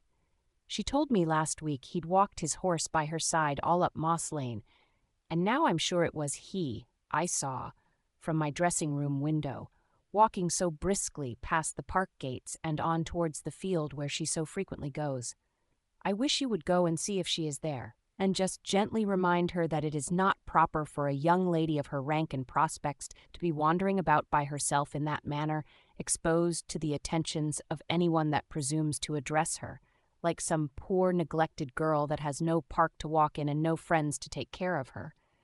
And tell her that her papa would be extremely angry if he knew of her treating Mr. Hatfield in the familiar manner that I fear she does. And, oh, if any governess had but half a mother's watchfulness, half a mother's anxious care, I should be saved this trouble, and you would see at once the necessity of keeping your eye upon her, and making your company agreeable to— Well, go, there's no time to be lost," cried she, seeing that I had put away my drawing materials and was waiting in the doorway for the conclusion of her address. According to her prognostications, I found Miss Murray in her favorite field just without the park, and unfortunately not alone, for the tall, stately figure of Mr. Hatfield was slowly sauntering by her side. Here was a poser for me. It was my duty to interrupt the tête-à-tête, but how was it to be done? Mr. Hatfield could not be driven away by so insignificant person as I, and to go and place myself on the other side of Miss Murray, and intrude my unwelcome presence upon her without noticing her companion, was a piece of rudeness I could not be guilty of. Neither had I the courage to cry aloud from the top of the field that she was wanted elsewhere. So I took the intermediate course of walking slowly but steadily towards them, resolving, if my approach failed to scare away the beau, to pass by and tell Miss Murray her mamma wanted her.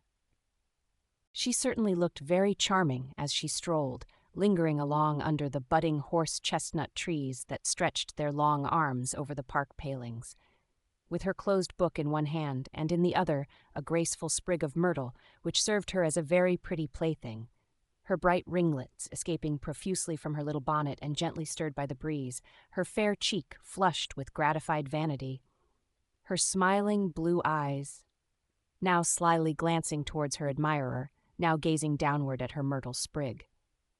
But Snap, running before me, interrupted her in the midst of some half-pert, half-playful repartee by catching hold of her dress and vehemently tugging thereat, till Mr. Hatfield, with his cane, administered a resounding thwack upon the animal's skull, and sent it yelping back to me with a clamorous outcry that afforded the reverend gentleman great amusement.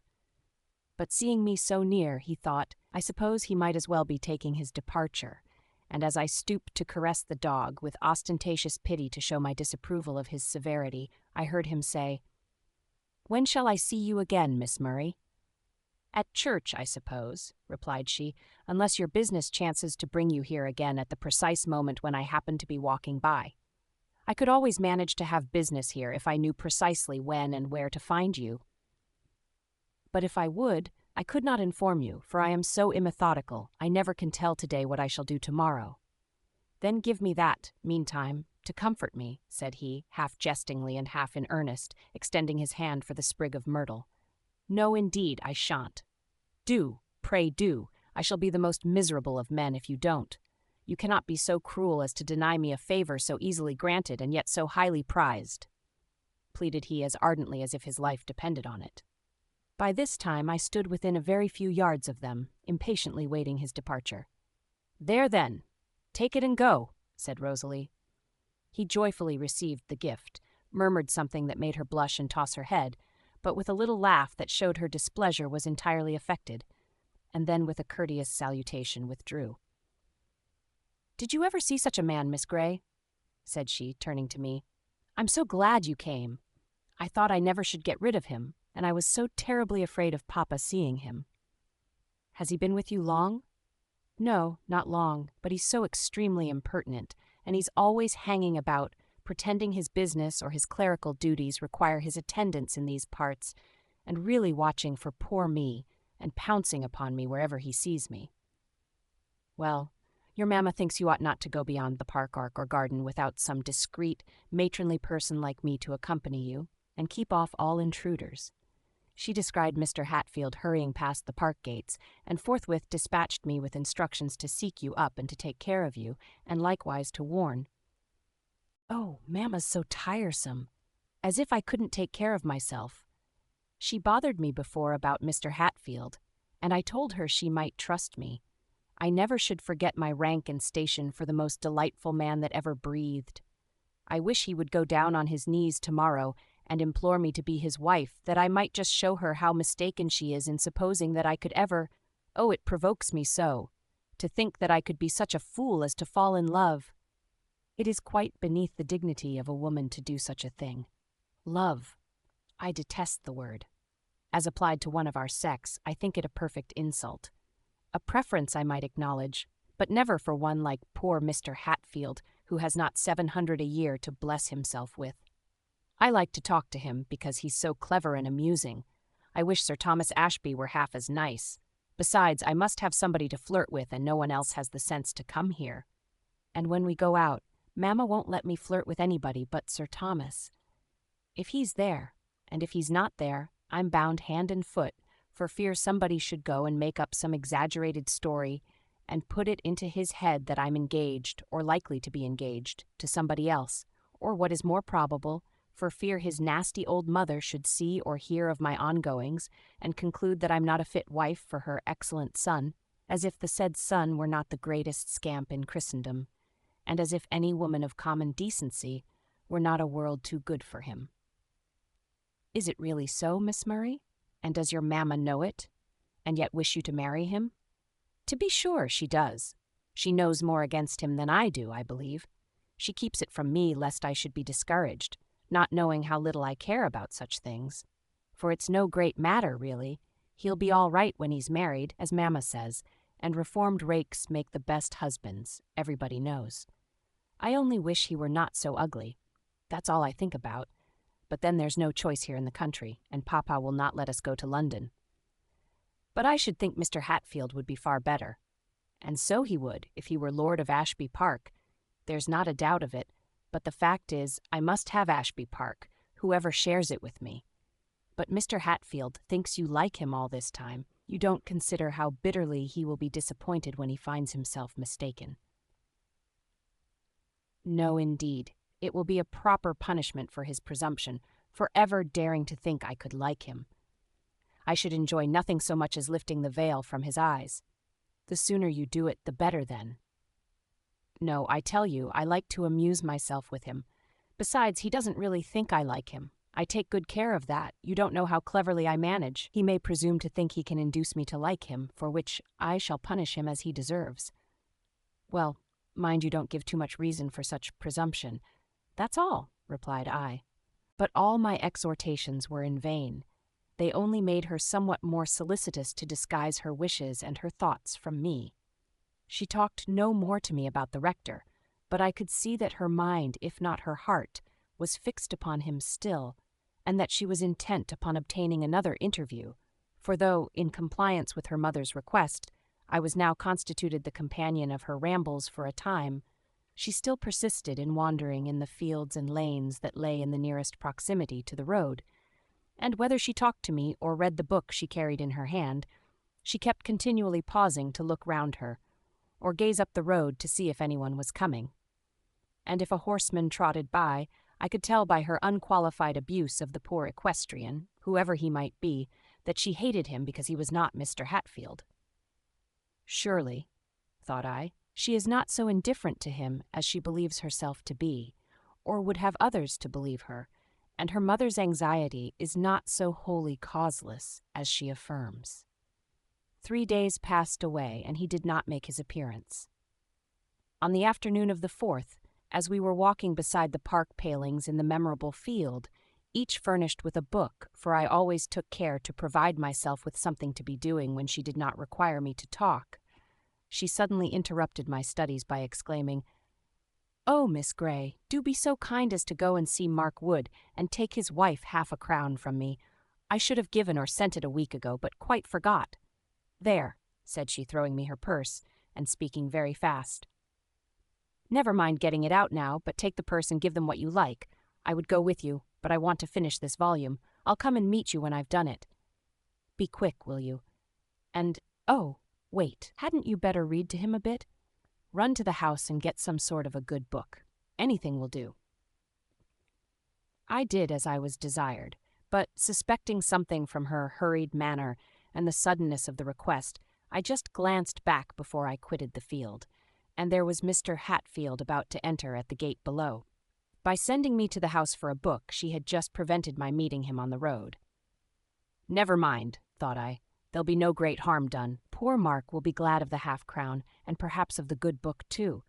And if the rector does steal Miss Rosalie's heart, it will only humble her pride a little, and if they do get married at last, it will only save her from a worse fate, and she will be quite a good enough partner for him, and he for her." Mark Wood was the consumptive laborer whom I mentioned before. He was now rapidly wearing away. Miss Murray, by her liberality, obtained literally the blessing of him that was ready to perish. For though the 1/2 crown could be of very little service to him, he was glad of it for the sake of his wife and children, so soon to be widowed and fatherless. After I had sat a few minutes, and read a little for the comfort and edification of himself and his afflicted wife, I left them, but I had not proceeded 50 yards before I encountered Mr. Weston, apparently on his way to the same abode. He greeted me in his usual quiet, unaffected way, stopped to inquire about the condition of the sick man and his family, and with a sort of unconscious, brotherly disregard to ceremony, took from my hand the book out of which I had been reading, turned over its pages, made a few brief but very sensible remarks, and restored it, then told me about some poor sufferer he had just been visiting, talked a little about Nancy Brown, made a few observations upon my little rough friend the terrier, that was frisking at his feet, and finally upon the beauty of the weather, and departed. I have omitted to give a detail of his words from a notion that they would not interest the reader as they did me, and not because I have forgotten them. No, I remember them well, for I thought them over and over again in the course of that day and many succeeding ones, I know not how often, and recalled every intonation of his deep, clear voice, every flash of his quick, brown eye, and every gleam of his pleasant but too transient smile. Such a confession will look very absurd, I fear. But no matter, I have written it, and they that read it will not know the writer. While I was walking along, happy within, and pleased with all around, Miss Murray came hastening to meet me, her buoyant step, flushed cheek, and radiant smiles showing that she too was happy in her own way. Running up to me, she put her arm through mine, and without waiting to recover breath, began, "Now, Miss Grey, think yourself highly honored, for I'm come to tell you my news before I've breathed a word of it to anyone else." "Well, what is it?" "Oh, such news! In the first place, you must know that Mr. Ray Hatfield came upon me just after you were gone. I was in such a way for fear Papa or Mamma should see him, but you know I couldn't call you back again, and so, oh dear, I can't tell you all about it now, for there's Matilda I see in the park, and I must go and open my budget to her. But however, Hatfield was most uncommonly audacious, unspeakably complimentary, and unprecedentedly tender. Tried to be so, at least. He didn't succeed very well in that, because it's not his vein. I'll tell you all he said another time. But what did you say? I'm more interested in that. I'll tell you that, too, at some future period.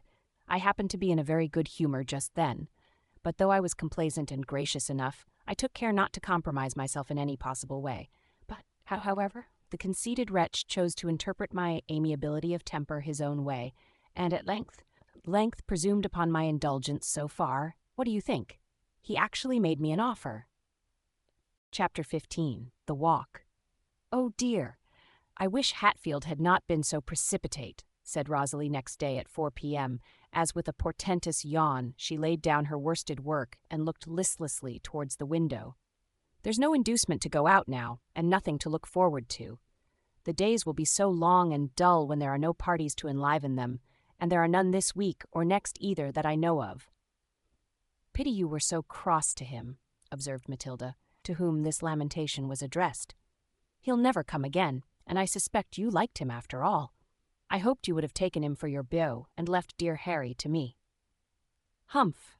My beau must be an Adonis indeed, Matilda, the admired of all beholders if I am to be contented with him alone. I'm sorry to lose Hatfield, I confess, but the first decent man or number of men that come to supply his place will be more than welcome. It's Sunday tomorrow. I do wonder how he'll look, and whether he'll be able to go through the service. Most likely he'll pretend he's got a cold and make Mr. Weston do it all." "Not he!" exclaimed Matilda somewhat contemptuously. "Fool as he is, he's not so soft as that comes to." Her sister was slightly offended, but the event proved Matilda was right. The disappointed lover performed his pastoral duties as usual. Rosalie, indeed, affirmed he looked very pale and dejected. He might be a little paler, but the difference, if any, was scarcely perceptible.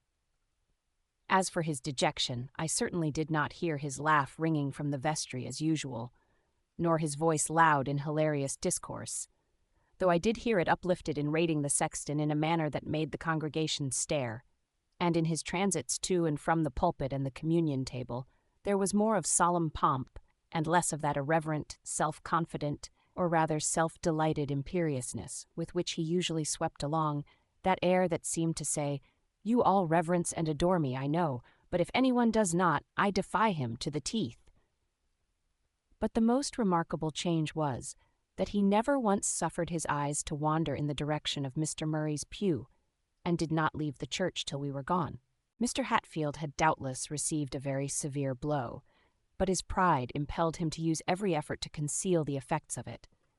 He had been disappointed in his certain hope of obtaining not only a beautiful and, to him, highly attractive wife, but one whose rank and fortune might give brilliance to far inferior charms. He was likewise, no doubt, intensely mortified by his repulse, and deeply offended at the conduct of Miss Murray throughout. It would have given him no little consolation to have known how disappointed she was, to find him apparently so little moved, and to see that he was able to refrain from casting a single glance at her throughout both services, though, she declared, it showed he was thinking of her all the time, or his eyes would have fallen upon her, if it were only by chance. But if they had so chanced to fall, she would have affirmed it was because they could not resist the attraction. It might have pleased him, too, in some degree, to have seen how dull and dissatisfied she was throughout that week, the greater part of it, at least, for lack of her usual source of excitement, and how often she regretted having used him up so soon, like a child that, having devoured its plum cake too hastily, sits sucking its fingers and vainly lamenting its greediness. At length I was called upon, one fine morning, to accompany her in a walk to the village. Ostensibly, she went to get some shades of Berlin wool at a tolerably respectable shop that was chiefly supported by the ladies of the vicinity. Really, I trust there is no breach of charity in supposing that she went with the idea of meeting either with the rector himself or some other admirer by the way, for as we went along she kept wondering what Hatfield would do or say if we met him, etc. As we passed Mr. Green's park gates, she wondered whether he was at home. Great stupid blockhead. As Lady Meltham's carriage passed us, she wondered what Mr. Harry was doing this fine day, and then began to abuse his elder brother for being such a fool as to get married and go and live in London. "Why," said I thought you wanted to live in London yourself." "Yes, because it's so dull here, but then he makes it still duller by taking himself off, and if he were not married, I might have him instead of that odious Sir Thomas." Then, observing the prints of a horse's feet on the somewhat miry road, she wondered whether it was a gentleman's horse, and finally concluded it was, for the impressions were too small to have been made by a great, clumsy cart-horse. And then she wondered who the rider could be, and whether we should meet him coming back, for she was sure he had only passed that morning. And lastly, when we entered the village and saw only a few of its humble inhabitants moving about, she wondered why the stupid people couldn't keep in their houses. She was sure she didn't want to see their ugly faces and dirty, vulgar clothes. It wasn't for that she came to Horton. Amid all this, I confess, I wondered too, in secret, whether we should meet or catch a glimpse of somebody else. And as we passed his lodgings, I even went so far as to wonder whether he was at the window. On entering the shop, Miss Murray desired me to stand in the doorway while she transacted her business and tell her if anyone passed. But alas, there was no one visible besides the villagers, except Jane and Susan Green coming down the single street, apparently returning from a walk. "Stupid things," muttered she, as she came out after having concluded her bargain. "Why couldn't they have their dolt of a brother with them? Even he would be better than nothing." She greeted them, however, with a cheerful smile and protestations of pleasure at the happy meeting equal to their own. They placed themselves one on each side of her, and all three walked away chatting and laughing as young ladies do when they get together, if they be but on tolerably intimate terms. But I, feeling myself to be one too many, left them to their merriment and lagged behind, as usual on such occasions. I had no relish for walking beside Miss Green or Miss Susan like one deaf and dumb, who could neither speak nor be spoken to. But this time I was not long alone.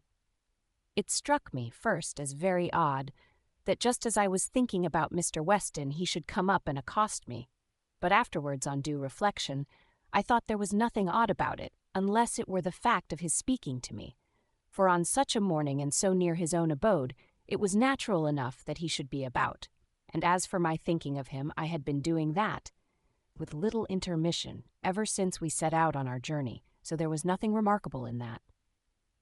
"You are alone again, Miss Grey," said he. "Yes." "What kind of people are those ladies?" "The Misses Green." I really don't know. That's strange, when you live so near and see them so often. Well, I suppose they are lively, good-tempered girls, but I imagine you must know them better than I do yourself, for I never exchanged a word with either of them. Indeed, they don't strike me as being particularly reserved.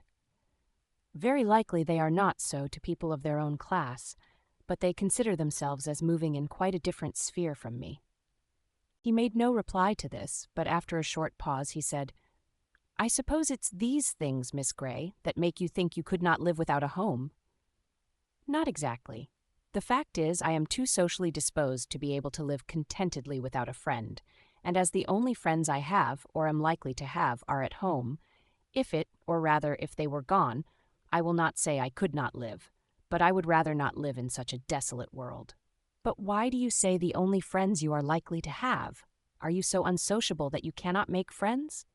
No, but I never made one yet, and in my present position there is no possibility of doing so, or even of forming a common acquaintance.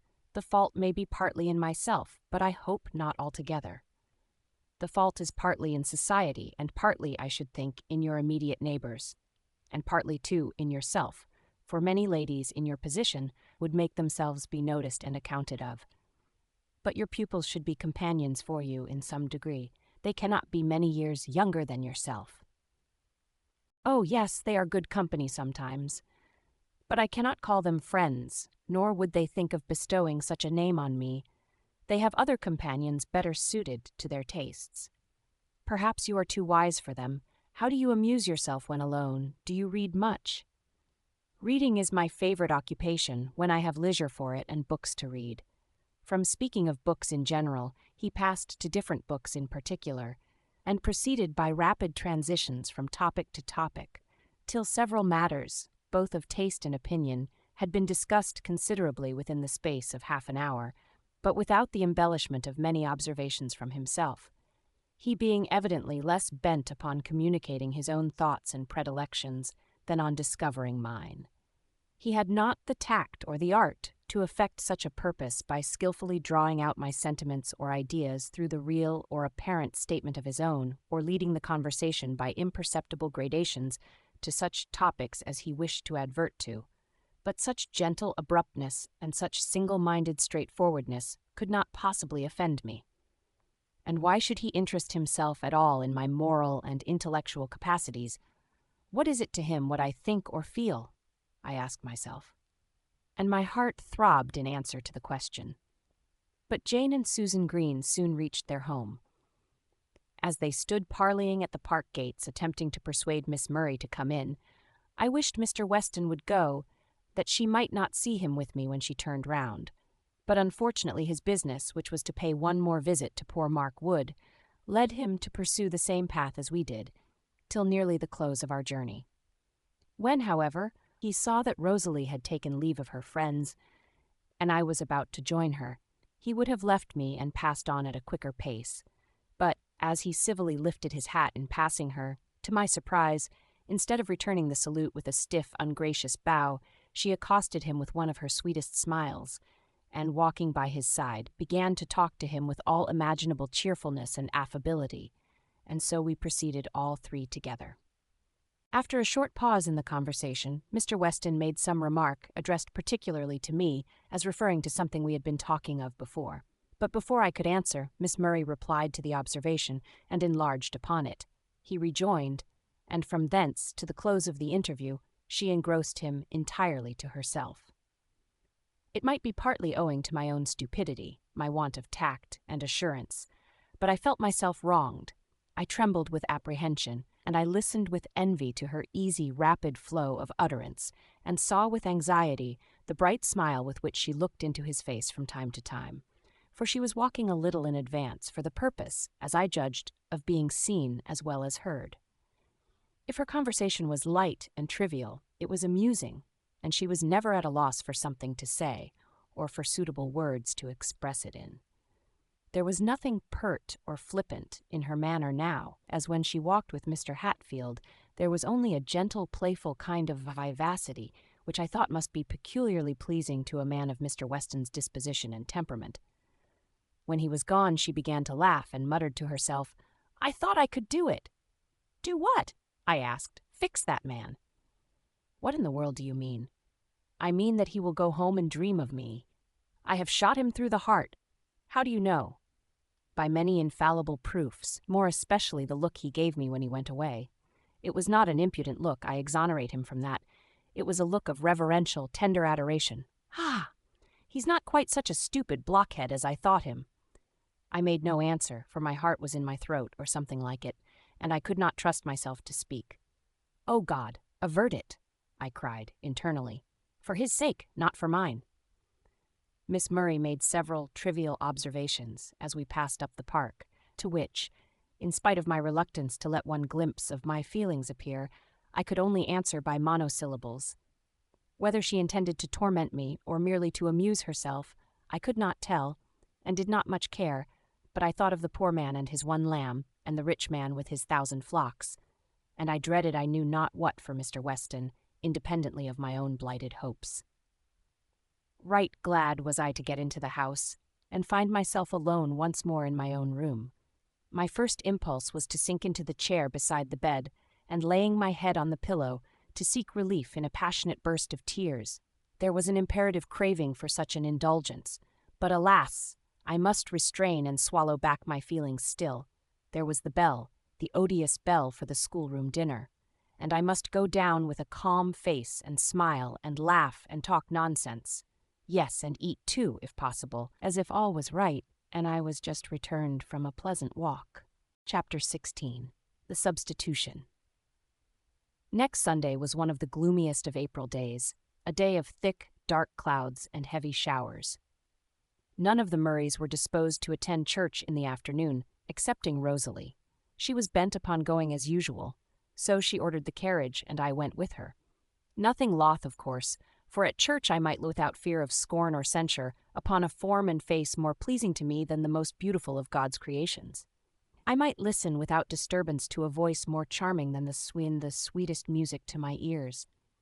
I might seem to hold communion with that soul in which I felt so deeply interested, and imbibe its purest thoughts and holiest aspirations, with no alloy to such felicity except the secret reproaches of my conscience, which would too often whisper that I was deceiving my own self, and mocking God with the service of a heart more bent upon the creature than the Creator. Sometimes such thoughts would give me trouble enough, but sometimes I could quiet them with thinking, it is not the man, it is his goodness that I love. Whatsoever things are pure, whatsoever things are lovely, whatsoever things are honest and of good report, think on these things.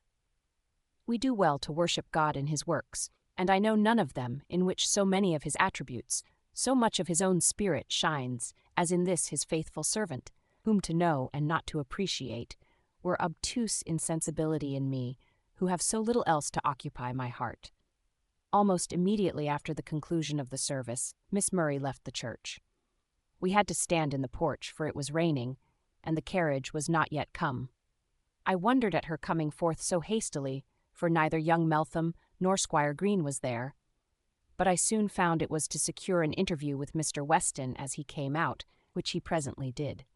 Having saluted us both, he would have passed on, but she detained him, first with observations upon the disagreeable weather, and then with asking if he would be so kind as to come some time tomorrow to see the granddaughter of the old woman who kept the porter's lodge, for the girl was ill of a fever, and wished to see him. He promised to do so. "And at what time will you be most likely to come, Mr. Weston? The old woman will like to know when to expect you. You know such people think more about having their cottages in order when decent people come to see them than we are apt to suppose." Here was a wonderful instance of consideration from the thoughtless Miss Murray. Mr. Weston named an hour in the morning at which he would endeavor to be there.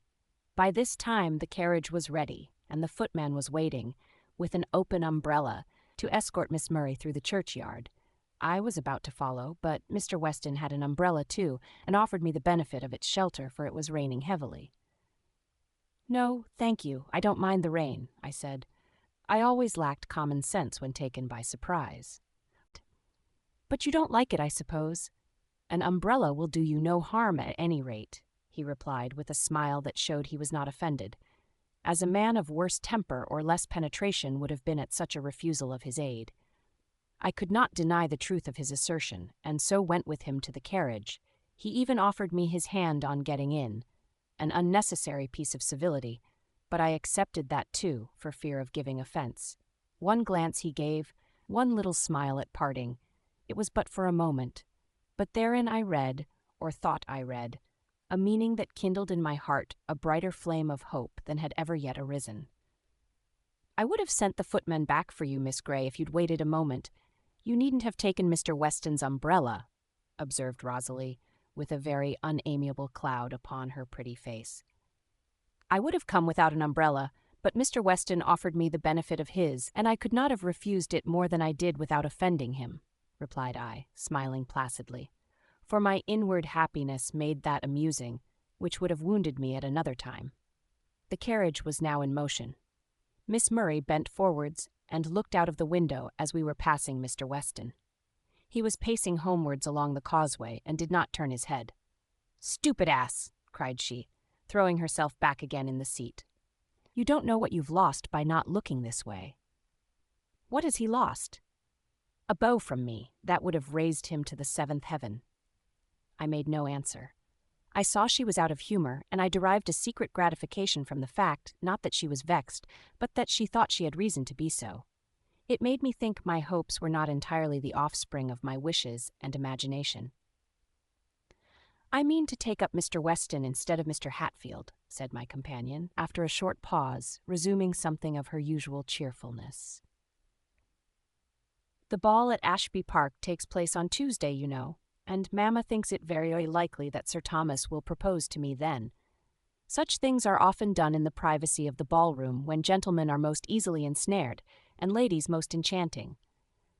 But if I am to be married so soon, I must make the best of the present time. I am determined Hatfield shall not be the only man who shall lay his heart at my feet and implore me to accept the worthless gift in vain."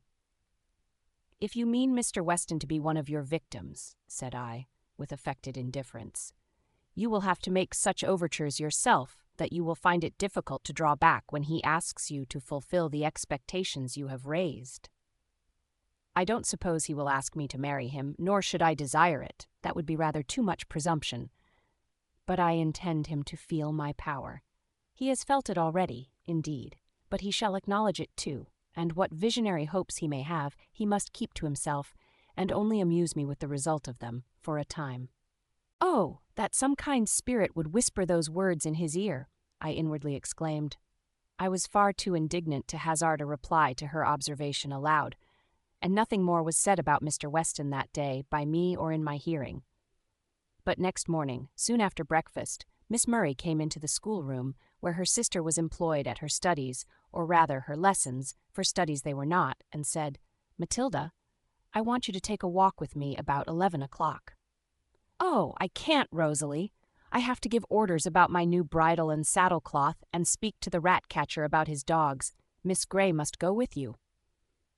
"No, I want you," said Rosalie, and calling her sister to the window, she whispered an explanation in her ear, upon which the latter consented to go. I remembered that 11 was the hour at which Mr. Weston proposed to come to the porter's lodge, and remembering that, I beheld the whole contrivance. Accordingly, at dinner, I was entertained with a long account of how Mr. Weston had overtaken them as they were walking along the road, and how they had had a long walk and talk with him, and really found him quite an agreeable companion, and how he must have been, and evidently was, delighted with them and their amazing condescension, etc. Chapter 17. Confessions. As I am in the way of confessions, I may as well acknowledge that, about this time, I paid more attention to dress than ever I had done before. This is not saying much, for hitherto I had been a little neglectful in that particular. But now, also, it was no uncommon thing to spend as much as 2 minutes in the contemplation of my own image in the glass, though I never could derive any consolation from such a study. I could discover no beauty in those marked features, that pale hollow cheek, and ordinary dark brown hair. There might be intellect in the forehead, there might be expression in the dark gray eyes, but what of that? A low Grecian brow, and large black eyes devoid of sentiment would be esteemed far preferable. It is foolish to wish for beauty, Sensible people never either desire it for themselves or care about it in others. If the mind be but well cultivated, and the heart well disposed, no one ever cares for the exterior. So said the teachers of our childhood, and so say we to the children of the present day. All very judicious and proper, no doubt, but are such assertions supported by actual experience? We are naturally disposed to love what gives us pleasure, and what more pleasing than a beautiful face, when we know no harm of the possessor at least. A little girl loves her bird. Why? Because it lives and feels, because it is helpless and harmless. A toad likewise lives and feels, and is equally helpless and harmless.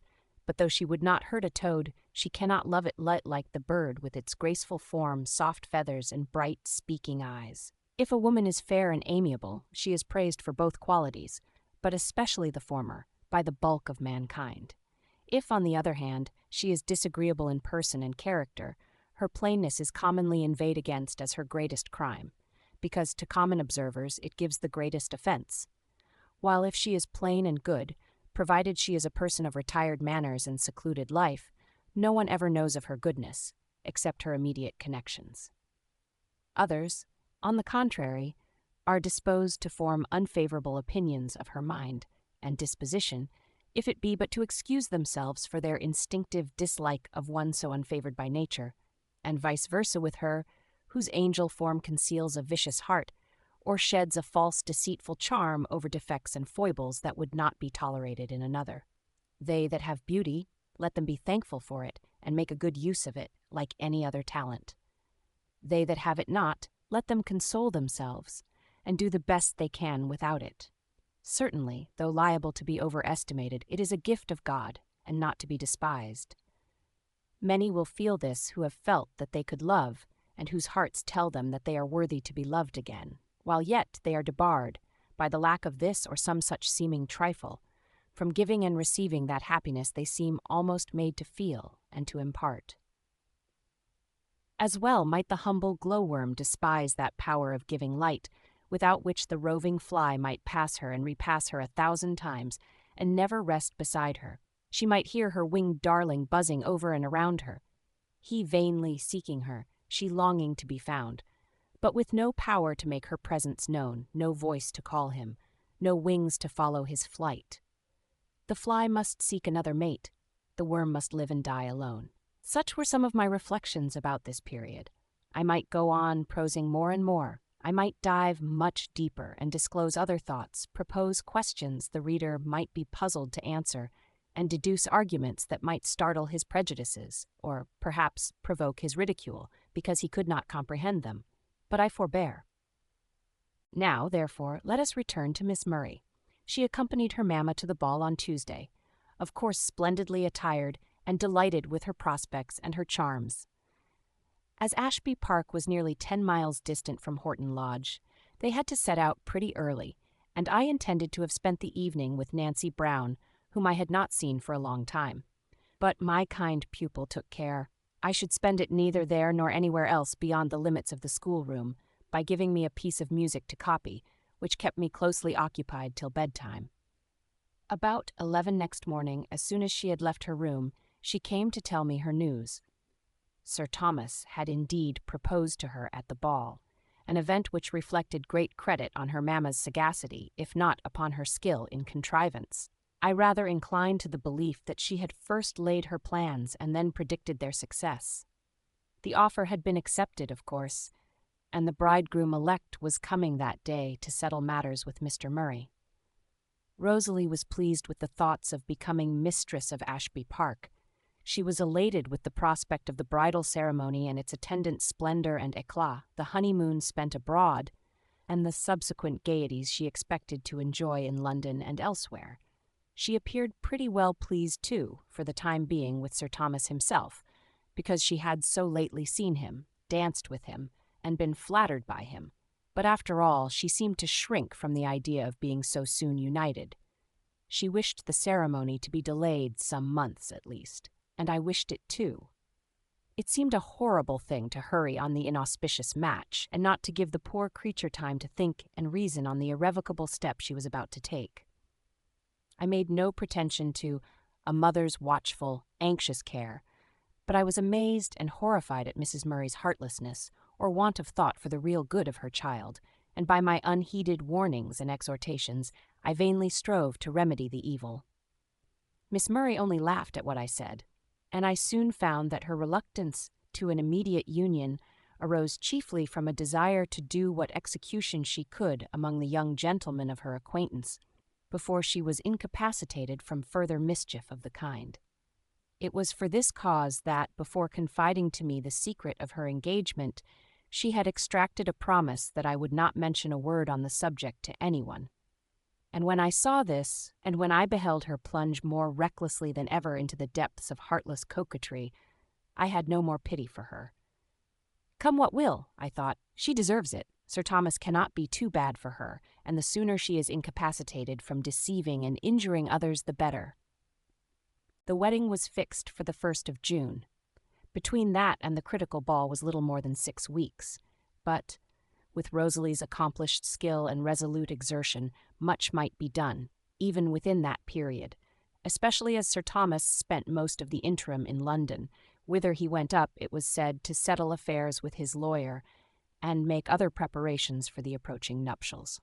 He endeavoured to supply the want of his presence by a pretty constant fire of billets doux, but these did not attract the neighbours' attention and open their eyes as personal visits would have done, and old Lady Ashby's haughty, sour spirit of reserve withheld her from spreading the news, while her indifferent health prevented her coming to visit her future daughter-in-law, so that altogether this affair was kept far closer than such things usually are. Rosalie would sometimes show her lover's epistles to me, to convince me what a kind, devoted husband he would make. She showed me the letters of another individual, too, the unfortunate Mr. Green, who had not the courage, or, as she expressed it, the spunk, to plead his cause in person, but whom one denial would not satisfy. He must write again and again. He would not have done so if he could have seen the grimaces his fair idol made over his moving appeals to her feelings, and heard her scornful laughter and the opprobrious epithets she heaped upon him for his perseverance. "Why don't you tell him at once that you are engaged?" I asked. "Oh, I don't want him to know that," replied she. "If he knew it, his sisters and everybody would know it, and then there would be an end of my ahem. And besides, if I told him that, he would think my engagement was the only obstacle, and that I would have him if I were free, which I could not bear that any man should think, and he, of all others, at least. Besides, I don't care for his letters," she added contemptuously. "He may write as often as he pleases, and look as great a calf as he likes when I meet him. It only amuses me." Meantime, young Meltham was pretty frequent in his visits to the house or transits past it, and, judging by Matilda's execrations and reproaches, her sister paid more attention to him than civility required. In other words, she carried on as animated a flirtation as the presence of her parents would admit. She made some attempts to bring Mr. Hatfield once more to her feet, but finding them unsuccessful, she repaid his haughty indifference with still loftier scorn, and spoke of him with as much disdain and detestation as she had formerly done of his curate. But amid all this, she never for a moment lost sight of Mr. Weston. She embraced every opportunity of meeting him, tried every art to fascinate him, and pursued him with as much perseverance as if she really loved him and no other, and the happiness of her life depended upon eliciting a return of affection. Such conduct was completely beyond my comprehension. Had I seen it depicted in a novel, I should have thought it unnatural. Had I heard it described by others, I should have deemed it a mistake or an exaggeration. But when I saw it with my own eyes and suffered from it too, I could only conclude that excessive vanity, like drunkenness, hardens the heart, enslaves the faculties, and perverts the feelings, and that dogs are not the only creatures which, when gorged to the throat, will yet gloat over what they cannot devour, and grudge the smallest morsel to a starving brother. She now became extremely beneficent to the poor cottagers. Her acquaintance among them was more widely extended. Her visits to their humble dwellings were more frequent and excursive than they had ever been before. Hereby she earned among them the reputation of a condescending and very charitable young lady, and their encomiums were sure to be repeated to Mr. Weston, whom also she had thus a daily chance of meeting in one or other of their abodes, or in her transits to and fro, and often, likewise, she could gather, through their gossip, to what places he was likely to go at such and such a time, whether to baptize a child or to visit the aged, the sick, the sad, or the dying, and most skillfully she laid her plans accordingly. In these excursions she would sometimes go with her sister, whom by some means she had persuaded or bribed to enter into her schemes, sometimes alone, never now with me, so that I was debarred the pleasure of seeing Mr. Weston or hearing his voice even in conversation with another, which would certainly have been a very great pleasure, however hurtful or however fraught with pain. I could not even see him at church, for Miss Murray, under some trivial pretext, chose to take possession of that corner in the family pew which had been mine ever since I came, and, unless I had the presumption to station myself between Mr. and Mrs. Murray, I must sit with my back to the pulpit, which I accordingly did. Now also, I never walked home with my pupils. They said their mamma thought it did not look well to see 3 people out of the family walking, and only 2 going in the carriage, and, as they greatly preferred walking in fine weather, I should be honored by going with the seniors. And besides, said they, you can't walk as fast as we do. You know you're always lagging behind.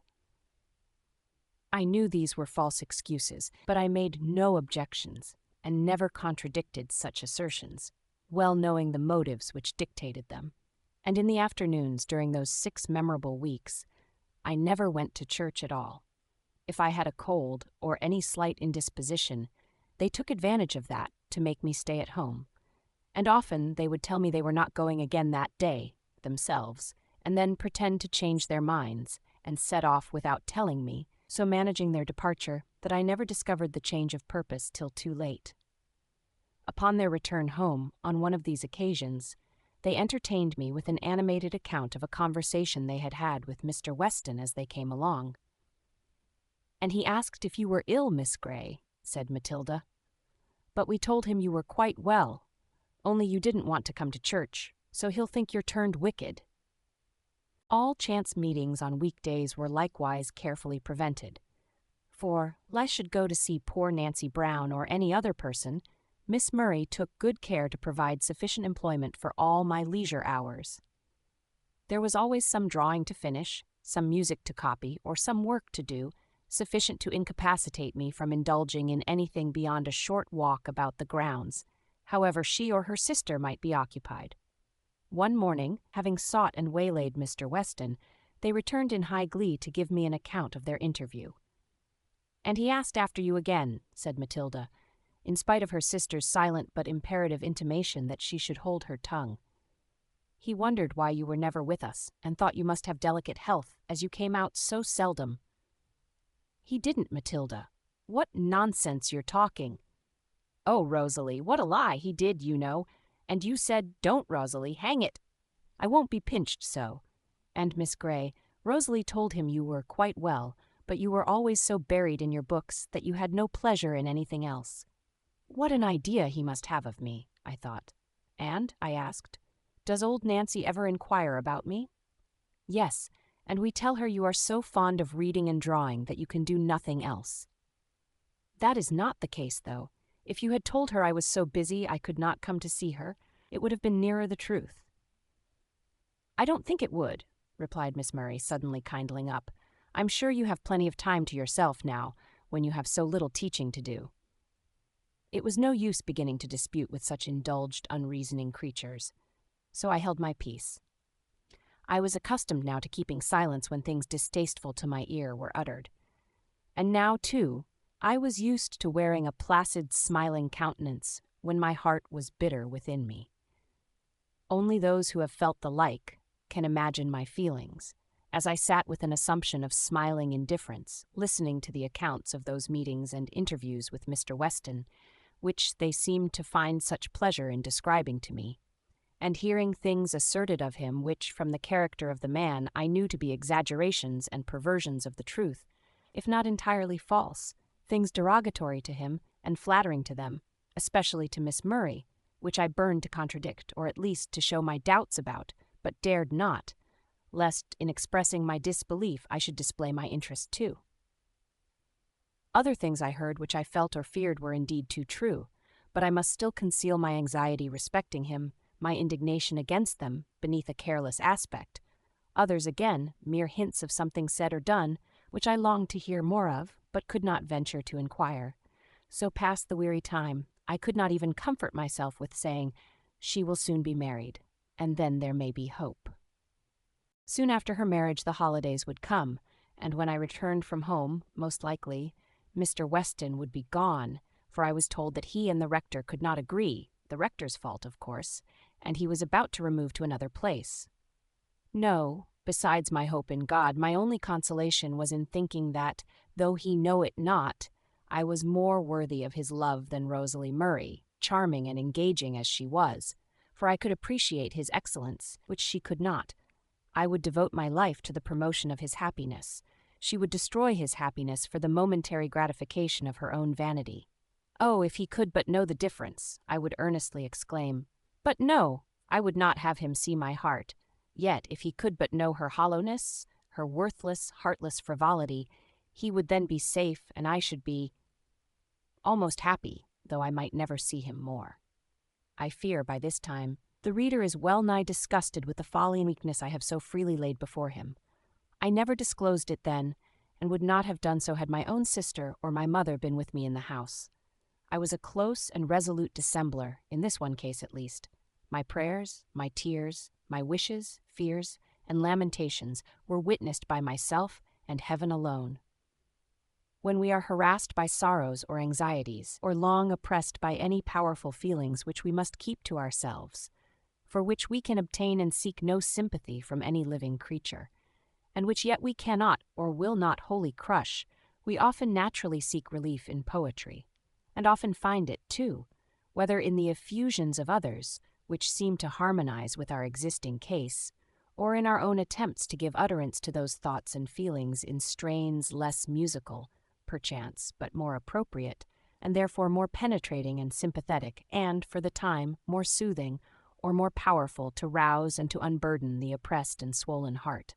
Before this time, at Wellwood House and here, when suffering from homesick melancholy, I had sought relief twice or thrice at this secret source of consolation, and now I flew to it again with greater avidity than ever, because I seemed to need it more. I still preserve those relics of past sufferings and experience, like pillars of witness set up in traveling through the vale of life, to mark particular occurrences.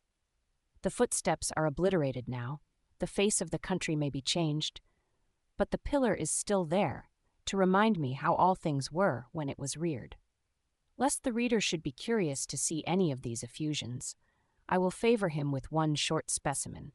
Cold and languid as the lines may seem, it was almost a passion of grief to which they owed their being. Oh, they have robbed me of the hope my spirit held so dear.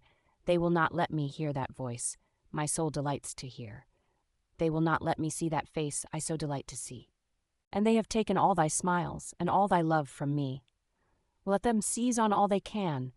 One treasure still is mine, a heart that loves to think on thee and feels the worth of thine. Yes, at least, they could not deprive me of that. I could think of him day and night, and I could feel that he was worthy to be thought of. Nobody knew him as I did, nobody could appreciate him as I did, nobody could love him as I could if I might, but there was the evil. What business had I to think so much of one that never thought of me? Was it not foolish? Was it not wrong? Yet if I found such deep delight in thinking of him, and if I kept those thoughts to myself and troubled no one else with them, where was the harm of it? I would ask myself. And such reasoning prevented me from making any sufficient effort to shake off my fetters. But if those thoughts brought delight, it was a painful, troubled pleasure, too near akin to anguish, and one that did me more injury than I was aware of. It was an indulgence that a person of more wisdom or more experience would doubtless have denied herself. And yet how dreary to turn my eyes from the contemplation of that bright object and force them to dwell on the dull, gray, desolate prospect around the joyless, hopeless, solitary path that lay before me. It was wrong to be so joyless, so desponding. I should have made God my friend, and to do his will the pleasure and the business of my life, but faith was weak and passion was too strong. in this time of trouble I had two other causes of affliction. The first may seem a trifle, but it cost me many a tear. Snap, my little dumb, rough-visaged but bright-eyed, warm-hearted companion, the only thing I had to love me, was taken away and delivered over to the tender mercies of the village rat-catcher, a man notorious for his brutal treatment of his canine slaves. The other was serious enough. My letters from home gave intimation that my father's health was worse. No boding fears were expressed, but I was grown timid and despondent, and could not help fearing that some dreadful calamity awaited us there.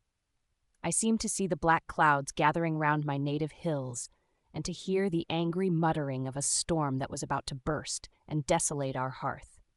Chapter 18. Mirth and Mourning.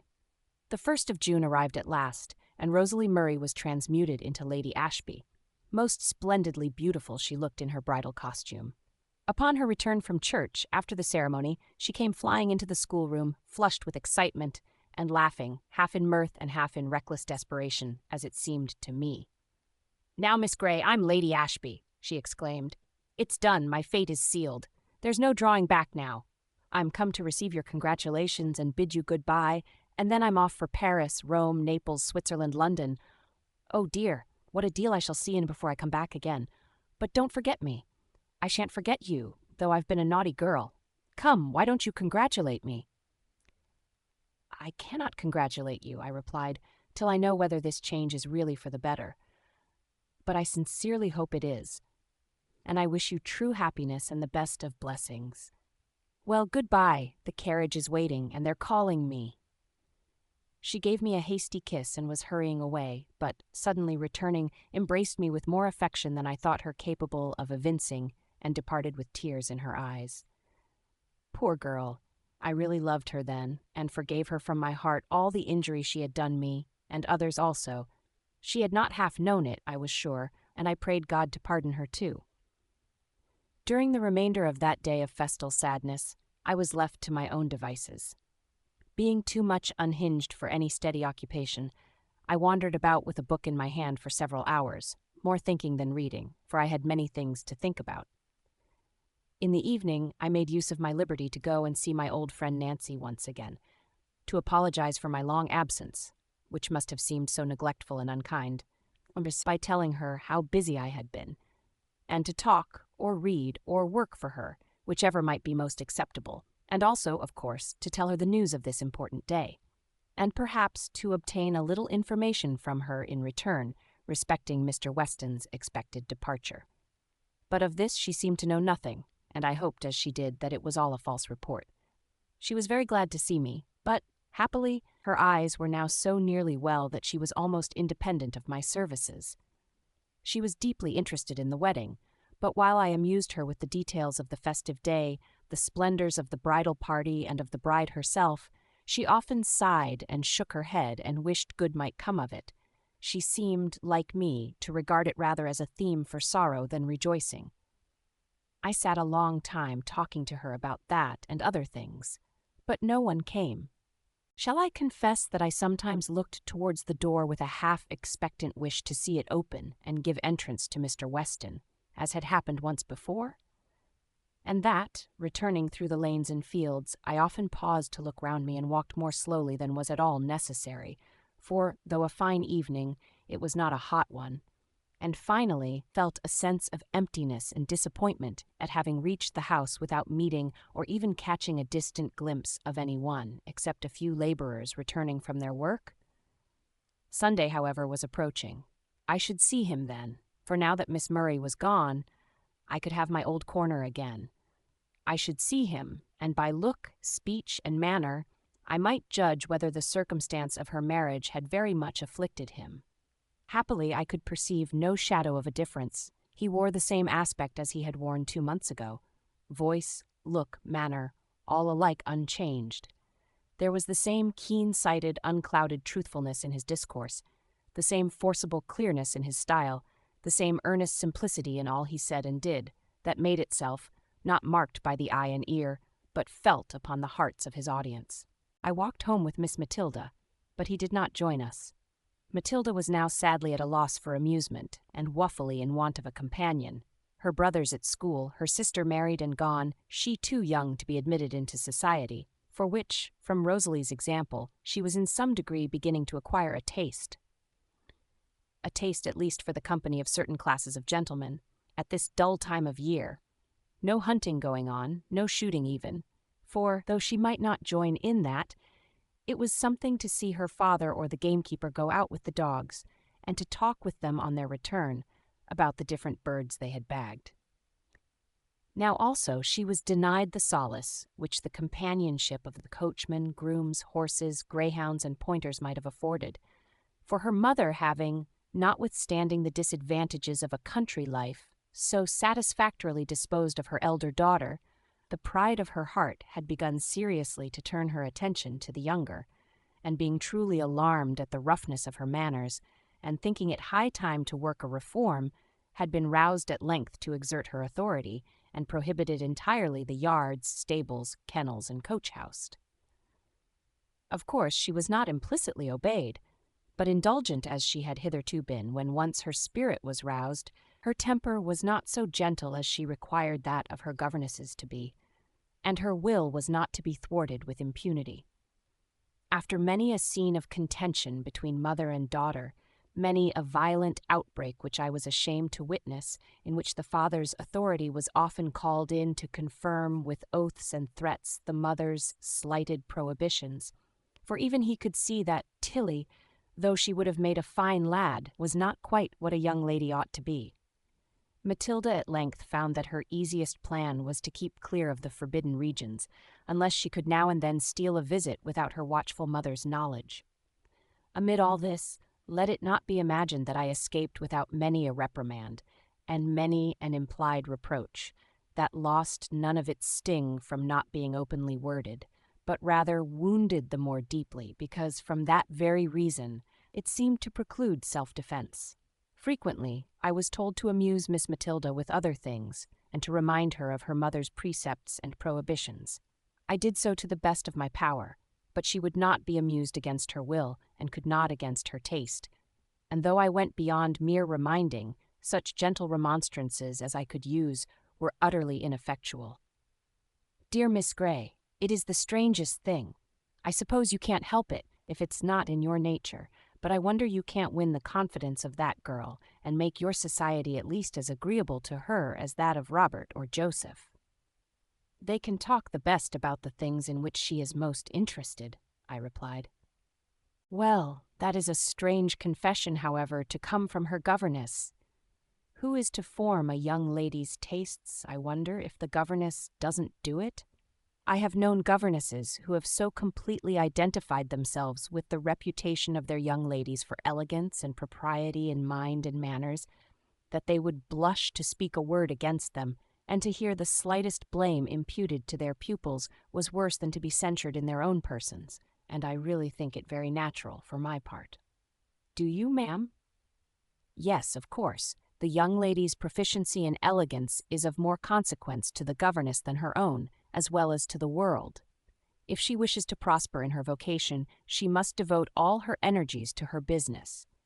All her ideas and all her ambition will tend to the accomplishment of that one object. When we wish to decide upon the merits of a governess, we naturally look at the young ladies she professes to have educated, and judge accordingly. The judicious governess knows this.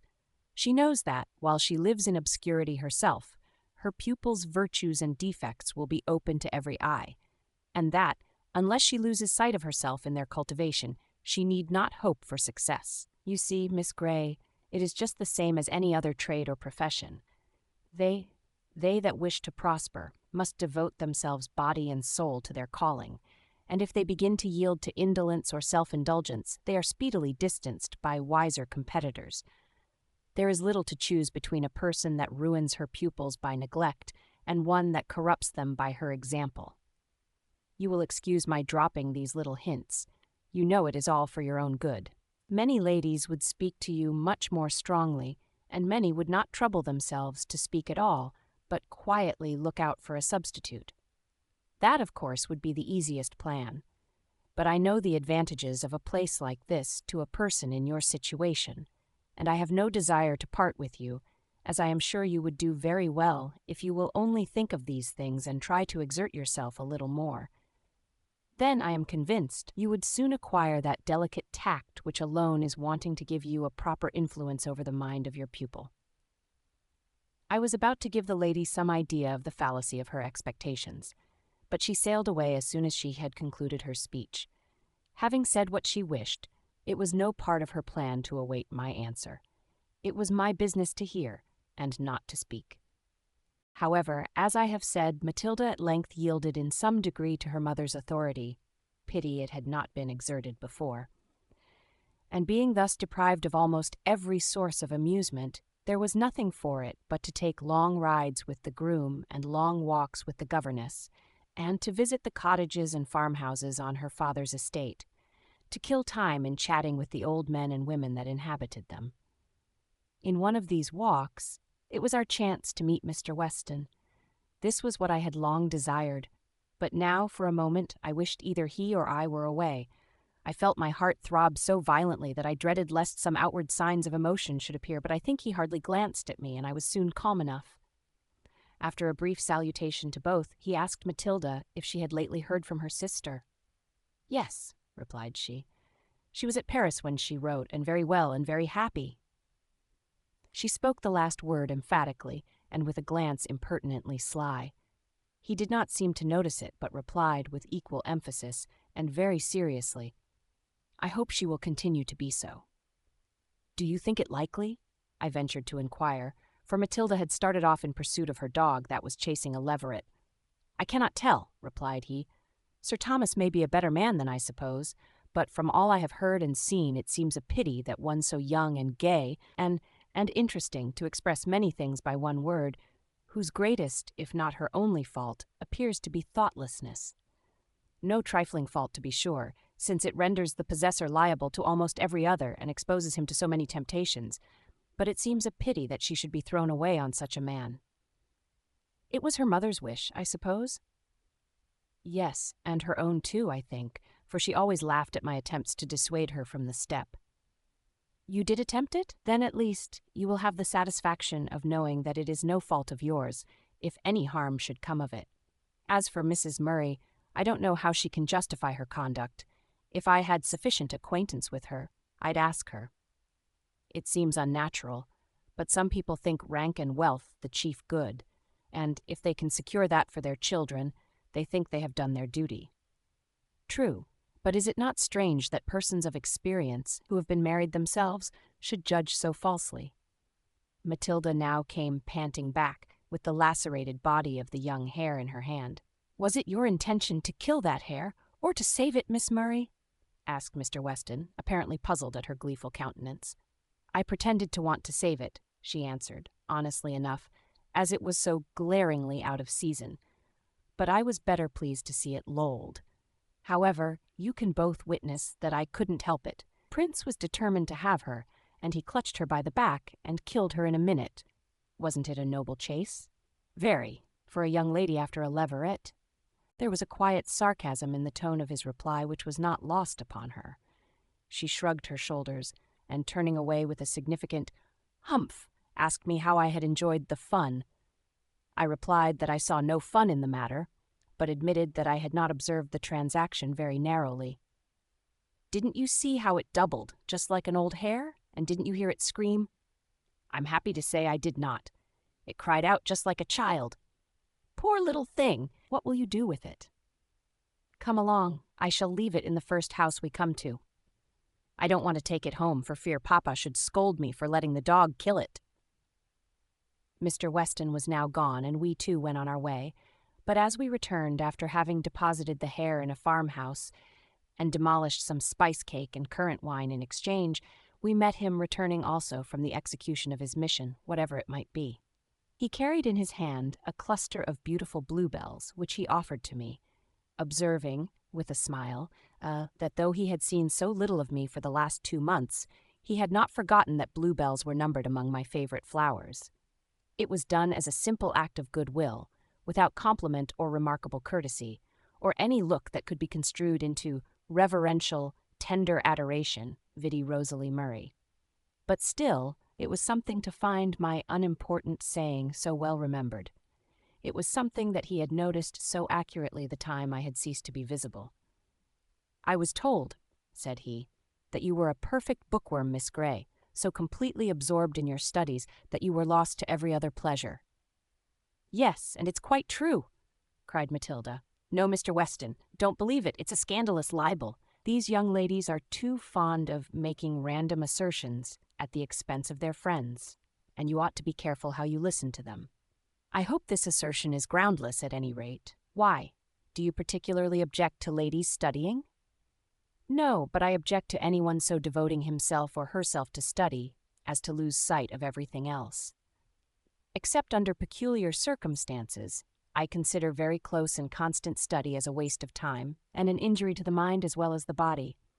Well, I have neither the time nor the inclination for such transgressions." We parted again. Well, what is there remarkable in all this? Why have I recorded it? Because, reader, it was important enough to give me a cheerful evening, a night of pleasing dreams, and a morning of felicitous hopes. Shallow-brained cheerfulness, foolish dreams, unfounded hopes, you would say, and I will not venture to deny it. Suspicions to that effect arose too frequently in my own mind.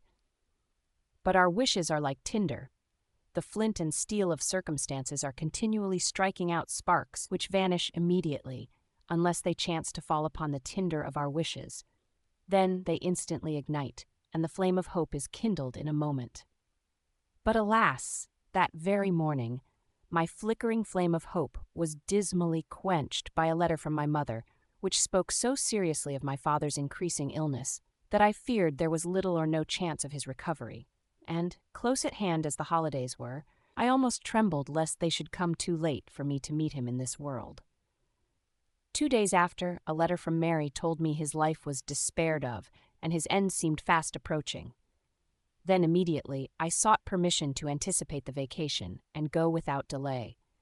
Mrs. Murray stared and wondered at the unwonted energy and boldness with which I urged the request, and thought there was no occasion to hurry, but finally gave me leave, stating, however, that there was no need to be in such agitation about the matter. It might prove a false alarm after all, and if not, why, it was only in the common course of nature. We must all die some time, and I was not to suppose myself the only afflicted person in the world, and concluding with saying I might have the phaeton to take me to O. And instead of repining, Miss Grey, be thankful for the privileges you enjoy. There's many a poor clergyman whose family would be plunged into ruin by the event of his death. But you see, have influential friends ready to continue their patronage and to show you every consideration. I thanked her for her consideration and flew to my room to make some hurried preparations for my departure. My bonnet and shawl being on, and a few things hastily crammed into my largest trunk, I descended. But I might have done the work more leisurely, for no one else was in a hurry, and I had still a considerable time to wait for the phaeton. At length it came to the door, and I was off. But oh, what a dreary journey was that! How utterly different from my former passages homewards! Being too late for the last coach I had to hire a cab for 10 miles, and then a car to take me over the rugged hills. It was 10:30 before I reached home. They were not in bed. My mother and sister both met me in the passage, sad, silent, pale. I was so much shocked and terror-stricken that I could not speak, to ask the information I so much longed yet dreaded to obtain. "Agnes," said my mother, struggling to repress some strong emotion. "Oh, Agnes," cried Mary and burst into tears. "How is he?" I asked, gasping for the answer. "Dead." It was the reply I had anticipated, but the shock seemed none the less tremendous. Chapter 19. The Letter. My father's mortal remains had been consigned to the tomb, and we, with sad faces and somber garments, sat lingering over the frugal breakfast table, revolving plans for our future life. My mother's strong mind had not given way beneath even this affliction. Her spirit, though crushed, was not broken. Mary's wish was that I should go back to Horton Lodge, and that our mother should come and live with her and Mr. Richardson at the vicarage.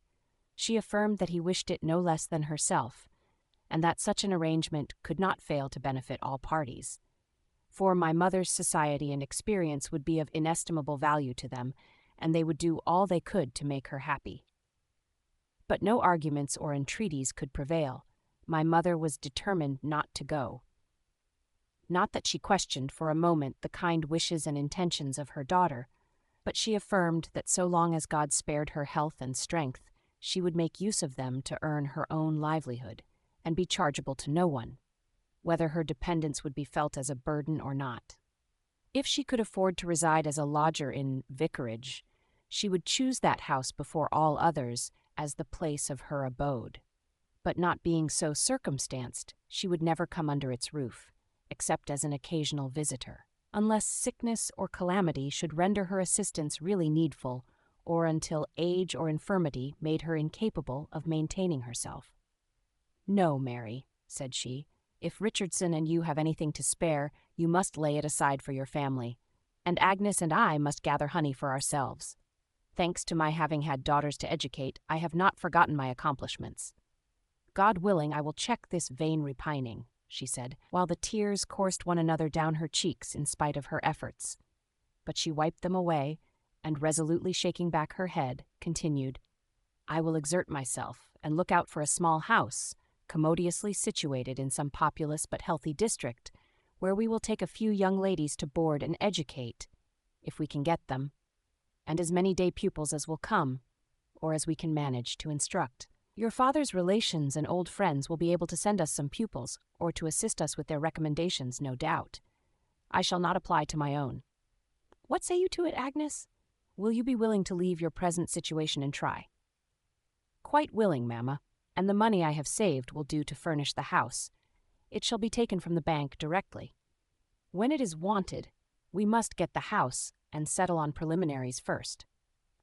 Mary offered to lend the little she possessed, but my mother declined it, saying that we must begin on an economical plan, and she hoped that the whole or part of mine, added to what we could get by the sale of the furniture, and what little our dear papa had contrived to lay aside for her, since the debts were paid, would be sufficient to last us till Christmas, when it was hoped something would accrue from our united labors. It was finally settled that this should be our plan, and that inquiries and preparations should immediately be set on foot, and while my mother busied herself with these, I should return to Horton Lodge at the close of my 4 weeks' vacation and give notice for my final departure when things were in train for the speedy commencement of our school.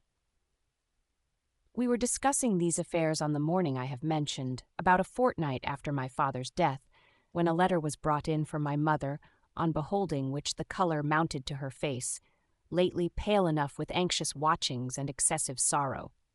"From my father," murmured she, as she hastily tore off the cover.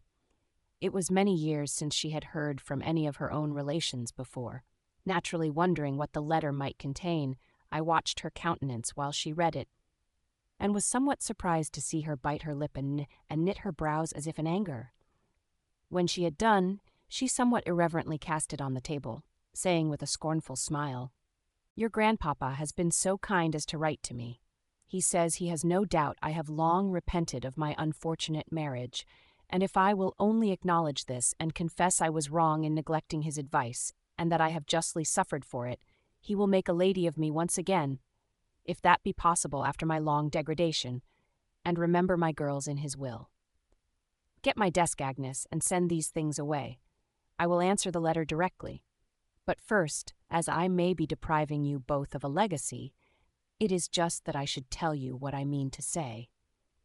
I shall say that he is mistaken in supposing that I can regret the birth of my daughters, who have been the pride of my life, and are likely to be the comfort of my old age, or the 30 years I have passed in the company of my best and dearest friend.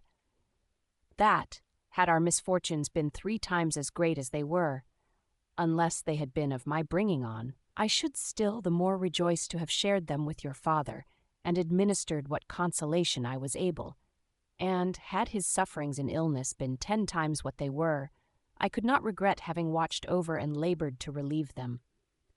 That, if he had married a richer wife, misfortunes and trials would no doubt have come upon him still, while I am egotist enough to imagine that no other woman could have cheered him through them so well. Not that I am superior to the rest, but I was made for him and he for me, and I can no more repent the hours, days, years of happiness we have spent together, and which neither could have had without the other, than I can the privilege of having been his nurse in sickness, and his comfort in affliction. Will this do, children? Or shall I say we are all very sorry for what has happened during the last 30 years, and my daughters wish they had never been born? But since they have had that misfortune, they will be thankful for any trifle their grandpapa will be kind enough to bestow. Of course, we both applauded our mother's resolution. Mary cleared away the breakfast things. I brought the desk. The letter was quickly written and dispatched, and from that day we heard no more of our grandfather till we saw his death announced in the newspaper a considerable time after. All his worldly possessions, of course, being left to our wealthy unknown cousins. Chapter 20. The Farewell. A house in it, the fashionable watering place, was hired for our seminary, and a promise of 2 or 3 pupils was obtained to commence with.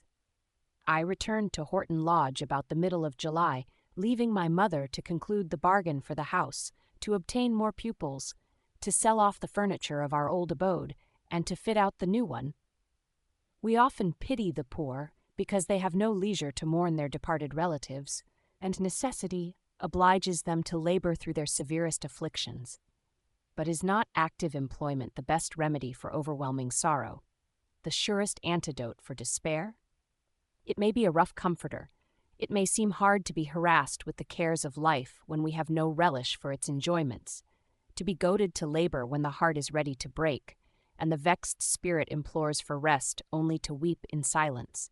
But is not labor better than the rest we covet, and are not those petty, tormenting cares less hurtful than a continual brooding over the great affliction that oppresses us? Besides, we cannot have cares and anxieties and toil without hope, if it be but the hope of fulfilling our joyless task, accomplishing some needful project, or escaping some further annoyance. At any rate, I was glad my mother had so much employment for every faculty of her action-loving frame. Our kind neighbors lamented that she, once so exalted in wealth and station, should be reduced to such extremity in her time of sorrow. But I am persuaded that she would have suffered thrice as much had she been left in affluence, with liberty to remain in that house, the scene of her early happiness and late affliction, and no stern necessity to prevent her from incessantly brooding over and lamenting her bereavement. I will not dilate upon the feelings with which I left the old house, the well-known garden, the little village church, then doubly dear to me, because my father, who, for 30 years, had taught and prayed within its walls, lay slumbering now beneath its flags, and the old bare hills, delightful in their very desolation, with the narrow vales between, smiling in green wood and sparkling water, the house where I was born, the scene of all my early associations, the place where throughout life my earthly affections had been centered, and left them to return no more. True, I was going back to Horton Lodge, where, amid many evils, one source of pleasure yet remained, but it was pleasure mingled with excessive pain, and my stay, alas, was limited to 6 weeks. And even of that precious time, day after day slipped by and I did not see him. Except at church, I never saw him for a fortnight after my return. It seemed a long time to me, and, as I was often out with my rambling pupil, of course hopes would keep rising, and disappointments would ensue. And then I would say to my own heart, here is a convincing proof, if you would but have the sense to see it, or the candor to acknowledge it, that he does not care for you. If he only thought half as much about you as you do about him, he would have contrived to meet you many times ere this. You must know that by consulting your own feelings.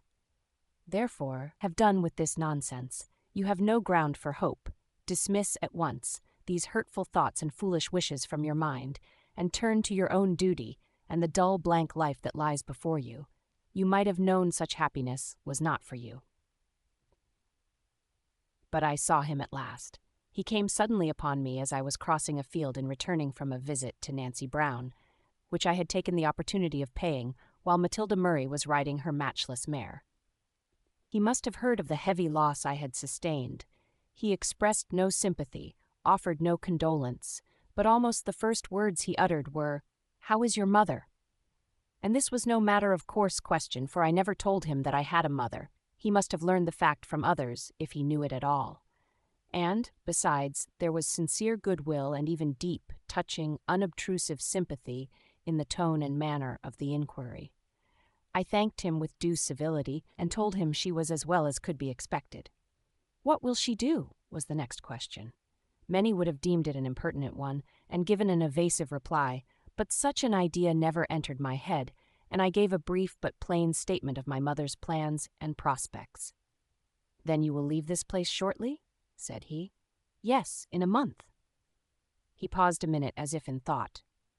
When he spoke again, I hoped it would be to express his concern at my departure, but it was only to say, "I should think you will be willing enough to go?" "Yes, for some things," I replied. "For some things only. I wonder what should make you regret it."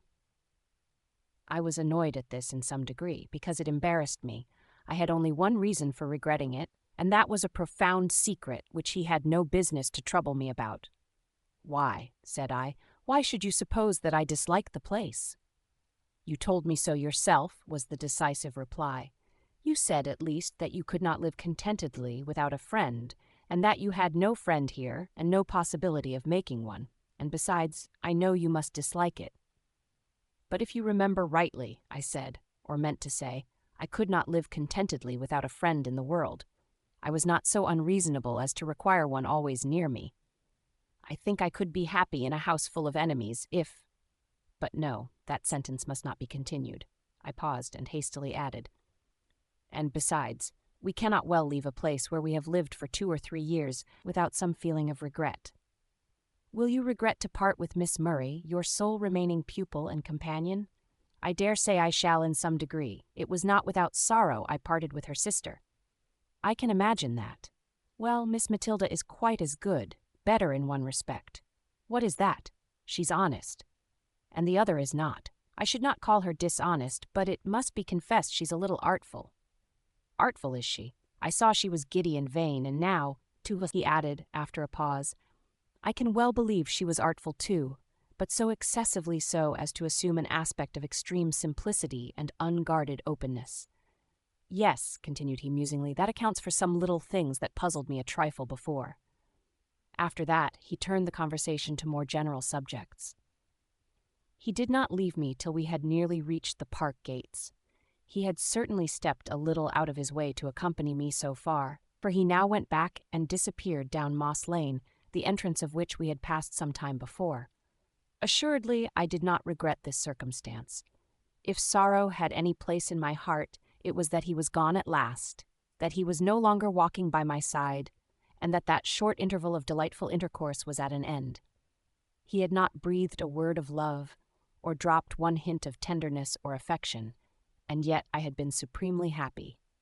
To be near him, to hear him talk as he did talk, and to feel that he thought me worthy to be so spoken to, capable of understanding and duly appreciating such discourse, was enough. Yes, Edward Weston, I could indeed be happy in a house full of enemies if I had but one friend who truly, deeply, and faithfully loved me, and if that friend were you, though we might be far apart, seldom to hear from each other, still more seldom to meet, though toil and trouble and vexation might surround me, still it would be too much happiness for me to dream of.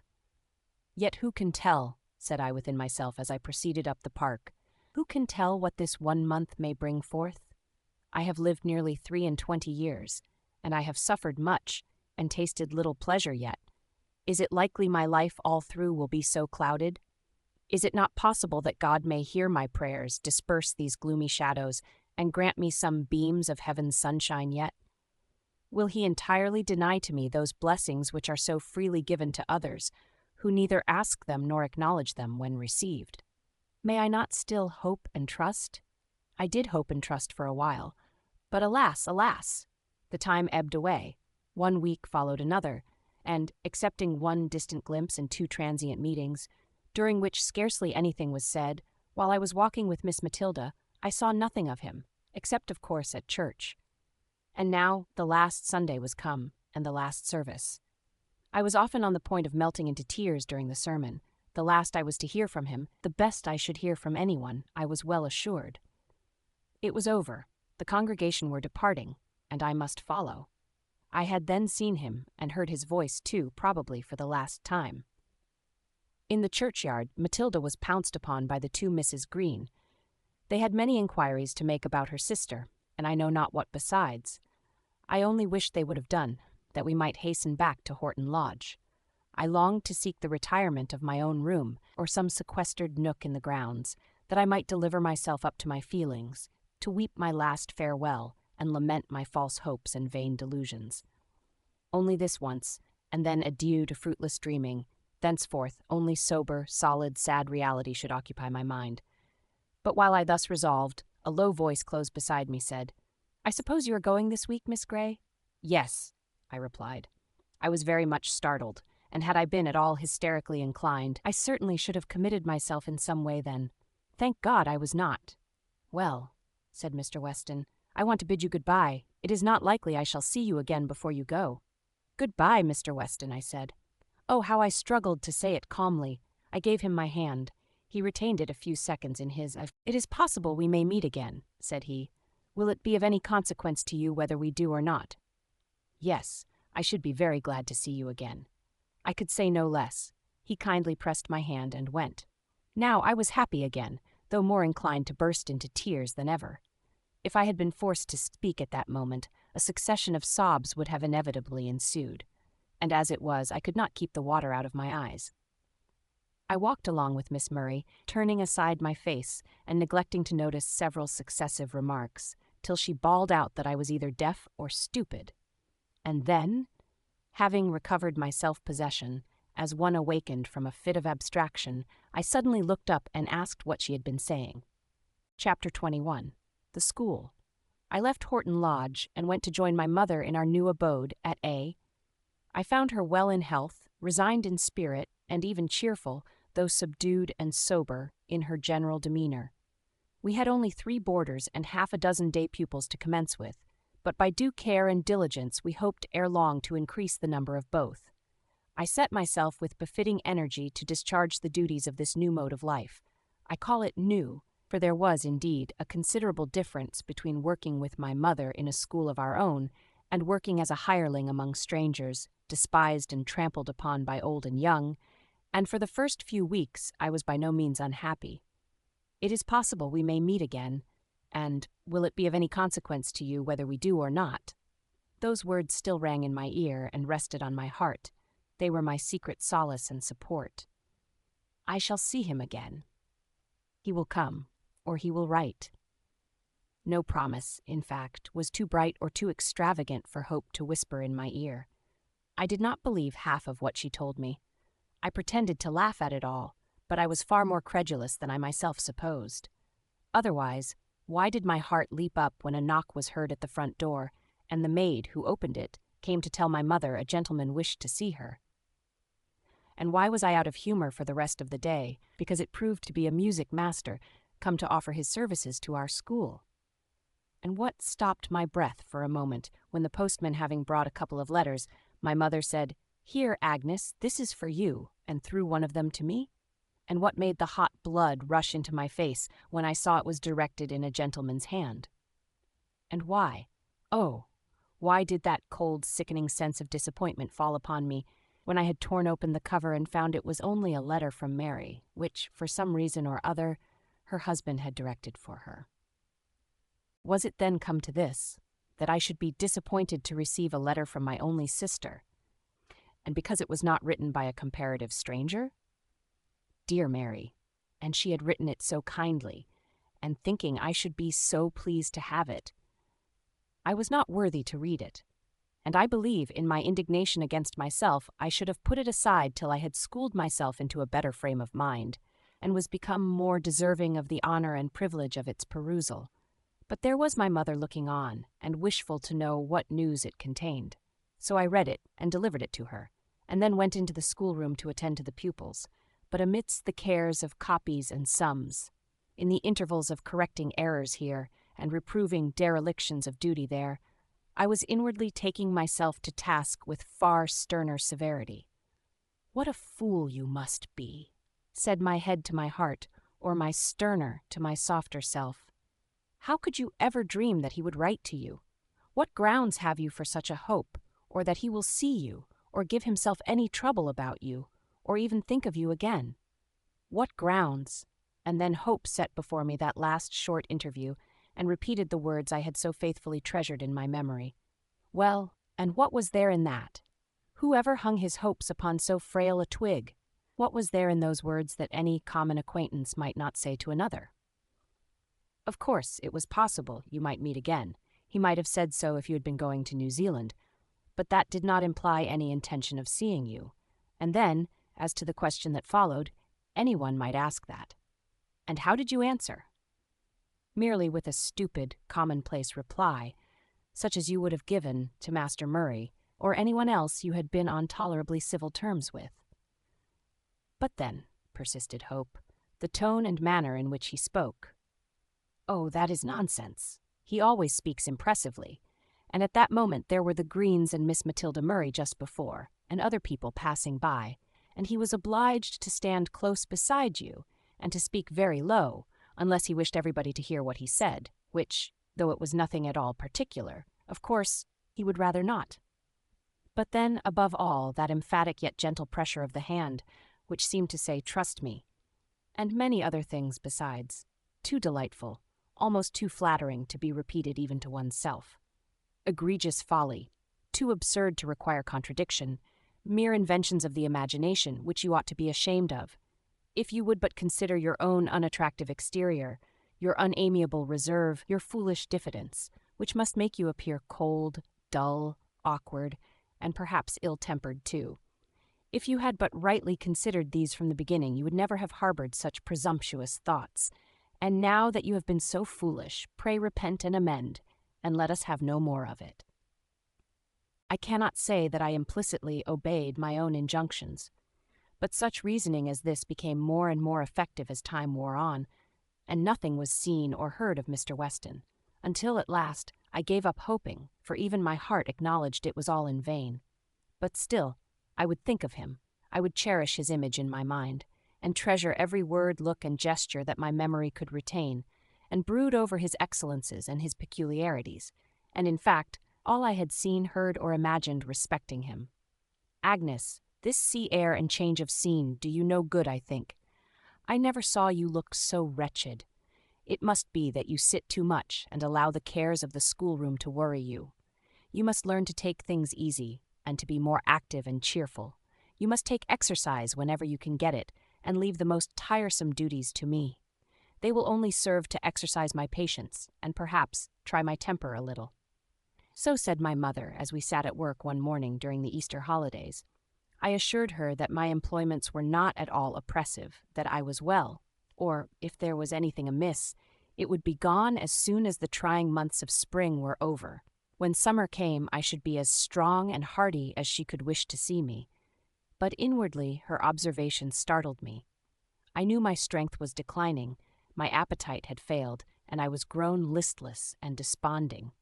And if, indeed, he could never care for me and I could never see him more, if I was forbidden to minister to his happiness, forbidden forever to taste the joys of love, to bless and to be blessed, then life must be a burden, and if my heavenly Father would call me away, I should be glad to rest. But it would not do to die and leave my mother. Selfish, unworthy daughter, to forget her for a moment. Was not her happiness committed in a great measure to my charge? And the welfare of our young pupils, too. Should I shrink from the work that God had set before me, because it was not fitted to my taste? Did not he know best what I should do and where I ought to labor? And should I long to quit his service before I had finished my task, and expect to enter into his rest without having labored to earn it? No, by his help I will arise and address myself diligently to my appointed duty. If happiness in this world is not for me, I will endeavor to promote the welfare of those around me, and my reward shall be hereafter. So said I in my heart, and from that hour I only permitted my thoughts to wander to Edward Weston, or at least to dwell upon him now and then, as a treat for rare occasions, and whether it was really the approach of summer, or the effect of these good resolutions, or the lapse of time, or altogether, tranquillity of mind was soon restored, and bodily health and vigor began likewise slowly but surely to return. Early in June, I received a letter from Lady Ashby, late Miss Murray. She had written to me twice or thrice before from the different stages of her bridal tour, always in good spirits, and professing to be very happy. I wondered every time that she had not forgotten me, in the midst of so much gaiety and variety of scene. At length, however, there was a pause, and it seemed she had forgotten me, for upwards of 7 months passed away, and no letter. Of course, I did not break my heart about that, though I often wondered how she was getting on. And when this last epistle so unexpectedly arrived, I was glad enough to receive it. It was dated from Ashby Park, where she was come to settle down at last, having previously divided her time between the continent and the metropolis. She made many apologies for having neglected me so long, assured me she had not forgotten me, and had often intended to write and secret, but had always been prevented by something. She acknowledged that she had been leading a very dissipated life, and I should think her very wicked and very thoughtless, but notwithstanding that, she thought a great deal, and among other things, that she should vastly like to see me. "We have been several days here already," wrote she. "We have not a single friend with us, and are likely to be very dull. You know, I never had a fancy for living with my husband like two turtles in a nest, were he the most delightful creature that ever wore a coat, so do take pity upon me and come. I suppose your midsummer holidays commence in June, the same as other people's. Therefore you cannot plead want of time, and you must and shall come. In fact, I shall die if you don't. I want you to visit me as a friend and stay a long time. There is nobody with me, as I told you before, but Sir Thomas and old Lady Ashby, but you needn't mind them. They'll trouble us but little with their company. And you shall have a room to yourself whenever you like to retire to it, and plenty of books to read when my company is not sufficiently amusing. I forget whether you like babies. If you do, you may have the pleasure of seeing mine, the most charming child in the world, no doubt, and all the more so that I am not troubled with nursing it. I was determined I wouldn't be bothered with that. Unfortunately, it is a girl, and Sir Thomas has never forgiven me. But, however, if you will only come, I promise you shall be its governess as soon as it can speak, and you shall bring it up in the way it should go, and make a better woman of it than its mamma. And you shall see my poodle, too, a splendid little charmer, imported from Paris, and 2 fine Italian paintings of great value, I forget the artist. Doubtless you will be able to discover prodigious beauties in them, which you must point out to me, as I only admire by hearsay, and many elegant curiosities besides, which I purchased at Rome and elsewhere. And finally, you shall see my new home, the splendid house and grounds I used to covet so greatly. Alas, how far the promise of anticipation exceeds the pleasure of possession. There's a fine sentiment. I assure you I am become quite a grave old matron. Pray come, if it be only to witness the wonderful change. Write by return of post, and tell me when your vacation commences, and say that you will come the day after, and stay till the day before it closes, in mercy to yours affectionately, Rosalie Ashby. I showed this strange epistle to my mother, and consulted her on what I ought to do. She advised me to go, and I went, willing enough to see Lady Ashby and her baby too, and to do anything I could to benefit her, by consolation or advice, for I imagined she must be unhappy, or she would not have applied to me thus. But feeling, as may readily be conceived, that, in accepting the invitation, I made a great sacrifice for her, and did violence to my feelings in many ways, instead of being delighted with the honorable distinction of being entreated by the baronet's lady to visit her as a friend. However, I determined my visit should be only for a few days at most, and I will not deny that I derived some consolation from the idea that, as Ashby Park was not very far from Horton, I might possibly see Mr. Weston, or at least hear something about him. Chapter 22. The Visit. Ashby Park was certainly a very delightful residence. The mansion was stately without, commodious and elegant within. The park was spacious and beautiful, chiefly on account of its magnificent old trees, its stately herds of deer, its broad sheet of water, and the ancient woods that stretched beyond it. For there was no broken ground to give variety to the landscape, and but very little of that undulating swell which adds so greatly to the charm of park scenery. And so this was the place Rosalie Murray had so longed to call her own, that she must have a share of it, on whatever terms it might be offered. whatever price was to be paid for the title of mistress, and whoever was to be her partner in the honor and bliss of such a possession. Well, I am not disposed to censure her now. She received me very kindly, and though I was a poor clergyman's daughter, a governess and a schoolmistress, she welcomed me with unaffected pleasure to her home, and, what surprised me rather, took some pains to make my visit agreeable. I could see, it is true, that she expected me to be greatly struck with the magnificence that surrounded her, and I confess I was rather annoyed at her evident efforts to reassure me and prevent me from being overwhelmed by so much grandeur, too much awed at the idea of encountering her husband and mother-in-law, or too much ashamed of my own humble appearance. I was not ashamed of it at all, for, though plain, I had taken good care not to be shabby or mean, and should have been pretty considerably at my ease if my condescending hostess had not taken such manifest pains to make me so. And as for the magnificence that surrounded her, nothing that met my eyes struck me or affected me half so much as her own altered appearance. Whether from the influence of fashionable dissipation or some other evil, a space of little more than 12 months had had the effect that might be expected from as many years in reducing the plumpness of her form, the freshness of her complexion, the vivacity of her movements, and the exuberance of her spirits. I wished to know if she was unhappy, but I felt it was not my province to inquire. I might endeavor to win her confidence, but if she chose to conceal her matrimonial cares from me, I would trouble her with no obtrusive questions.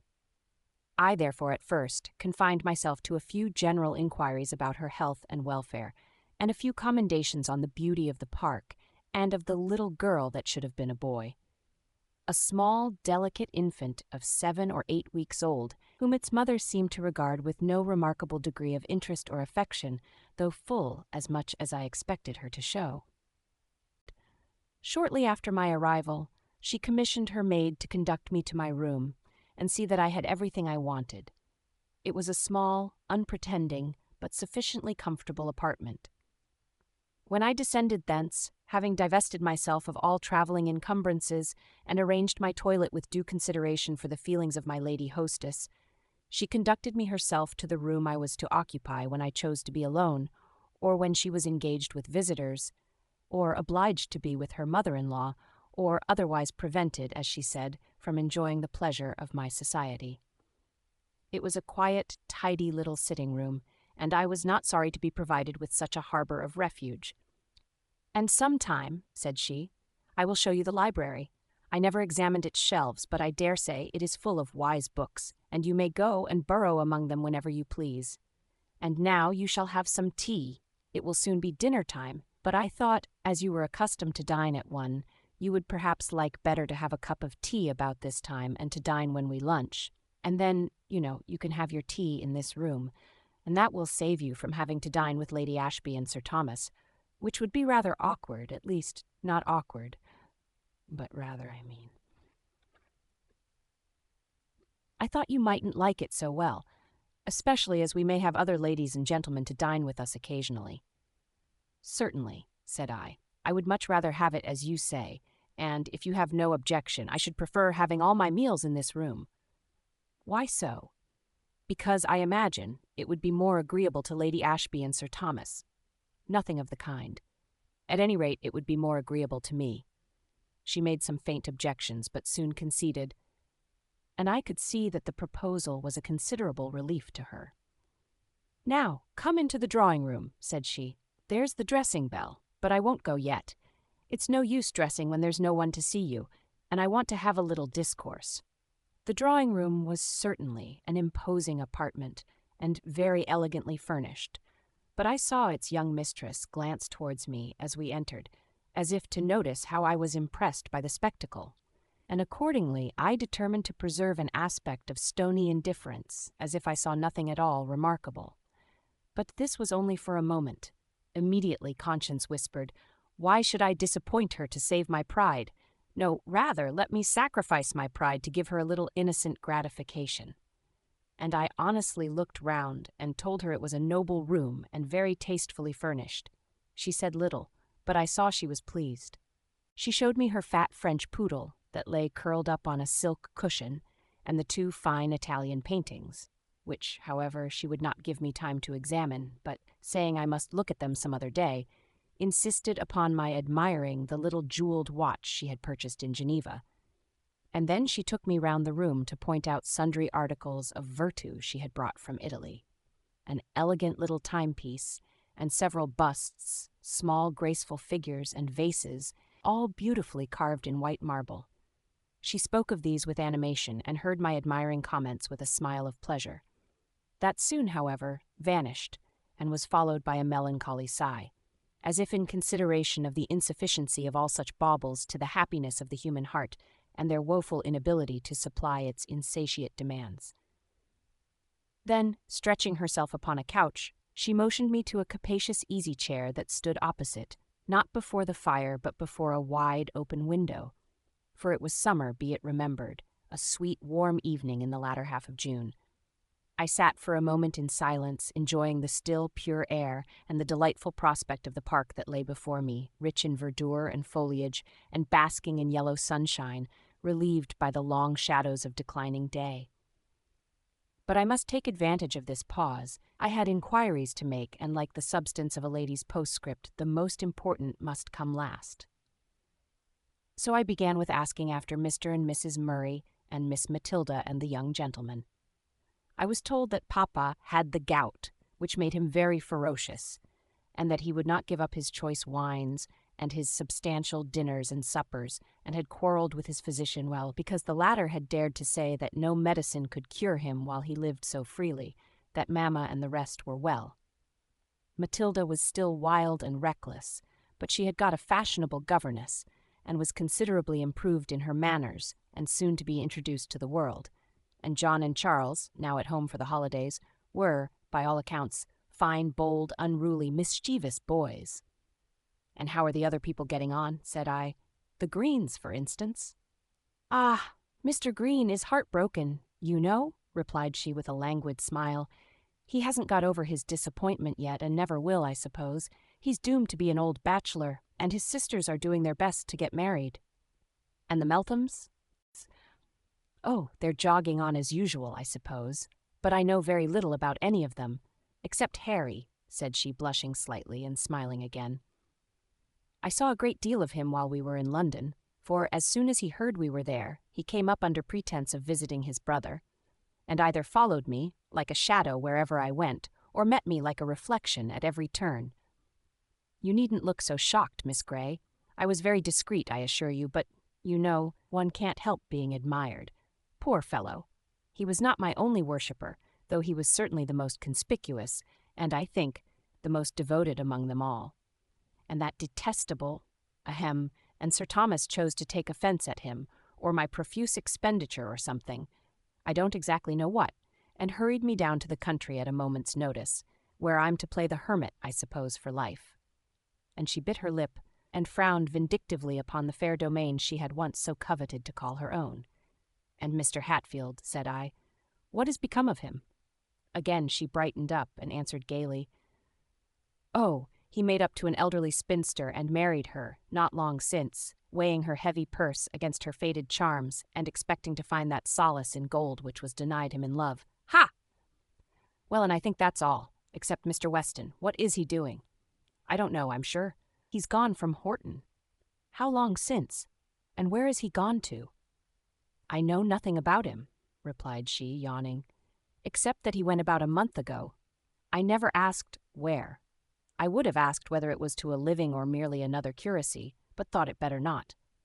And the people made a great rout about his leaving," continued she, much to Mr. Hatfield's displeasure. For Hatfield didn't like him, because he had too much influence with the common people, and because he was not sufficiently tractable and submissive to him, and for some other unpardonable sins, I don't know what. But now I positively must go and dress. The second bell will ring directly, and if I come to dinner in this guise, I shall never hear the end of it from Lady Ashby. It's a strange thing one can't be mistress in one's own house. Just ring the bell, and I'll send for my maid and tell them to get you some tea. Only think of that intolerable woman." "Who, your maid?" "No, my mother-in-law, and my unfortunate mistake." Instead of letting her take herself off to some other house as she offered to do when I married, I was fool enough to ask her to live here still and direct the affairs of the house for me, because, in the first place, I hoped we should spend the greater part of the year in town, and in the second place, being so young and inexperienced, I was frightened at the idea of having a house full of servants to manage, and dinners to order, and parties to entertain, and all the rest of it, and I thought she might assist me with her experience, never dreaming she would prove a usurper, a tyrant, an incubus, a spy, and everything else that's detestable. I wish she was dead. She then turned to give her orders to the footman, who had been standing bolt upright within the door for the last half-minute, and had heard the latter part of her animadversions, and of course made his own reflections upon them, notwithstanding the inflexible wooden countenance he thought proper to preserve in the drawing-room. On my remarking afterwards that he must have heard her, she replied, "Oh, no matter. I never care about the footmen. They're mere automatons. It's nothing to them what their superiors say or do. They won't dare to repeat it, and as to what they think, if they presume to think at all, of course nobody cares for that. It would be a pretty thing indeed if we were to be tongue-tied by our servants." So saying, she ran off to make her hasty toilet, leaving me to pilot my way back to my sitting-room, where, in due time, I was served with a cup of tea. After that, I sat musing on Lady Ashby's past and present condition, and on what little information I had obtained respecting Mr. Weston, and the small chance there was of ever seeing or hearing anything more of him throughout my quiet, drab-colored life, which, henceforth, seemed to offer no alternative between positive rainy days and days of dull gray clouds without downfall. At length, however, I began to weary of my thoughts, and to wish I knew where to find the library my hostess had spoken of, and to wonder whether I was to remain there doing nothing till bedtime. As I was not rich enough to possess a watch, I could not tell how time was passing, except by observing the slowly lengthening shadows from the window, which presented a side view including a corner of the park, a clump of trees whose topmost branches had been colonized by an innumerable company of noisy rooks, and a high wall with a massive wooden gate, no doubt communicating with the stable yard as a broad carriage road swept up to it from the park. The shadow of this wall soon took possession of the whole of the ground as far as I could see, forcing the golden sunlight to retreat inch by inch, and at last take refuge in the very tops of the trees. Ere long, even they were left in shadow, the shadow of the distant hills, or of the earth itself. And, in sympathy for the busy citizens of the rookery, I regretted to see their habitation, so lately bathed in glorious light, reduced to the sombre by workaday hue of the lower world, or of my own world within. For a moment, such birds as soared above the rest might still receive the lustre on their wings, which imparted to their sable plumage the hue and brilliance of deep red gold. At last, that too departed. Twilight came stealing on, the rooks became more quiet, I became more weary and wished I were going home tomorrow. At length it grew dark, and I was thinking of ringing for a candle and betaking myself to bed, when my hostess appeared, with many apologies for having neglected me so long, and laying all the blame upon that nasty old woman, as she called her mother-in-law. "If I didn't sit with her in the drawing-room while Sir Thomas is taking his wine," said she would never forgive me. "And then, if I leave the room the instant he comes, as I have done once or twice, it is an unpardonable offense against her dear Thomas. She never showed such disrespect to her husband, and as for affection, wives never think of that nowadays, she supposes, but things were different in her time. As if there was any good to be done by staying in the room, when he does nothing but grumble and scold when he's in a bad humor, talk disgusting nonsense when he's in a good one, and go to sleep on the sofa when he's too stupid for either, which is most frequently the case now when he has nothing to do but to sot over his wine. But could you not try to occupy his mind with something better, and engage him to give up such habits? I'm sure you have powers of persuasion, and qualifications for amusing a gentleman which many ladies would be glad to possess. And so you think I would lay myself out for his amusement? No, that's not my idea of a wife.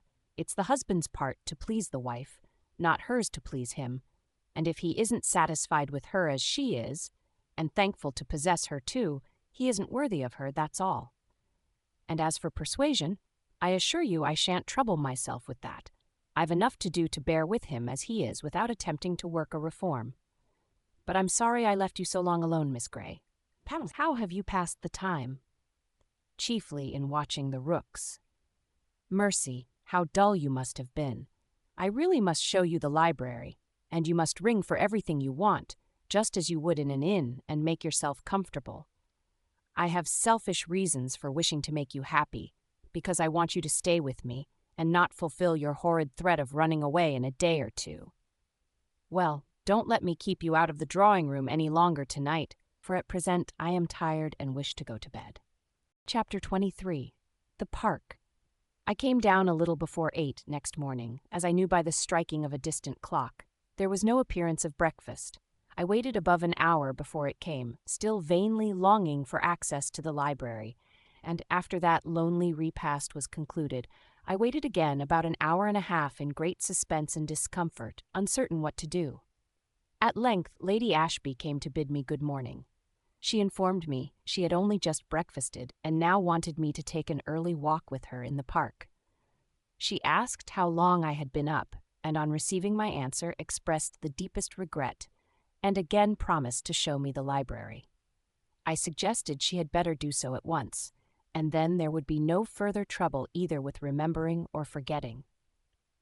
She complied, on condition that I would not think of reading or bothering with the books now, for she wanted to show me the gardens and take a walk in the park with me before it became too hot for enjoyment, which, indeed, was nearly the case already. Of course I readily assented, and we took our walk accordingly. As we were strolling in the park, talking of what my companion had seen and heard during her traveling experience, a gentleman on horseback rode up and passed us. As he turned, in passing, and stared me full in the face, I had a good opportunity of seeing what he was like. He was tall, thin, and wasted, with a slight stoop in the shoulders, a pale face, but somewhat blotchy, and disagreeably red about the eyelids, plain features, and a general appearance of languor and flatness, relieved by a sinister expression in the mouth and the dull, soulless eyes. "I detest that man," whispered Lady Ashby, with bitter emphasis, as he slowly trotted by. "Who is it?" I asked, unwilling to suppose that she should so speak of her husband.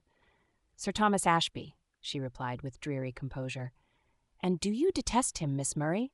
said I, for I was too much shocked to remember her name at the moment. "Yes, I do, Miss Grey, and despise him too, and if you knew him you would not blame me." "But you knew what he was before you married him." "No, I only thought so. I did not half know him really. I know you warned me against it, and I wish I had listened to you, but it's too late to regret that now. And besides, Mamma ought to have known better than either of us, and she never said anything against it, quite the contrary. And then I thought he adored me and would let me have my own way. He did pretend to do so at first, but now he does not care a bit about me. Yet I should not care for that. He might do as he pleased, if I might only be free to amuse myself and to stay in London, or have a few friends down here. But he will do as he pleases, and I must be a prisoner and a slave. The moment he saw I could enjoy myself without him, and that others knew my value better than himself, the selfish wretch began to accuse me of coquetry and extravagance, and to abuse Harry Meltham, whose shoes he was not worthy to clean. And then he must needs have me down in the country to lead the life of a nun, lest I should dishonor him or bring him to ruin, as if he had not been 10 times worse every way, with his betting book and his gaming table and his opera girls and his lady this and Mrs. that, yes, and his bottles of wine and glasses of brandy and water too. Oh, I would give 10,000 worlds to be Miss Murray again. It is too bad to feel life, health, and beauty wasting away, unfelt and unenjoyed. It's for such a brute as that," exclaimed she, fairly bursting into tears in the bitterness of her vexation. Of course, I pitied her exceedingly, as well for her false idea of happiness and disregard of duty, as for the wretched partner with whom her fate was linked. I said what I could to comfort her, and offered such counsels as I thought she most required, advising her, first, by gentle reasoning, by kindness, example, and persuasion, to try to ameliorate her husband, and then, when she had done all she could, if she still found him incorrigible, to endeavor to abstract herself from him, to wrap herself up in her own integrity, and trouble herself as little about him as possible. I exhorted her to seek consolation in doing her duty to God and man, to put her trust in heaven, and solace herself with the care and nurture of her little daughter, assuring her she would be amply rewarded by witnessing its progress in strength and wisdom, and receiving its genuine affection. "But I can't devote myself entirely to a child," said she. "It may die, which is not at all improbable. But with care, many a delicate infant has become a strong man or woman. But it may grow so intolerably like its father that I shall hate it. That is not likely. It is a little girl and strongly resembles its mother. No matter. I should like it better if it were a boy, only that its father will leave it no inheritance that he can possibly squander away. What pleasure can I have in seeing a girl grow up to eclipse me and enjoy those pleasures that I am forever debarred from?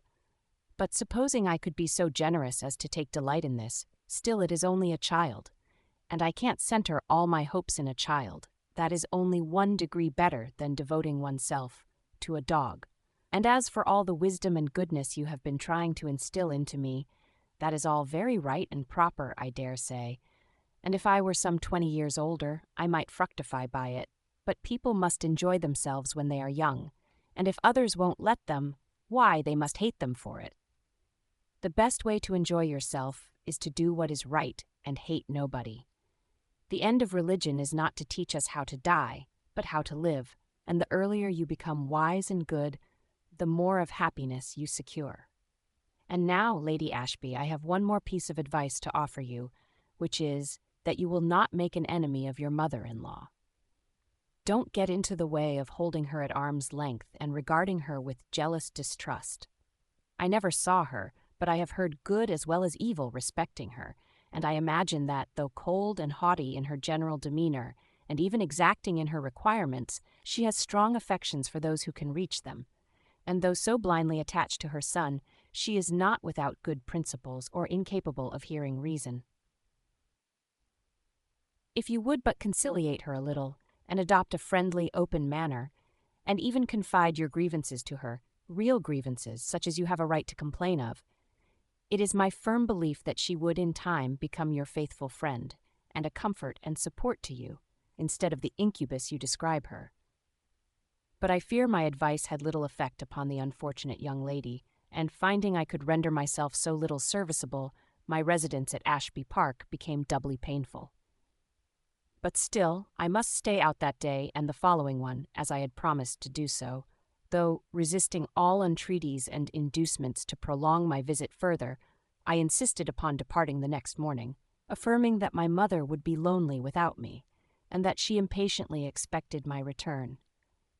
Nevertheless, it was with a heavy heart that I bade adieu to poor Lady Ashby, and left her in her princely home. It was no slight additional proof of her unhappiness that she should so cling to the consolation of my presence, and earnestly desire the company of one whose general tastes and ideas were so little congenial to her own, whom she had completely forgotten in her hour of prosperity, and whose presence would be rather a nuisance than a pleasure, if she could but have half her heart's desire. Chapter 24. The Sands. Our school was not situated in the heart of the town. On entering A, from the northwest there is a row of respectable-looking houses, on each side of the broad white road, with narrow slips of garden ground before them, Venetian blinds to the windows, and a flight of steps leading to each trim, brass-handled door. In one of the largest of these habitations dwelt my mother and I, with such young ladies as our friends and the public chose to commit to our charge. Consequently, we were a considerable distance from the sea and divided from it by a labyrinth of streets and houses. But the sea was my delight, and I would often gladly pierce the town to obtain the pleasure of a walk beside it, whether with the pupils or alone with my mother during the vacations. It was delightful to me at all times and seasons, but especially in the wild commotion of a rough sea breeze and in the brilliant freshness of a summer morning. I awoke early on the 3rd morning after my return from Ashby Park. The sun was shining through the blind, and I thought how pleasant it would be to pass through the quiet town and take a solitary ramble on the sands while half the world was in bed. I was not long in forming the resolution, nor slow to act upon it. Of course I would not disturb my mother, so I stole noiselessly downstairs and quietly unfastened the door. I was dressed and out when the church clock struck 6:15. There was a feeling of freshness and vigor in the very streets, and when I got free of the town, when my foot was on the sands and my face towards the broad, bright bay, no language can describe the effect of the deep, clear azure of the sky and ocean, the bright morning sunshine on the semicircular barrier of craggy cliffs surmounted by green swelling hills, and on the smooth, wide sands and the low rocks out at sea, looking with their clothing of weeds and moss like little grass-grown islands, and above all, on the brilliant, sparkling waves. And then, the unspeakable purity and freshness of the air. There was just enough heat to enhance the value of the breeze, and just enough wind to keep the whole sea in motion, to make the waves come bounding to the shore, foaming and sparkling, as if wild with glee. Nothing else was stirring.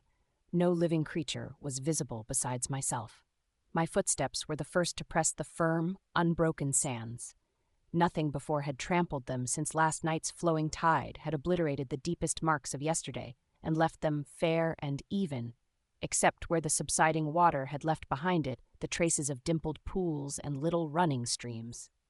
Refreshed, delighted, invigorated, I walked along, forgetting all my cares, feeling as if I had wings to my feet, and could go at least 40 miles without fatigue, and experiencing a sense of exhilaration to which I had been an entire stranger since the days of early youth.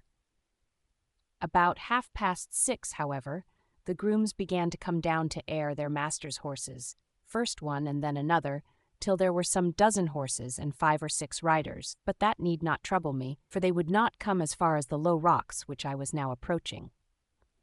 When I had reached these and walked over the moist, slippery seaweed, at the risk of floundering into one of the numerous pools of clear, salt water that lay between them, to a little mossy promontory with the sea splashing round it, I looked back again to see who next was stirring. Still, there were only the early grooms with their horses, and one gentleman with a little dark speck of a dog running before him, and one water cart coming out of the town to get water for the baths. In another minute or two, the distant bathing machines would begin to move, and then the elderly gentlemen of regular habits and sober Quaker ladies would be coming to take their salutary morning walks. But however interesting such a scene might be, I could not wait to witness it, for the sun and the sea so dazzled my eyes in that direction that I could but afford one glance, and then I turned again to delight myself with the sight and the sound of the sea, dashing against my promontory, with no prodigious force, for the swell was broken by the tangled seaweed and the unseen rocks beneath. Otherwise I should soon have been deluged with spray.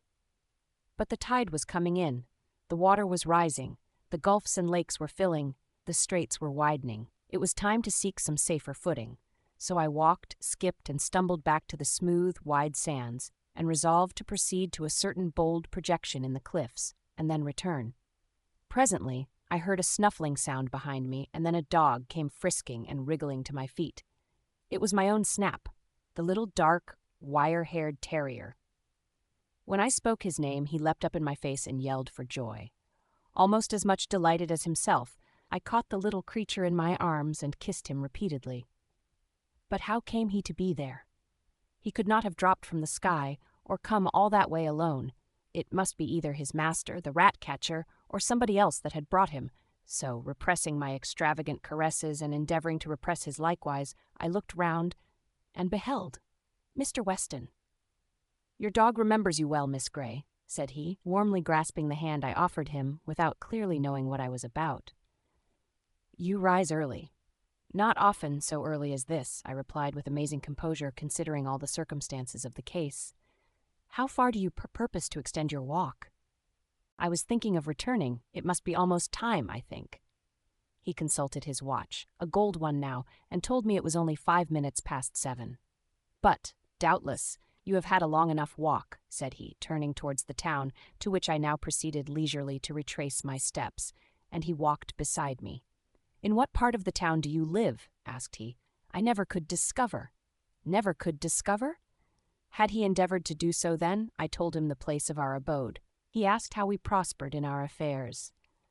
I told him we were doing very well, that we had had a considerable addition to our pupils after the Christmas vacation and expected a still further increase at the close of this. "You must be an accomplished instructor," he observed.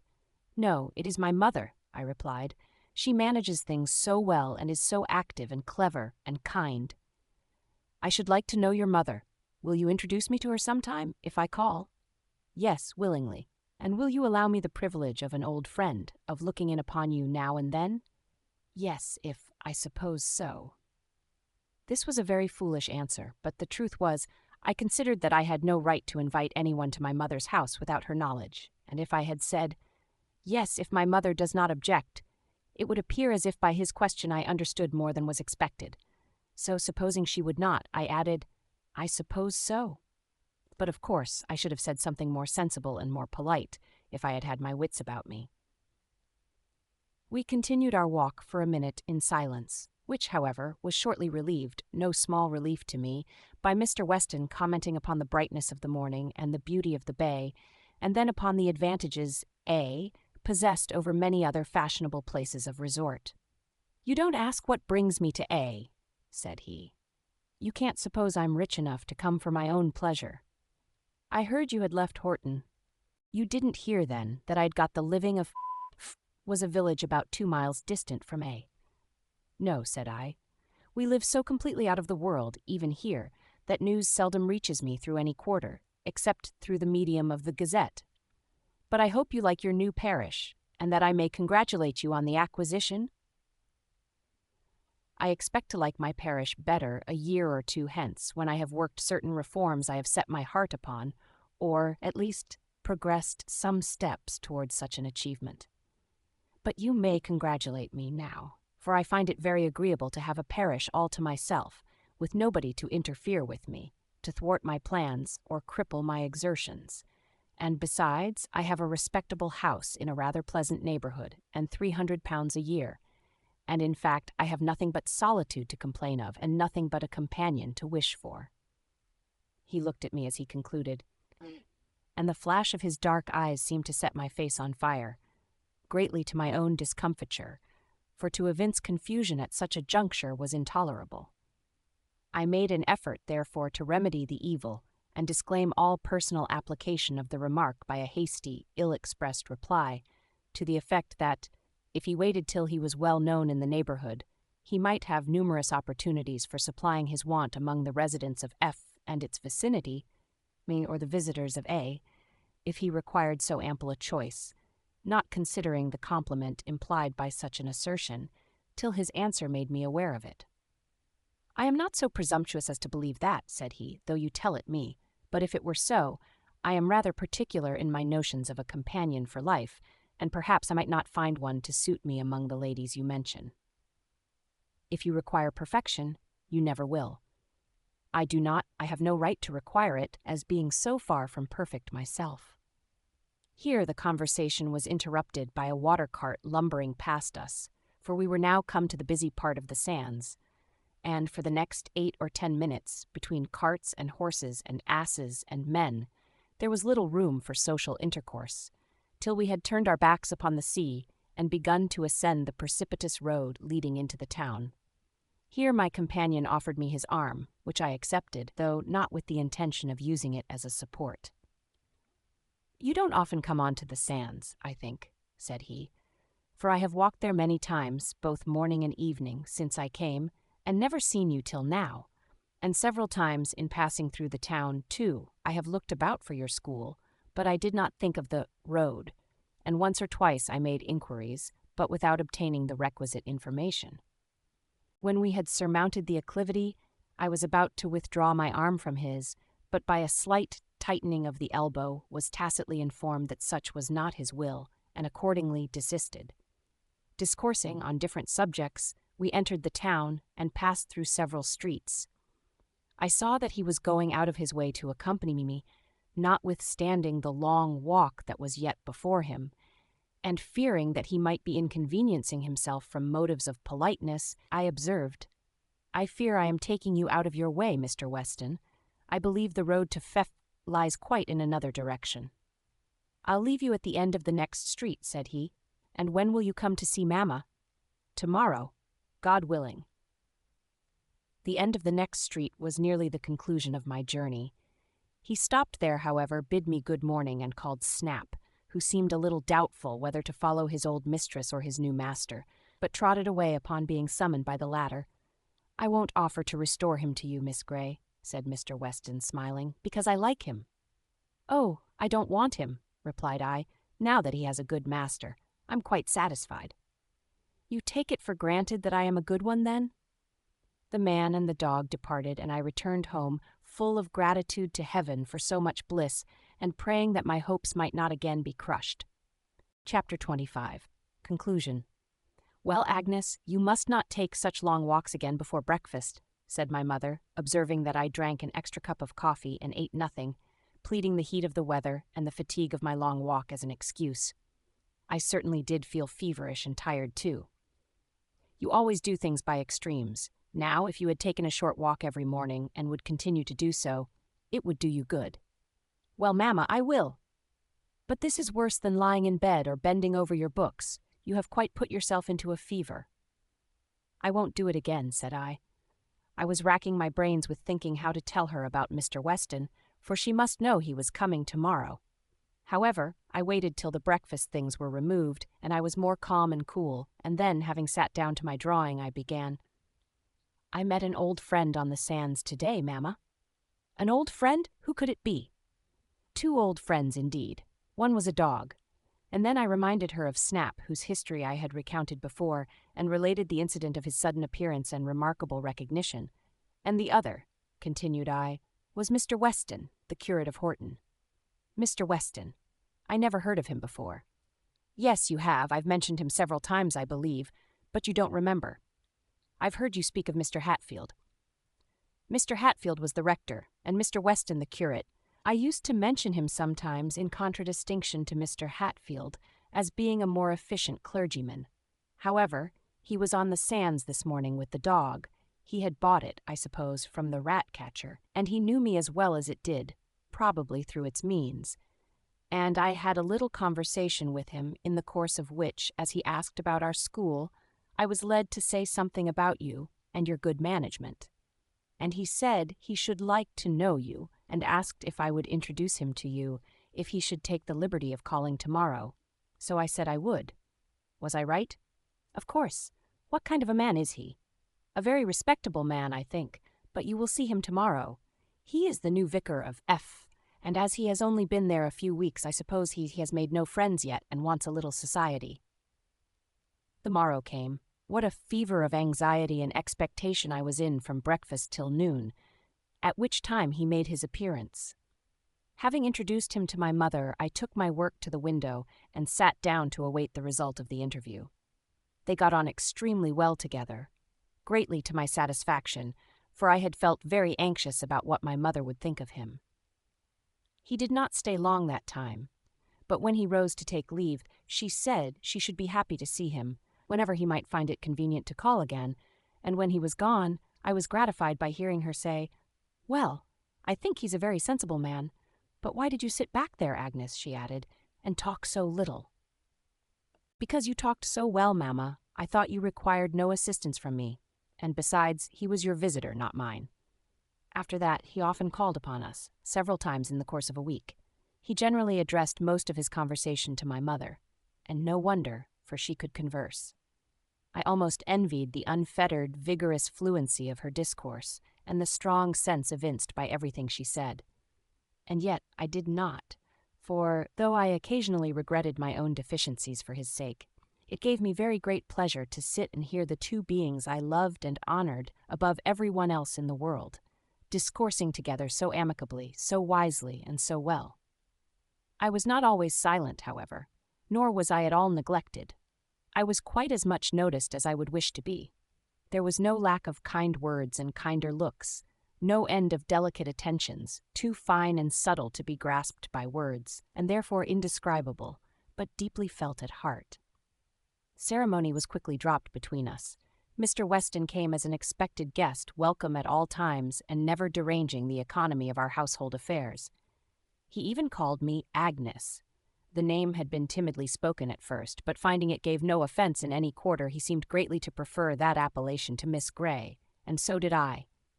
How tedious and gloomy were those days in which he did not come, and yet not miserable, for I had still the remembrance of the last visit, and the hope of the next to cheer me. But when 2 or 3 days passed without my seeing him, I certainly felt very anxious. Absurdly, unreasonably so, for of course he had his own business and the affairs of his parish to attend to.